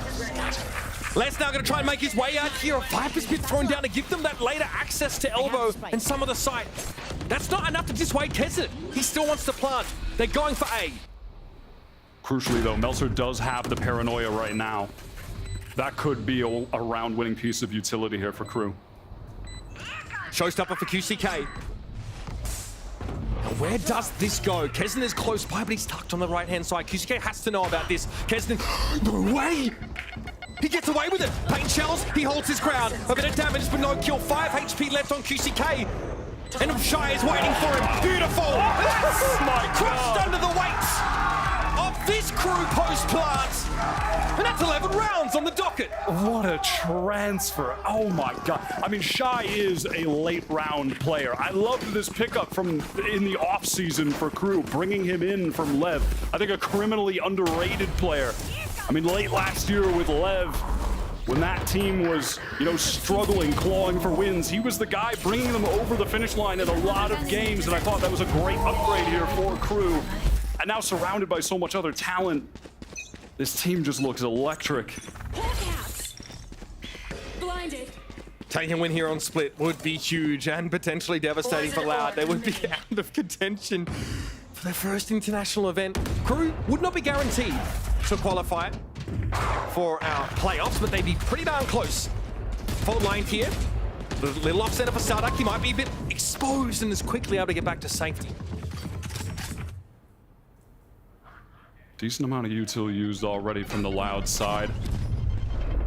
Trying to go for a little trap play, potentially in B main, find a pick there. At the very least, they're going to retain some control off the one-way for now. I don't think Crew want to let them have B main indefinitely, but that one-way is about to be refreshed. So mid it is. Contacting up slowly now. But with that cloud going down, they feel pressured to use their info gathering utility. They know QCK's on rafters at the very least. They are looking to challenge this, but the fault line came in from Sardak as he is in spawn. Shy eventually wins out. That's that B main control now established. You can now split onto B. 30 seconds left. Shy will be slow about it, but he'll get there. QCK holds his ground on the site, but he finds him from upper. Melsa here can catch Sardak. But is more concerned about the ropes rotation. Cam removed. Sardak gives away his position. For Melsa, it's all too easy. But Cohen Zine realizes he needs to get out of dodge. Allow him one more chance to keep this map alive. Shy is just absolutely cooking in B main. He just can't be stopped. It's another round where he essentially just gets the pivotal impact kill that gives Crew the round win. But I love the calling right now from Klaus. He's working across the map, getting up into mid, and then they felt a little bit of pressure, and boom, did you see the reaction time on just getting the dog, the boom bot out, pressuring into vent and into heaven at the same time. I mean, you can't ask for any more from Shot now. It's elementary from that point, right? The trades are good. The defenders have no heaven control. Sardak's late to the party. There you have it. Map point coming up here for Crew. I just, in no point watching Crew, I feel like I've seen quality attack side rounds like this. At no point in their history. At no point have they been this consistent. 3 weeks of wins in a row, about to take another map right now. They've had those flash in the pan moments like at LCQ, at some of the international events, they'll get a big upset win here and there. But this high level of consistency is new to them. On match point now, gathered up outside of A. They haven't really gone for a lot of big hits. This might be the first time they do it. Everybody from Crew group there. Sardak takes a licking early. Toxins going up. Shy here set up to deny rafters. Toxin screen down. And there it is. Snakebite, even some trips being thrown down here at the top of ramps. Crew might just want to push their way through A main, but this aftershock is going to be forcing them to wait. More info in towards heaven. Crew now making their intentions pretty clear. Paranoia also to catch rafters. Klaus keeping an eye on ropes now. Tentatively, Crew start to take control of this part of the map. This mid-round for Crew now is pivotal. They've expended a lot of utility. They know that they've drawn rotates at this point. They've made so much noise. Shadows traveling. What is their response going to be? They're slowing things down. They finally crossed that heaven opening. Sardak wasn't watching the line. Too much pressure for him. Cohen's is low. Look at how bad the anchors are for Loud. They're barely alive, but they hold their ground for now. QCK chooses his time to come out from ropes. Butter blows up in his face. 2 years. Makes sound and is forced back. Cohen's was always going to be lit there. And 2 years is on the outside looking in. Spike isn't even planted yet, and he has to do something truly extraordinary to keep this map alive. Spike planted. But look at this setup. How can he crack this, man? Trip behind him. He can't even go down. Rebs and Crew. A dominant opener to this series. After that halftime, they lost both pistols, Wyatt. I mean, it's one of those games where when you look at the score, it tells you a little bit of a story. I mean, 13-8, that is pretty convincing, sure. But when you watch and you take into account the pistols, I mean, that was on the gun rounds. Domination from Crew. Masterfully, called attack half from Klaus, who's picked up the IGLing for the squad this year. The way that they were working the map, slowing down at pivotal times, re-pushing into other areas, re-clearing mid at crucial times, threatening, are they hitting A, are they hitting B through mid, which side are they splitting, how Shy was playing around main, I mean, masterclass attack side here from Crew. It's that second half anti-eco for Loud that's going to stick in my head there. Things really started to go south after that. We're going to step away for a moment, and GB and the Atlas stats will break down map 1.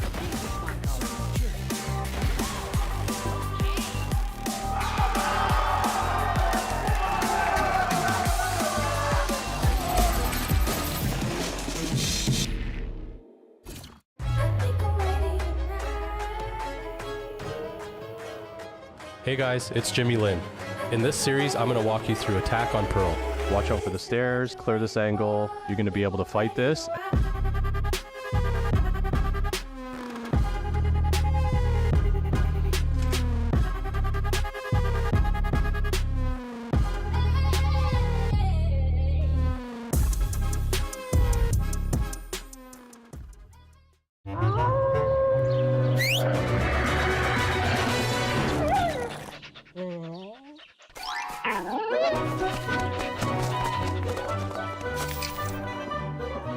Red Bull gives you wings.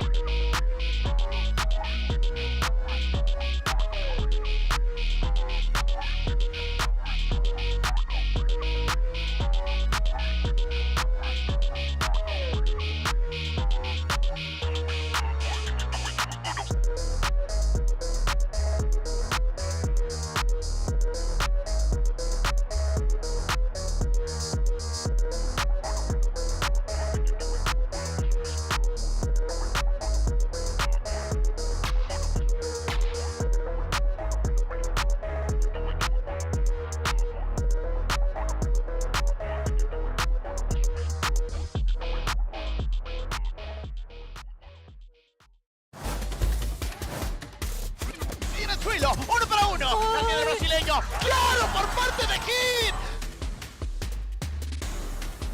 Não vai dar tempo. Não fez metade. Left de novo. Vai ter duelete.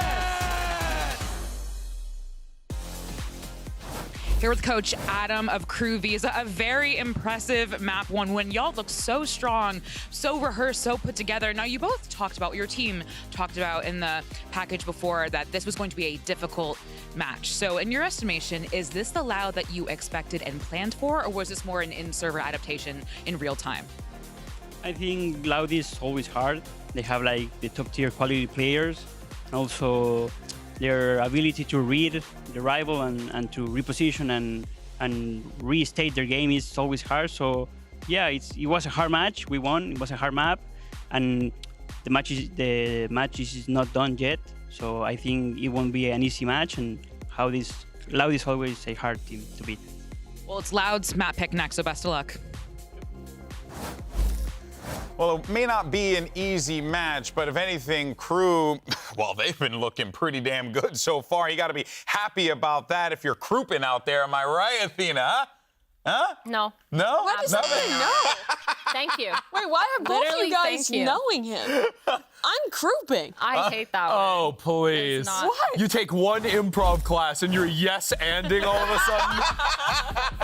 All right, well, let's go ahead, though, and talk about what we were seeing in that, because it just felt like Loud were just flat out there, man. Yeah, I mean, after winning the pistol, they fell apart, and a round like this really shows it. Crew do a little bit of a diving and dipping up in towards A heaven, but Loud consistently, especially early on in the half, were putting both of their initiators on the same side of the map, and it just felt like they were overloading into that side and not actually even setting up trap plays around that, not having the Cypher. They were either using their util really early, right off the rip, and not really connecting, or being in a situation like that where they've still got flashes in hand and getting dove on. Yeah, I mean, in that second half, when I was watching Loud, it was just so hard to watch because there were so many instances where they would use their breach util, they would use their sky util, and no one would capitalize off it.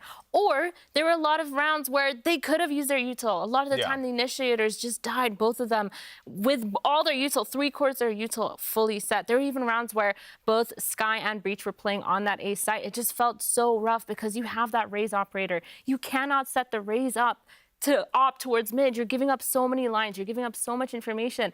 And you're not using your util. Like, I'm not sure what the game plan was, but it felt really rough for Loud. Yeah, it was a struggle for Loud, but Crew did take advantage of that, and I think called a solid attack side, and a big part of that was heat. And to kind of remind about this guy's history, last year he was on MIBR, worst team in the league, most likely then, right? Maybe besides what was then the Crew roster, but even that MIBR team was falling apart towards the end of the season.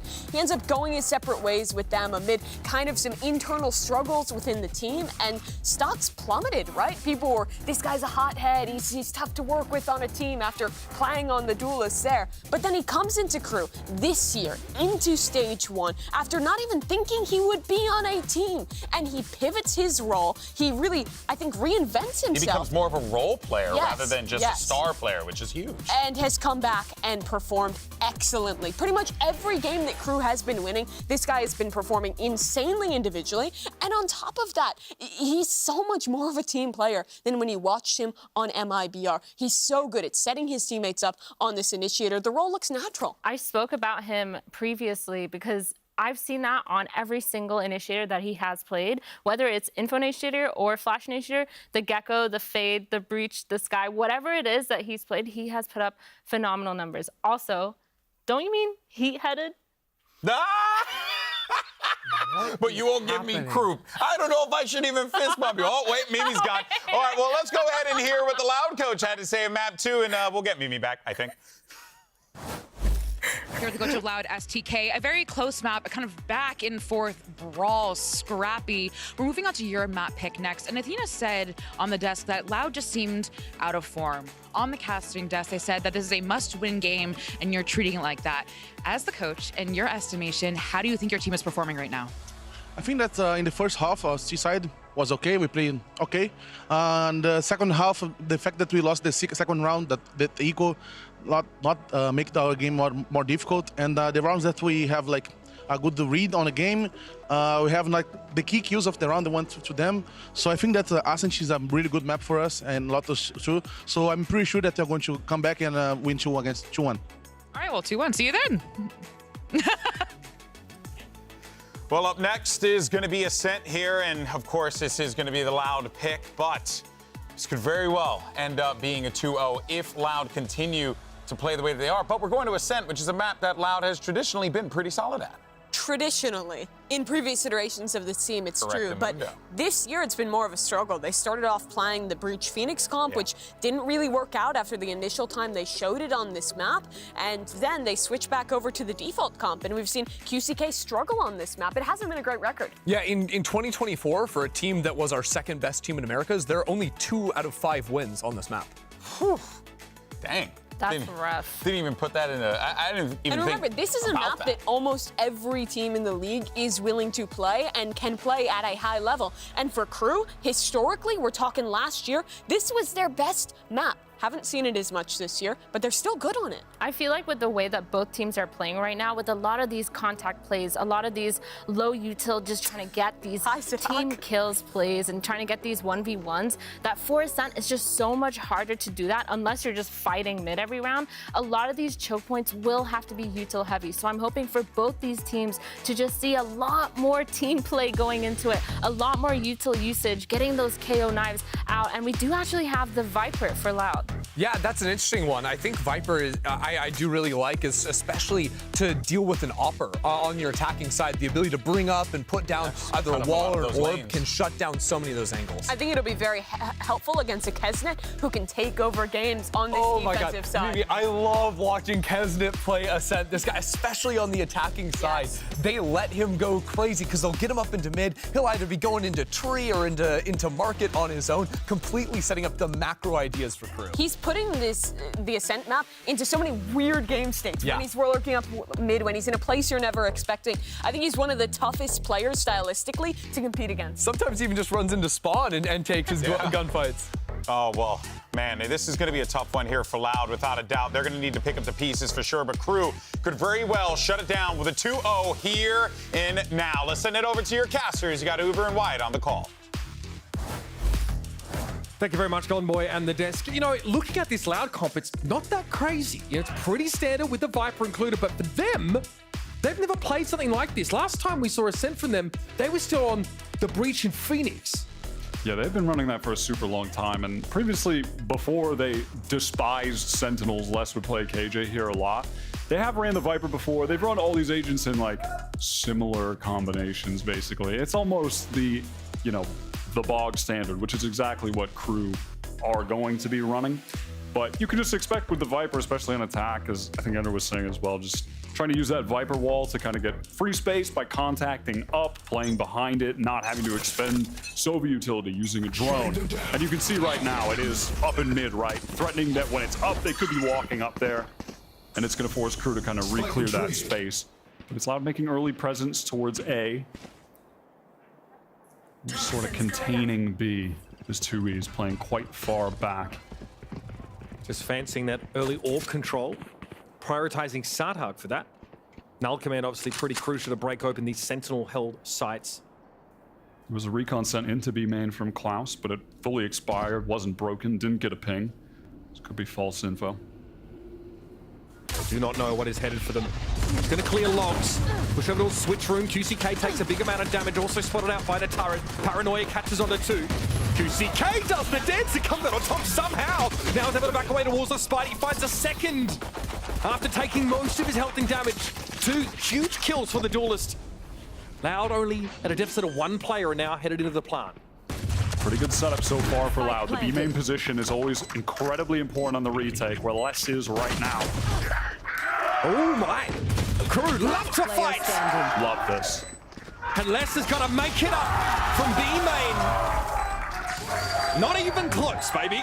I just love how Crew played that with pace. The smoke was down B main. It's so likely someone is going to be there. Let's just ignore them. We're just sprinting into the site together. They have so much confidence in each other right now as well to swing off of each other, take these fights. I mean, even here early on, they're actually trying to explode out through the smokes before the Loud players even got into the site, but Great trading there at the end. I love the decision, again, to just activate with that pace and entirely ignore less. And right now, into this next round, Kesnet is actually picking up the Outlaw. There is going to be a Sheriff bought from QCK on the Loud side. So in the round after this, that's going to potentially throw a wrench in the works as far as the economy, not having a heavy armor, getting one shot at fire.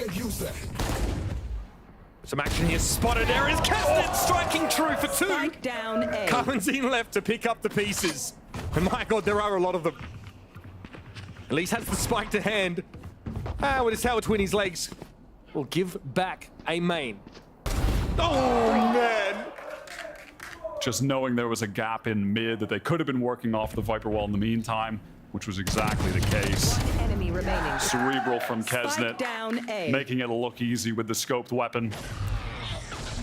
It's going to be important to check in on that Loud economy in the next one, see what they can actually afford to buy up here. In terms of, again, it's just dealing with the heavy armors. I love second round Outlaw buys because, frankly, it has implications for the entire series, in my opinion. If you know that the other team is Outlaw friendly, later when you're on an eco round, you're just going to full classics if you lose the pistol. There's like another no free reason round. to take the risk. Yeah, I really am a big fan of the Outlaw here. There's your flawless. This is how it all starts. Kesnet holds that heaven angle. Centimeter perfect work. One enemy So close to the knives already, and you can see it has made a bit of a difference where 2Es has been relegated down to the Bulldog, favoring getting the heavy armor as well as full utility. Less here with an Odin. Spam in the B direction. Kesnet. I mean, no one else doesn't like him. Body shot there. The finish is perfect. No notes, folks. 2 years able to catch him as he tries to get back down catwalk, but Shine's gonna be there. In the mid, he goes for 2. He doesn't see any more action, but Loud already decimated. Kamanzine so low. Bless not set up to succeed with that Odin either. The confidence that these guys have in each other right now is just outrageous. Swinging together there. The shots that they're all hitting. This is a crew that we've never seen before. This is a different crew than when we saw them on that LCQ run. It's just incredible. We've seen peaks from them, right? We've seen these incredible moments, but this is consistency from crew. Consistent excellence over the last few weeks. Unless he's about to get mulched here. Melzer has anything to say. Bonus round converted from crew. I mean, the play from Kesnet as well. I mean, pushing down Cat with the Outlaw and just the confidence, like, nah, I'm swinging you with the Sheriff. On a round, just... well, you know you won't get insta-kills. You know your opponents have bought that armor up. Still going for it? Hair-raising gameplay. I mean, this is just alpha activity from Kesnet. He's mogging. I mean, he's been one of the top duelists in the game for years, making a name for himself back at, like, Champions 2021. He's been so consistent the entire time, just hasn't really been in a position to get his flowers because crew haven't flourished themselves. He doesn't have time to water him. He's long since left spawn. He never comes home. Not even for Christmas. Going out. Here. Smoke thrown out to imply a potential cross to wine on that A side of crew. They will continue to focus their crosshairs towards mid and catwalk, and Kesnet starting to rotate. And that alarm bot you're seeing down mid right now. The Kamanzine tried to break with the shock dart. Missed.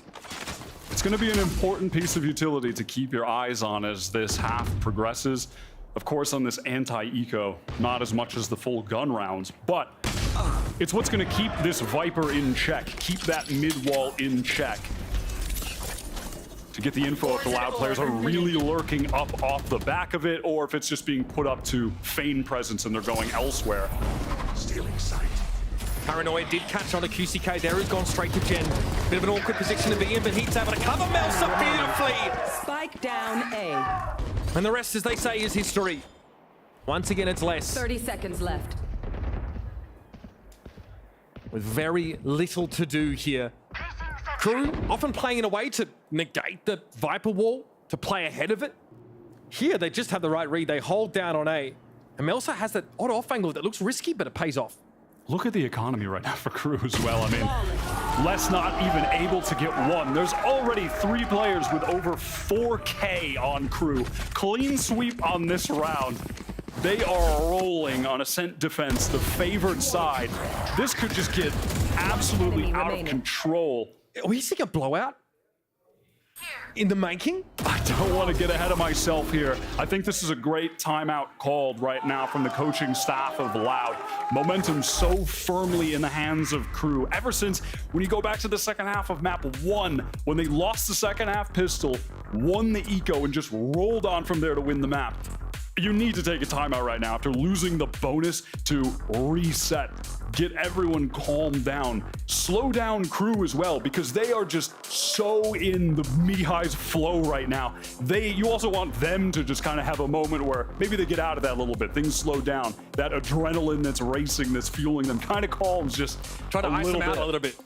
Absolutely.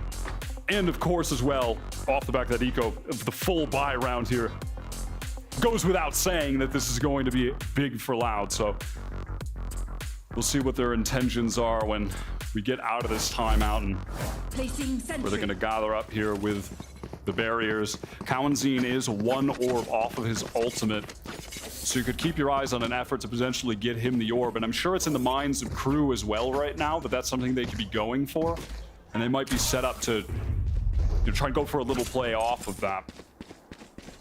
Try and find the pick when he's actually picking that orb up, something along those lines, but that doesn't seem to be the case right now. It looks like QCK is going to be in position to try and work up mid, maybe a recon close mid or something along those lines. They'll just play off that wall. There's going to be that drone to clear mid. You're right, though. They are looking for that orb on the B side. Already, Shy has gotten into B main. Drone behind him. Wanted to check behind that lobby. I don't think, though, let's get spotted. A lot invested from Loud to break that alarm bot, but it is so important with how the mid rounds here are going to play out and how the Crew rotations are actually going to operate. It's going to keep them more spread, less confident in being able to stack towards certain sites. A lot invested in hiding information through the middle part of the map here. It's a defensive knife, though, that spots a heck of a lot. All of Loud get revealed there. And they're running out of time in this round to make the play. It is dwindling a bit. But look at the defense, excuse me, right now for Crew. They have stacked up massively towards the A side. And all the while, Les has just been containing outside of B, making sure that those Crew defenders didn't push all the way out, get the information, and so it's going to allow them to gather up here, go for this full hit. Yeah, QCK making noise over on A as well. This site is going to be more than free, and they're going to have that Hunter's Fury for the post plant as well. Shy got lit there. 10 seconds Knife reveals the Killjoy. In towards defender spawn, so Loud get exactly what they wanted, leaving QCK behind to sell the fake at A. Means it is an open B site. Here's a Hunter's Fury. Cowanzine looking to line it up. Find one tag there, but that is all. Klaus going a little bit low, trying to play through from Market. Knife towards Boathouse. Should also have given a lot of info for the defenders now on this retake attempt. And Kesnet stepping up. Just the one for him for the time being. Sardak trying to drop below the masonry. And on the fight, it's going to be Heat pushing up. QCK here in towards B main. And systematically, Crew have dismantled this site. QCK could just never find a good timing to get out of the smoke. The peaks from Crew there are just fantastic. The fundamentals from these guys right now absolutely contain QCK. They are playing, I love how they're playing around B main right now. It is such an impactful position in the post plants on that site. It's just like the pistol wire. This retake on B. They ignore B main, mostly. And they slice up the pie, baby. Just swinging together. Everything going perfectly for them. And that was off their first timeout as well, Loud. At least, though, with the spike going down, economy just good enough to get a buy in here. Loud are still looking for answers. 5 rounds to Crew here. Their defense purring along nicely. Oh my goodness! What prescience from Shy. Then Alcoman turned off all his utility, so he instead chooses to get his hands dirty.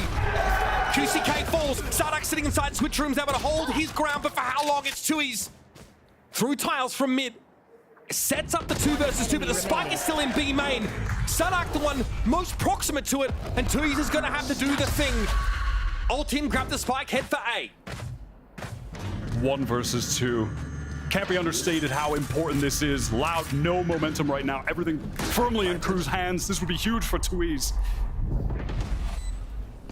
Smoke up to obscure. Here's the movements. He doesn't back away. There's gonna have to be a wider poke from Kesnet to see around this. Tui's wants to break these 2v1 into 2 1v1s. Sees the body, can't connect, and there's Kesnet from the top rope. Make it 6 for Crew.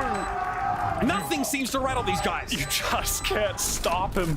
Kesnet is just an outrageous player.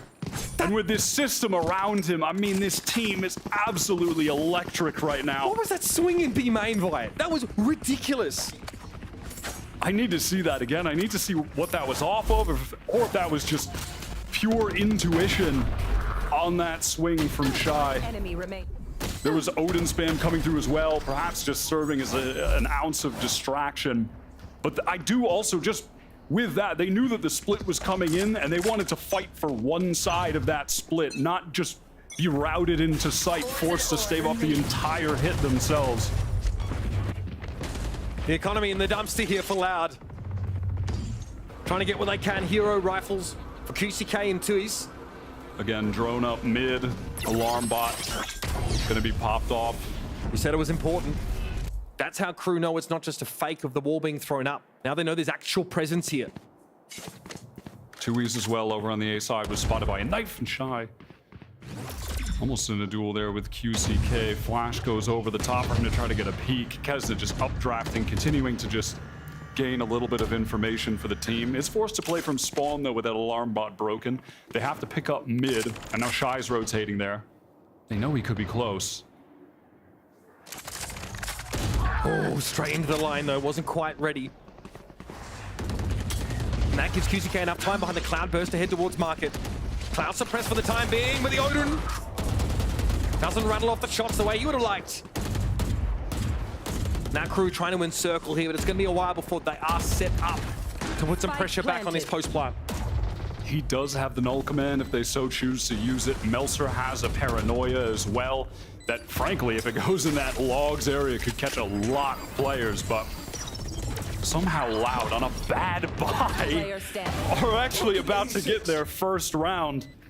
And it really just came down to such an awkward timing with Shy where he did a weapon swap that, I mean, frankly, he just didn't really need to do. He was just pressing his keys. It just caught him at the absolute worst time to open this round up. A little bit unfortunate, but I mean, damn, if you're Loud, you will take absolutely anything at this point to get something on the board. Nothing easy for Loud. Nothing has been for the entirety of this first stage. 0-2. Staring down the barrel of having to look from the outside in on the playoffs. And again, similar to map 1, QCK is actually starting off somewhat hot early. He's 7-6 on attack on the previous map. He was top fragging, but as things went on, he wasn't able to keep that up. Again, last map went negative, has not put up a positive map yet with Loud this stage. Just looking for this guy to step up. He's had some maps where he's gone crazy with them, but it's been here and there, right? Yeah, here and there, and this has to be one of them. Toxin screen down. Cohen's in back on Odin Juicy. Kesnet! Okay, it's one of those aggressive 4-8s that ends up blowing up in his face this time. Less, a little too cannon to be caught out by it. Up mid again. The alarm bot is actually placed further back this time. Spotted out. It does give up the game for QCK. Close pressure here from Klaus and Shy. Do they really want to just... Oh, they want to try. Oh, Melser. They always want it. And they get him. The double swing on QCK pays off for Crew. Now they've got that mid part of the map covered. And again, so much of this from Crew is just so simple, yet well executed. And when the player's in form, it's working time and time again. They just have 2 players swing from Cat. A little bit of a distraction with Melser going wide, and then off that noise, The guys in mid, Klaus and Shy, felt comfortable to peek through market. It's nothing complex, but they're making it work. They're making it look so easy. And that cross-map knife from Sadak, that late one into Cubby, tells them that the B side is the weakly held one. Spotting 2 players, despite 2 years losing out there. Here is the null command. Sadak wants to try and challenge through this regardless. He gets in behind a flash now. Les making his way towards B main, and the paranoia does not connect on Sadak. The lockdown now is going to be an issue though. Les will have to play from the outside of it here, and he might struggle for time. This angle will be watched by Klaus. Clear locks. Heat now, steps up, sat down. Klaus also. And the 1 versus 2 Les from Speedway is caught by Melsa for 4. And Crew are back on top. I mean, it doesn't even feel like Les has really had an opportunity to step up for this team. I mean, we know the kind of quality player he is. I mean, almost anyone would put him in their top 5. You just have to. And look at that again. It's just pure timing.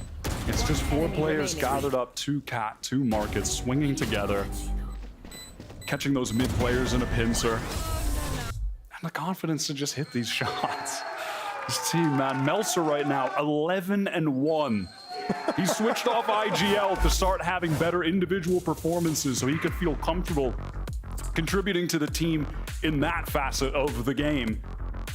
Absolutely working to a T. I'm thinking back to round 3, right? I think that was the first gun round. He's still, you know, on a bulldog, I think. Has that sort of off angle, a little bit exposed over on A. He's still able to find 2 huge kills there. Suffers that death. He's the only one so far, apparently. And then from there on out, consistently been very solid. Very hard to shift away from Tree. We have not seen a split to A at all from Loud. Yes, they've been able to get market control every now and then, but they've really had to work for every inch. They've been so concerned with pushing up mid and breaking this alarm bot with QCK actually being at the front of the line. They give the jet up to do it that last round. And frankly, at this point, it's just send a shock dart over there. It's basically, I mean, it's going up every round. But Cowanzine can't quite predict where it is. Yeah, he's missed it, I think. I think he did on the 1 round, but I think they're just overcommitting a bit on that area of the map, and it's all, because of that, they're just losing the extremities. Oh, great entry though from Sadak. They can just hit the gas here onto the site. Heat able to keep things slower though over towards Tree. This is unlikely to stop Loud for too long though. Flashing through the smoke comes Heat, catches onto Tui's, but Sadak is going to be there at least. Shire from the rafters. Nicely done by Loud. That one was elementary, my dear Watson. I mean, listen, Sadak, you just get an entry, you hit the site quickly off the back of it. All right, I mean, again, Loud will take anything they can get. And you don't need a lot of rounds on a sent attack to actually win the game. Yeah. Sometimes you only need a few and to win the pistol, because the defense side, you can rack the rounds up here. It is favored. Spike down. And One enemy. sort of as a just a basic thing too, as I was saying before that fast round, I do want to see them fight more for some of the extremities. So much emphasis on mid, constantly losing out on A main. Here again, A main actually lost a wine position taken by Melser, but the majority of the Loud squad there just ready at B here to hit off the back of Sadak's null command. That might force Shy to try and fight again. Unless he doesn't want to repeat that same behavior. No, it looks like this time he's going to give a bit of ground. Here comes QCK, lead the charge. Kesnet's vision going to be obscured briefly by that smoke, and Cowanzine punishes Shy as he tried to get at the jet. QCK now gets his way into market, and Klaus wants to step up, but Cowanzine is on the corner. Kesnet has to wait. Tui's able to TP across the Speedway now. All of Loud are embedded in this B site. And with 3 players, Crew have to unravel this. Viper's Pit available for less too if they want to lock this thing up. 4 on 2. Also, they may be out of sync. Looks to challenger on his own, and Kesnet takes the wallbang damage. The Blade Storm here. Operated a hand, and I think Crew are calling a cancel on this. They're getting out of dodge. It's taken a long time, but the economy finally broken here for Crew. Forced to save these weapons. 4 players, less than 300 credits each. Loud now with 3 on the board, and frankly, they have recovered this. I mean, that I'm already a bit content just with them having 3. If they can get more than that, obviously, I say this given that they then win the second half pistol, of course. But recovering things. Pivoting away from mid, being less concerned about it. We saw the prior round, right? They challenge A main. They get a frag, they execute. This time towards B, they're able to come in with the null command. Keeping it simple. Just winning with these big executes. And the null command, of course, on this map, when you get the opportunity to go for an execute like that, you just kind of have to take it. I mean, your odds of getting into the site, obviously you shut down all that KJ utility. You don't have to worry about getting stuck at the door or you're jet dashing in with the rest of the team getting disconnected, all that. It just makes it so simple. Speaking of which, Crew Visa might have felt like they've allowed Loud to get their foot in this one. 3 rounds for the attackers. Ahead of steam built up, and Crew now on a bit of an awkward bye. There's going to be some permutation of Judge and Bulldog mixed in here. They did maintain that operator though, and that could be crucial, especially now if the action is happening at those extremities in the form of contact plays. And having that Viper on attack is quite good at nullifying the operator a lot of the lines, especially obviously in mid where West is setting that up over and over. I mean, if Kesnet's feeling confident, he can try to, you know, find a timing to peek through the wall, dash away, but it just doesn't offer those same simple lines you can take, you know, all the way back mid towards spawn, just looking down, right? Just seeing everything in that fountain area. And Kesnet knowing that, he's not going to bother with mid at all. Once again, it's just going to be that alarm bot there. Les still retaining the Viper's Pit if they can get into sight again, Loud, and get that down to get a 4th on the board. Things finally going their way. Crew see nothing off that 0 point. Get back to mid. The plan might be here for Loud. Now we already have QCK, Kawanzin both extending here. Aldrone to check these corners. Nothing to see here. Another step further. This time towards defender spawn for QCK. Post up on this angle. Klaus has to pick this up now. Eyes off B as top mid is exposed. Look at how the Crew defenders are getting dragged around. Heat as well was double stacked towards tree. And now they're so focused on mid. And that A main is almost uncontested. It's going to be up to Kesnet to hold this. There is a sense though, Heat starting to trend back in that tree direction. We'll be able to intervene in the event of a push towards A main, but Loud are waiting on this. Here's that smoke towards door. 0 point again, probably doesn't see anything at all. They're thinking it might be a fake. But Kesnet is still holding that heaven angle. And QCK gets into the cookie jar. That's Klaus gone. That's the Hunter's Fury off the table. 30 seconds Kesnet's left. gonna have to go massive here. He can dodge a flash and then re-peek, dash away, try and get a kill. Look at this distraction from QCK. This is ridiculous. He lost! Kesnet lost a duel over on the A side as well. Melser tries to find his timing with the Judge, but fails to do so. Spike going down now, Sodhawk planting. One enemy remaining. And there it is. This one, it's just fallen to pieces. I think Kesnet was forced off the angle by the Aldrone, potentially. It's unclear. Either way, he loses hard in that one. And this looks to be a 4th attacking round for Loud now. Exceeding expectations, the ones that we had 5 or so rounds ago. Loud are well and truly establishing a foothold here, and they are pummeling this Crew economy. Just trying to save his heat. I do really like how Loud played around getting the mid control this time, just really biding their time, leaving QCK there drawing eyes, and then that full push into A with the rest of the squad. And of course, QCK just finding that. I mean, I say timing pushing out, he was making a hell of a lot of noise. Klaus was looking straight at him, but he just cracks him in this duel. Dashes off. Oh, what? They just bait the shot from Kesnet and then spam him down. He had an opportunity for a kill as well, but just sprayed through that wall. Didn't feel like he could get away. Maybe not the combination of Cloudburst and Tailwind that he needed. And Crew are on such a run. 4 now for Loud on a sense attack, looking quite strong. They have that one-way in A main, it's Melser, but he's just gonna back off and play this one a little bit safer. Cover going out. Kesnet's trying to get some info on mid, was updrafting there. Paranoia now for Melser too. He is feeling the pressure on account of that drone. TPing further back again. Right here. Here's that Hunter's Fury. Klaus bringing it into this round. Kawanzin throwing his own first though. Good damage. Oh, Melsa was never going to get away from that fragment. QCK here, Blade Storm out, punishes Kesnet. This is Crew forcing into this round. They still only got 2 players left to work with now. Sardak with the plant here. It's going to be 2 players from Heaven to fight this post plant. And a Viper's Pit. That's going to cover aim and the door. Here we go. Drop down. Cloud's good for 1. Shy here in a 1 versus 2 to try and save it. Smoke thrown out in front, but Shy hangs on with 4 HP. The lockdown here to create the space, but Les is lingering close. Almost too close. Spray through the smoke will not be enough. And Les comes alive. A 5th round for Loud to round the half out. Switching sides. I've got to be pleased with that. It was looking absolutely disastrous for Loud. So many rounds in a row for Crew, 6 of them. And it all spilled out of control. If you remember, there was that first round they got just a small moment where Shy was switching weapons, got caught, and that was the first domino into 5 late rounds for Loud. Oh man. All of a sudden, all that good work Crew were doing up in smoke. I mean, Loud have worked themselves into a position where they don't even need to win the pistol on this next half. They can win it out here. SDK feeling the energy. I hope our desk is too, because there's much to discuss here in this halftime. Let's send it over to the gang. Thank you so much for that. All right, well, in the beginning, we were looking at Crew, kind of continuing the success that they found in the first map.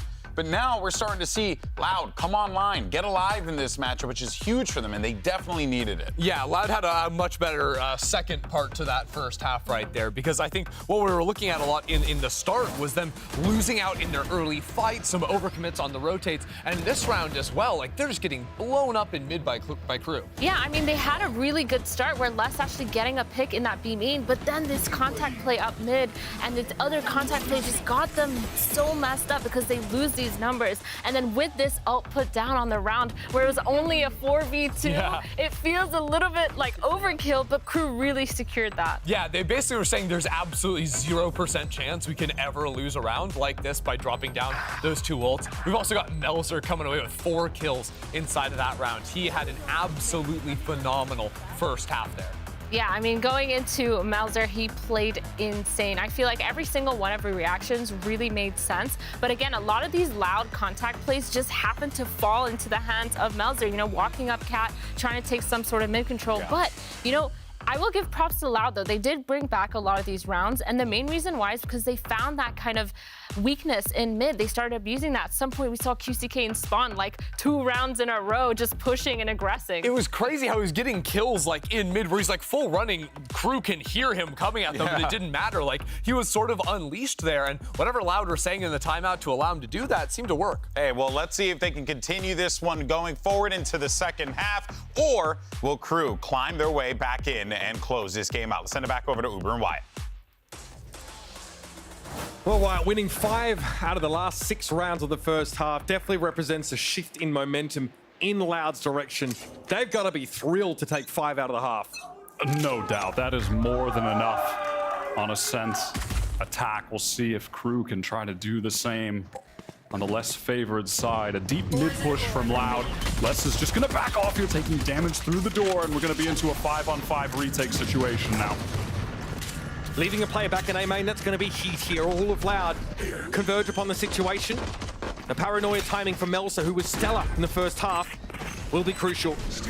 Aldrome will come out first. Just before the 0 point came through is QCK on the swing, 1 for 1. Hit flashed here, but ready to pounce into the fight as Les can challenge from long range. It's just Shy, who's on the outside looking in. Knows approximately where the spike is, but so risky to make this swing. And yeah, this goose is cooked. Loud get the dream start to their defense half. Shy just so far away. Trying to see if maybe some of those players that had pushed down mid were going to actually go for a full wrap through the A spawn side. But that never ended up happening, so he was just way out of the fight. 1 enemy. Really nicely done from Loud, though, spilling out from Heaven together at good times. Les dropping down. Finally, some positivity from the coaches there on Loud. It was dire, gloomy faces for a long time. This is their lifeline, already down a map in this series. Oh my lord. Kesnet giveth, Kesnet taketh away. This time, a free haircut for less. Okay, buddy. To be joking. QCK gets a new one ripped there. Shy is forced to respect Sadak here. Shot down. And the weapon he brings, Cohen's can't get out of this situation. We'll have to face down 2 here. It does it with a bomb. Spike down. Beautiful 3 for Cohen's. And now Shy. Oh my goodness, that was a short outing for Crew. Loud showing exactly why this is their map pick. I feel danger. Just looking awful for them. A must-win game here against Crew. Their chances at making it through to the playoffs if they lose here would be less than slim. What an inflection point this would be in the fortunes and story of Loud here in stage 1. All smiles with Cohen's. And look at this. Already a glass cannon operator picked up from QCK. Gonna be picking up the line towards A. That's going to allow the other 2 players near him, Omen, 2Es, and Sadhawk, to just double up on Cat. Completely forego B right now. They have the retake wall for it, so they're just content with fighting for the other areas of the map and using that wall for retake if need be. We saw this from QCK against Cloud9 on Lotus. Just wanted to get the operator in his hands and control one of those lanes.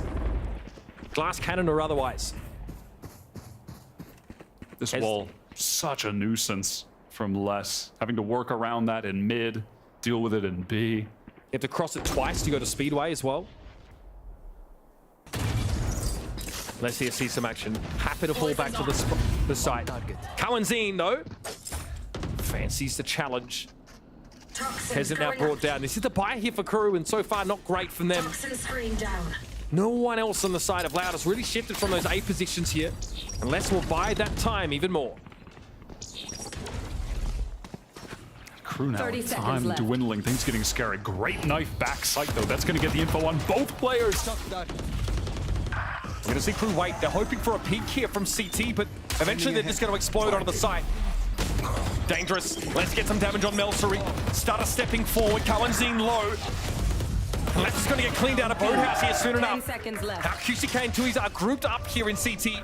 And that's going to be smoked off as Crew look to dig in for a long winter. Smoke down from 2Es. Paranoia went in as well, just to get this space to cross out over the stairs. And now QCK, that glass cannon operator we were talking about, he's going to have to go absolutely crazy on the retake. It is so tough to use here. Impossible, man. And they're obsessed with B main, but there's no one there for Crew. The roll here on the side. 2Es now through a hail of bullets. Heat will claim that final one, and Crew are back to business.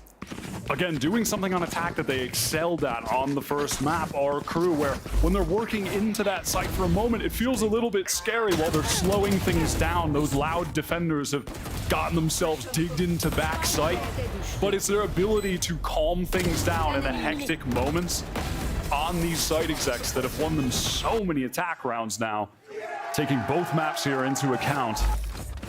I love seeing that from them, a nice layer of play in their game. Might be an aggressive pop here from Loud. They're considering it. All right, well, they know about the Odin. Crew have to be pleased now to start to build a staging ground financially into this attacking half. And of note, look at QCK, Sheriff in hand because of that glass cannon buy. Tragic for him here, not even particularly close to the knives. So a liability for Loud. The rest of the team gonna have to step up in the fragging department, unless he can hit some sick shots here with that Sheriff. Sadak, what a great intuition. Looks like he, despite the fragment being used, Sadak still gets a challenge and he wins it out.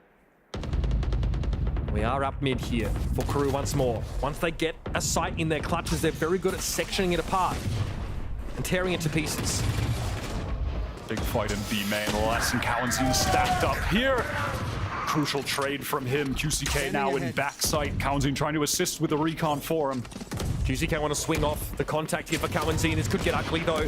Good great swing with the Sheriff, and it's good for 2. 30 seconds left. Now it's up to Kesnet. The tailwind gonna mean that QCK is awful slippery. With 2 players, the double swing here from CT. Kesnet has to go wild. That's pretty good. QCK down, the smoke's covered, and 2Es will convert. Now it's tit for tat as Loud get their 8th. Really nice play in B main there from Loud. How they adjusted their setup over towards that site with QCK. Picking up the line on market, which just allows that stack there. Expecting the split to come in. You want to take one part of that split just... I mean, I'm looking at this kill, which is just... I mean, just obscene from Sadok, but... Just cutting that split in two by taking control of B main. A really nice decision from Loud. On a map where typically you're expecting fantastic play. They were always so good on it last year with Sadok at the helm. Dangerous for Sadok here. He holds his ground. Okay. The gun diff may be manifesting there. The weaker buy for Crew. There's an obstacle they have to overcome. Did they get the better of QCK there in B main? Swing off the flash here for less. And he also falls. Shy says, anybody else? Fragment thrown behind him. He doesn't care. He's got no interest in that S key whatsoever. Playing anti. Shy behind that box. Really well done to just catch out less. Now Sadhawk probably just going to play for his life. Almost certainly. Look at the Loud positioning on the map. They've got them ensnared. Wow, what a first kill. He's had an extra sensory perception for timing of the last couple of rounds. Freebie. Cowan's going to step up here with the Odin. A free haircut handed out by Heat. And the awareness from him to sniff that out. Again, Spidey senses and all that. Melsa spotted out there on stairs. And there's definitely the suspicion, of course.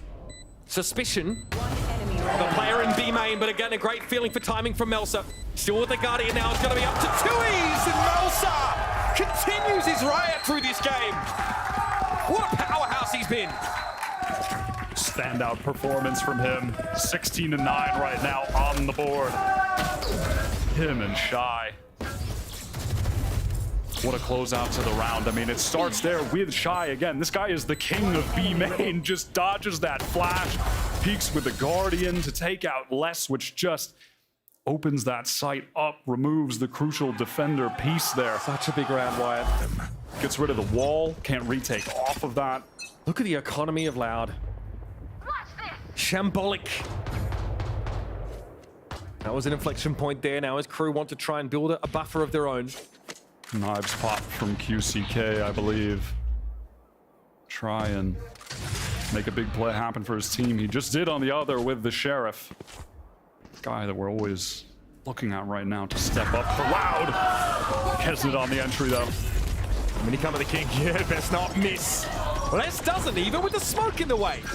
They will be lit, of course, by that recon. There's a pause for thought here for Crew, but they still want to scale in a B. They're committed. Heat again in B main. Loud are going to have to contend with this crossfire. Shy's doubled up with him as well. It's going to be so hard to get them out of that position. And now just this lockdown for the delay, but it does actually get broken through the wall because of that Guardian from Less. Bit of a misplay there from Shy. That's massive. Klaus doesn't have much to go off there with the Hunter's Fury either. Loud are in a decent position for a retake, but Heat, oh, he's so annoying. Stuck in the corner as QCK's knives come clattering to the ground. Flash from Heat, but not looking to push off of it. It's Less again, and then Crew get involved. Ooh, buddy, that's gonna hurt in the morning. Lockdown or not, the positioning from Crew there was just sublime. The double up in B main. Heat playing in the corner. The flash is coming out for the other players to play off of who are entrenched in the site. And of course, the better weaponry doesn't really hurt either, does it? Look at that triple face together. Again, it's just put these little set pieces together on a dime. It's the confidence again in their fundamentals. These guys just swinging together. They're not reinventing the wheel here. They're just doing all the little things perfectly, hitting all the right shots. QCK gets one. Having to back away there in heaven. The TP from Elsa looks like it was cancelled, but Kesnit, he's always there. Smoking towards tree there, but Shy little sectioned off and Les was flanking through mid. Crew got to commit now. Door to come down. Kesnit with a lot to do in managing this pressure from heaven. Cool positioning here, but because of that drone, Melser forced to go down. Was going to play a crossfire with Kesnit where he could jump up on his contact. This Hunter's Fury could be huge, though. It is. Kesnit's taken out. But Melser, hang on. Less than Sadak brought down here. It's only going to be Kawanzin. They're going to win this round, Loud. Can you bring Sadak back? They are pre-firing that angle. Kawanzin revealed as the smoke drops. And Crew strikes a mortal blow here. I mean, 11th. Look at Melser again, late in the round, 21 at 9. Never need to see this man IGL another day in his life, Mitch. Not a single damn day. Since the swap with Klaus. Absolutely white hot on the Omen right now. Oh, that's heartbreaking for STK. From elation to disappointment on his face. Whole spectrum of emotions. This match has just been wild. Loud sent down to the eco, a hero rifle in the hands of 2Es. On the verge of their 3rd straight loss. Loud now have to clamber out from the doldrums. 2 spotted by that 0 point there at Cubby. And Shy will just hold this position. The Spike and the rest of Crew are en route. And that knife told them everything about where to be. Absolutely. Jiggling main is Kawanzin. Get out of my way! No time for that, buddy! He is in trouble and he needs to back away fast. Null Command coming up at a beautiful time here. Keston with the knives out, looking to carve. And Kawanzin, the only resistance for Loud in B, has already been excised.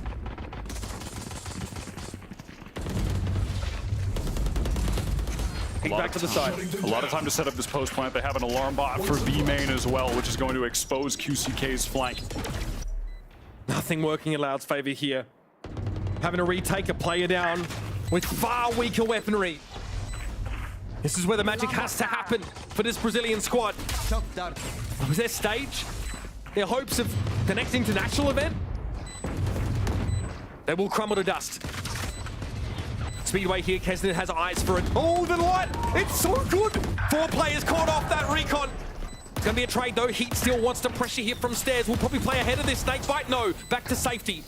Crew still disciplined even in the heat of this retake. And Loud, they've got nowhere to get in here. They've got no time. They've got no chance. And they've got no players left standing.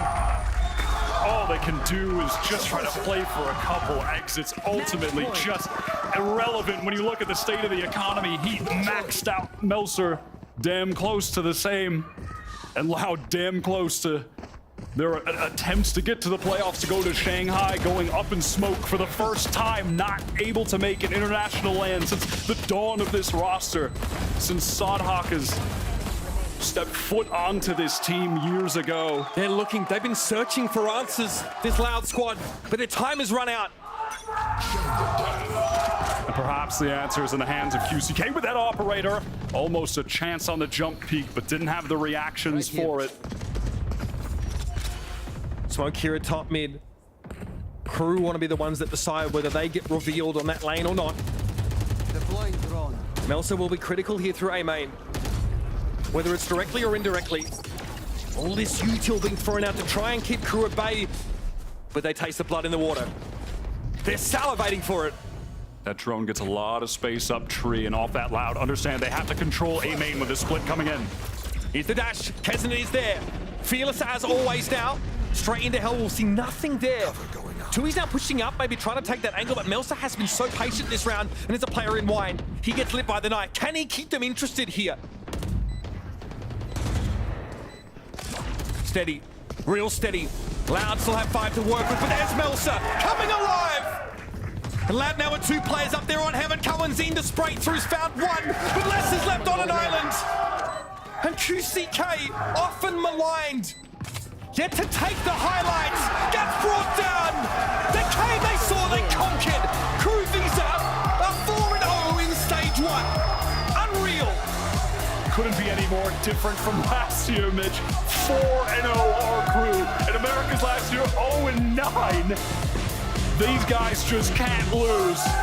These roster moves that they had heading into this season, not even intended. Heat into the roster, had to come in last minute.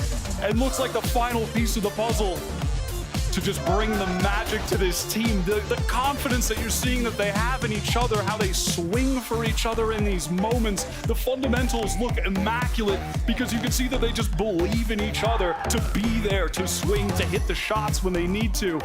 There's not one player on that team who is not stepping up in individual moments. We have never seen crew like this. We have seen them with, again, those flash in the pan, those one-off moments like LCQ, where for a run for a week, they're hot, but not like this, not 4 weeks in a row. They've now bested every single team from Brazil. Absolutely slaughtered EG last week. This team is absolutely a new contender, and it can't be ignored. They dropped one map so far in stage one, and it was that odd one there to Furia in their first game. It's a new era for this crew roster. Kesnet heralds it, talking about how his style has changed, how he plays around his team, how they play around him conversely. And the scoreboard tells the whole story. Shy, 20 and 13. Melsa, 22 and 10. He, 18 and 11. Everybody getting a piece of the action here on crew. And it was looking dicey, right? Midway through that ascent, looked like Lau was starting to put it together with crew on this attacking side. Unreal. And it comes down to that man who was crouched in the bottom right, Klaus, their IGL. This swap between him and Melser, it's unlocked Melser's ability to frag. And Klaus's attack side calling is phenomenal. When he calls for a pace change mid-round, it is just absolutely ruined loud on both maps. They didn't know how to respond in those moments, and crew would take advantage of them by having a quick prod elsewhere, like on Split, for example, when they'd be in heaven and then suddenly, boom, pressure and vents, but then they go right back into the site, explode in. On this map, slowing down when they're walking into B, taking their time when necessary. I just love the game that he was calling. I'm so impressed. I mean, not enough credit can be given to that guy for the second half after their entire momentum from the first completely stalled out. And when one must rise, another must fall. The story for Loud here gets all the more murky. They have been searching for answers. We've just heard from Sadak about the role changes. He even said, look, you guys might see us play some comps that I personally don't agree with, but I'm putting my trust in the coaches. It's a tough story for Loud, but I'm more interested right now in the compelling tale that comes from crew. So let's send it down to Elizabeth, who's standing by for the Ryzen post-match interview. Thank you so much, gentlemen. Great work as always. And I'm here with Shy, an incredible performance, and some incredibly loud fans who are here for you. Congratulations. So I'm going to bring up something that Wyatt said. And he said that this is a crew we've never seen before. Why do you think that is? Primero que te dice felicitaciones y te dice algo que decía el caster Wyatt, es que este es un performance y este es un nivel de crew que nunca habíamos visto antes. Que, ¿por qué se debe esto? O sea, siento que es todo el trabajo que venimos haciendo durante estos 2-3 meses que hemos venido trabajando muy duro, la verdad. Y también el staff, que siento que ha hecho como un cambio radical de la rutina también, que nos ha unido mucho como grupo fuera del juego, y siento que eso se está viendo reflejado como dentro del game y nos está haciendo performear súper bien. He's saying this is a hard work that we've been putting for about 2-3 months, and it's also a lot of credit to the coaching staff that have been working really hard to make sure that they are connecting not only inside of the game but outside of the game. Yes, well, you are the only team that has a 0 next to their name on the other side of it. 4-0, an incredible performance. Since the beginning of your career, you're with Leviathan, and then you made this big switch and change to crew, which was a big risk. You did not know what was going to happen. How does it feel to be standing here right now, knowing that it's paying off pretty well? Dice que es el único equipo que va invicto, va 4-0 y que se van muy bien. Y hablando un poco desde el inicio de tu carrera, tú solamente habías estado en Leviathan. ¿Qué se siente el hacer este cambio, irte a crew y ver que los resultados que están dando frutos?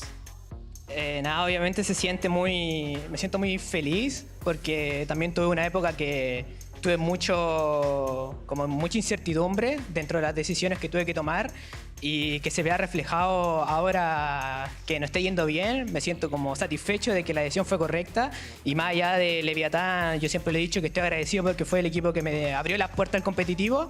Entonces, eso.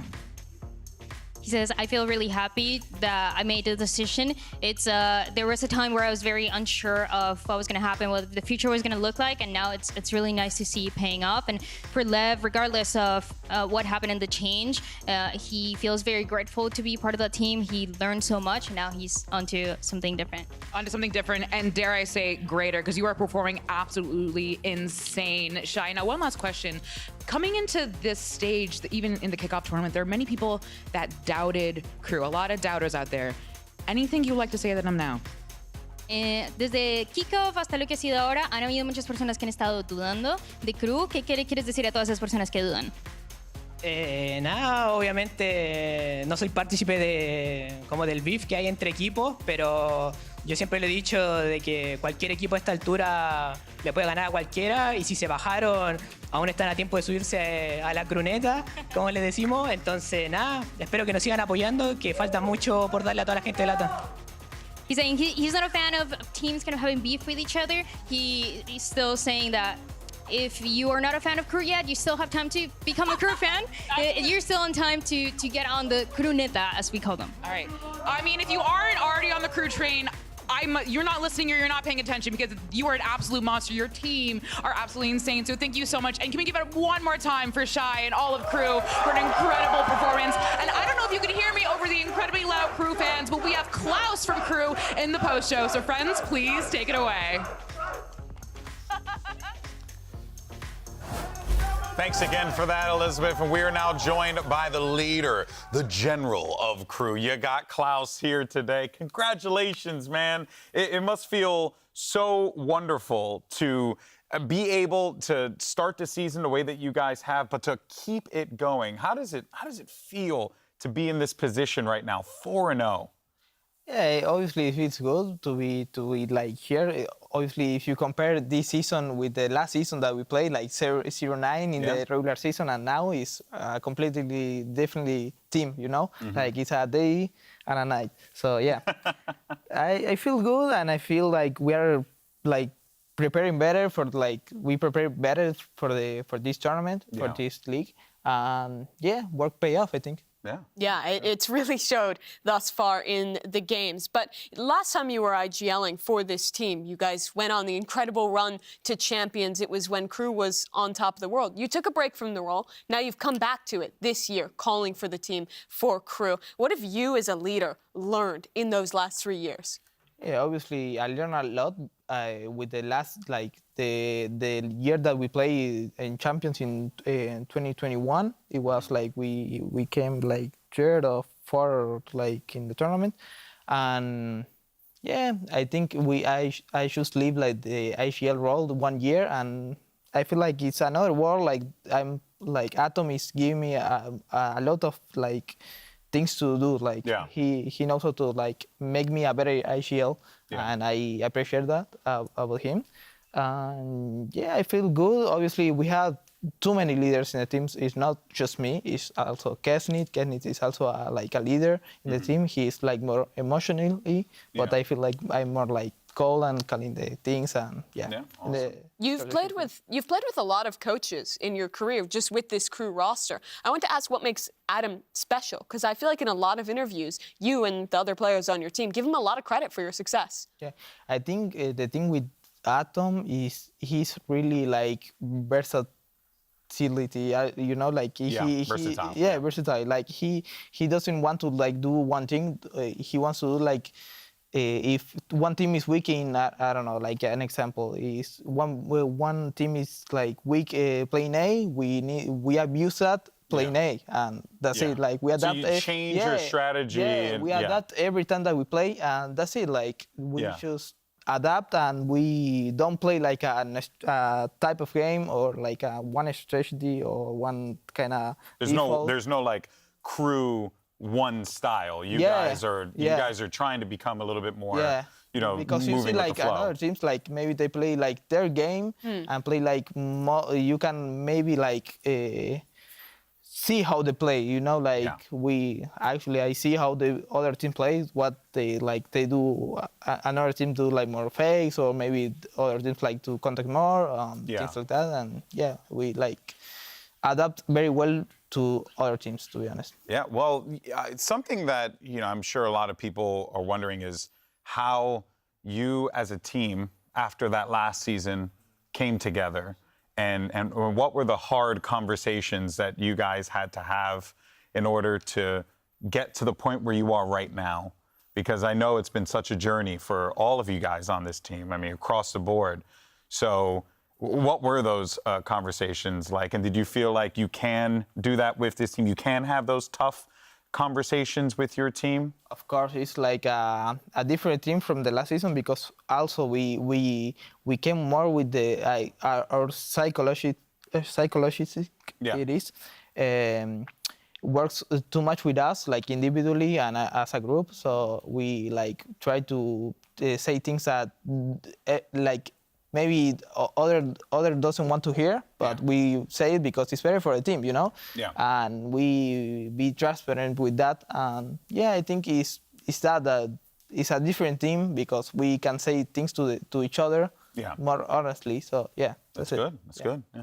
Kesnet has been one of the best players in the league. His performance this year has been incredible, but he has a very unique style. He lurks so much more than most of the other duelist players in Americas. And you've talked in interviews, and your teammates have, about how he's taking over some of the calling on defensive side and add some ideas to the team. I wanted to ask, with such a unique player, what is it like as an IGL to play with Kesnet? It's weird because you have like little timings that he wants to approach, like maybe he has a timing on me, or if he wants to lurk, he looks like, oh, I have this timing, I'm gonna lurk and play without to like. Do you want to give him a lot of freedom? Yeah, and also I have calls that I told him, go there or go there, I'm gonna make noise here for you, we're gonna do this to make you space here, and yeah, we like each other, we play for, like, it's not an individually thing that he does, but it's like a team prepare. Like we prepare for that moment. Like if he lurks, we're gonna do that with that lurk. You guys are doing a lot to set him up. Yeah, for sure. Now we did get a question from Twitch chat, and this one's from your mom's mad cute. Okay, that's great all right. name. Well, good for you. Thank you. She's awesome. So what have you guys done to improve so quickly? That's the question, but it feels like it's been such a long journey, so it's not necessarily a quick one, but what have you guys been doing? Has there been anything in particular that you wanted to make sure that you were working on coming into this season? I think we commit more to our, like, the coach staff is like it's trying to open our minds, like maybe like saying each other things that we don't like to hear, or maybe like the plan of the game is like we commit more in the plan and we are all on the same page. That's the thing that we do better. Like I think we are all on the same page and we know how, like everyone knows how to play for each other. Like we don't play like individually, or maybe in those moments, but every time that we play, we do it with another one. We pick us 2 or 3, even if like it's a crazy play, you know. We do it because it's like what we do. Like we play constantly as a teammate and we play for each other. Yeah, it's really shown in the games. You guys have been a tough team for people to deal with thus far. The last question I wanted to ask you was, this is now your second year playing in VCT Americas, away from home, living in Los Angeles. But for your team, it seems like you've developed a pretty big fan base here in LA. You have a really passionate group of fans that comes out for every one of your games. With being so far away from home, playing in a foreign league, what is it like to have those people out supporting you here in person? Obviously, it feels good to have like people that cheer for you here. Like honestly, we are not local here. We are like from outside. Like maybe you have more people from, I don't know, Sentinels or maybe an American team, you know. For sure. But here we have like our cheers. So it's a sign, bro. Like it feels good when you come to the station and you have those guys like yelling like crazy. Shout out. And we hear them, so it's fine. Like, awesome, man. Actually good. I like to have them. That's awesome. I mean, well, they like cheering you on, clearly, because they're always here supporting. I talk with them from time to time. They're such great dudes. Well, we do have one more Twitch chat question. This one's coming from Violet. And how does it feel to shift to IGL, and does it affect your gameplay at all? I know you said before you didn't feel like you performed particularly well here, but honestly, you know, hey, you got the win. Now, obviously, I don't feel like being at IGL, you need like, you have that thing that you cannot kill or you cannot perform well. I feel like it's an excuse, you know. Like it doesn't matter if you are in IGL. Like most people that are IGL, I feel like, I don't know, like an example, Sean QT, you know, Sean QT from Sentinel, he performs every time well, you know, and he doesn't matter if he's like AGLing or he needs to have another like thinking of what we gonna do in the next round, or he plays well every time. Is John someone you take inspiration from? I don't As a player? No, I don't know like an inspiration, but I feel like it's a unique IGL. Like I feel he doesn't matter about like he doesn't matter like using an excuse of IGLing. Yeah.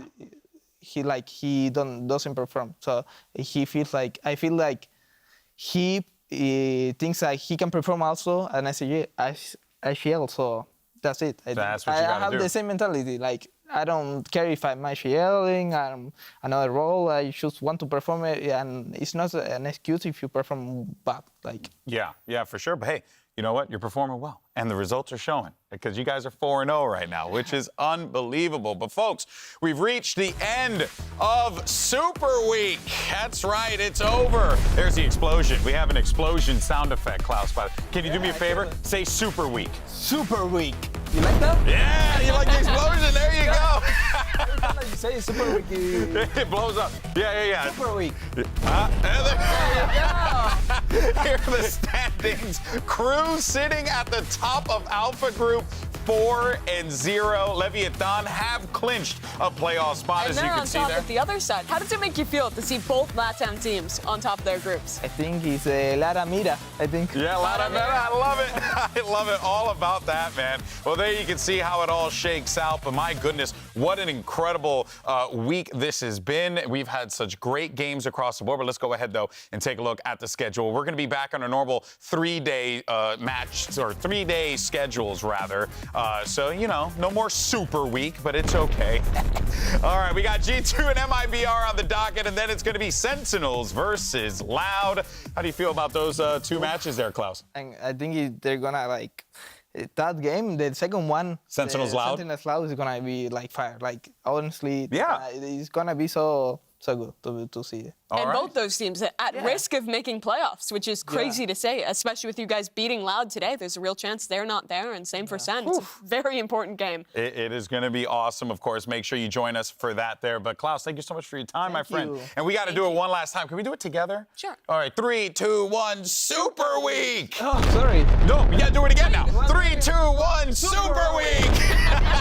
Thank you all, everyone, for watching. We thank you all so much for all the folks who came down to join us here. It has been an absolute blast, and we'll see you Saturday right here, same time, same place. Thank you so much, everyone. This has been Super Week. I had to do one more. Thank you so much, Klaus. Thank you. Congrats. Appreciate you, brother. Congrats. Down A. Bro, my sheriff's on point, guys. Here's how you deal with this guy right now. Aspas is online with it. Dodging away and avoiding. What is that adjustment? Aspas right now will not be denied. Half already gained. Can he get it? Not quite at all. The tap, not quite. Just full stick in this one. Swinging so wide. Let's go, boys. That's it. Going for the spam kills. I mean, vulnerable Dub Leaf just locking down that angle. This guy is on fire right now. Leading through. Lockdown needs to be broken, and I see. Delivers that death blow. Paranoia is good though. Satchel forwards. Mazzino, no way. These barrels might be spotted. This game of timing is just brutal. Paranoia in his face. Wide face. Mazzino. He finds that finishing blow. And Leviathan, they were pushed. They were tested in this series, but they come out on top.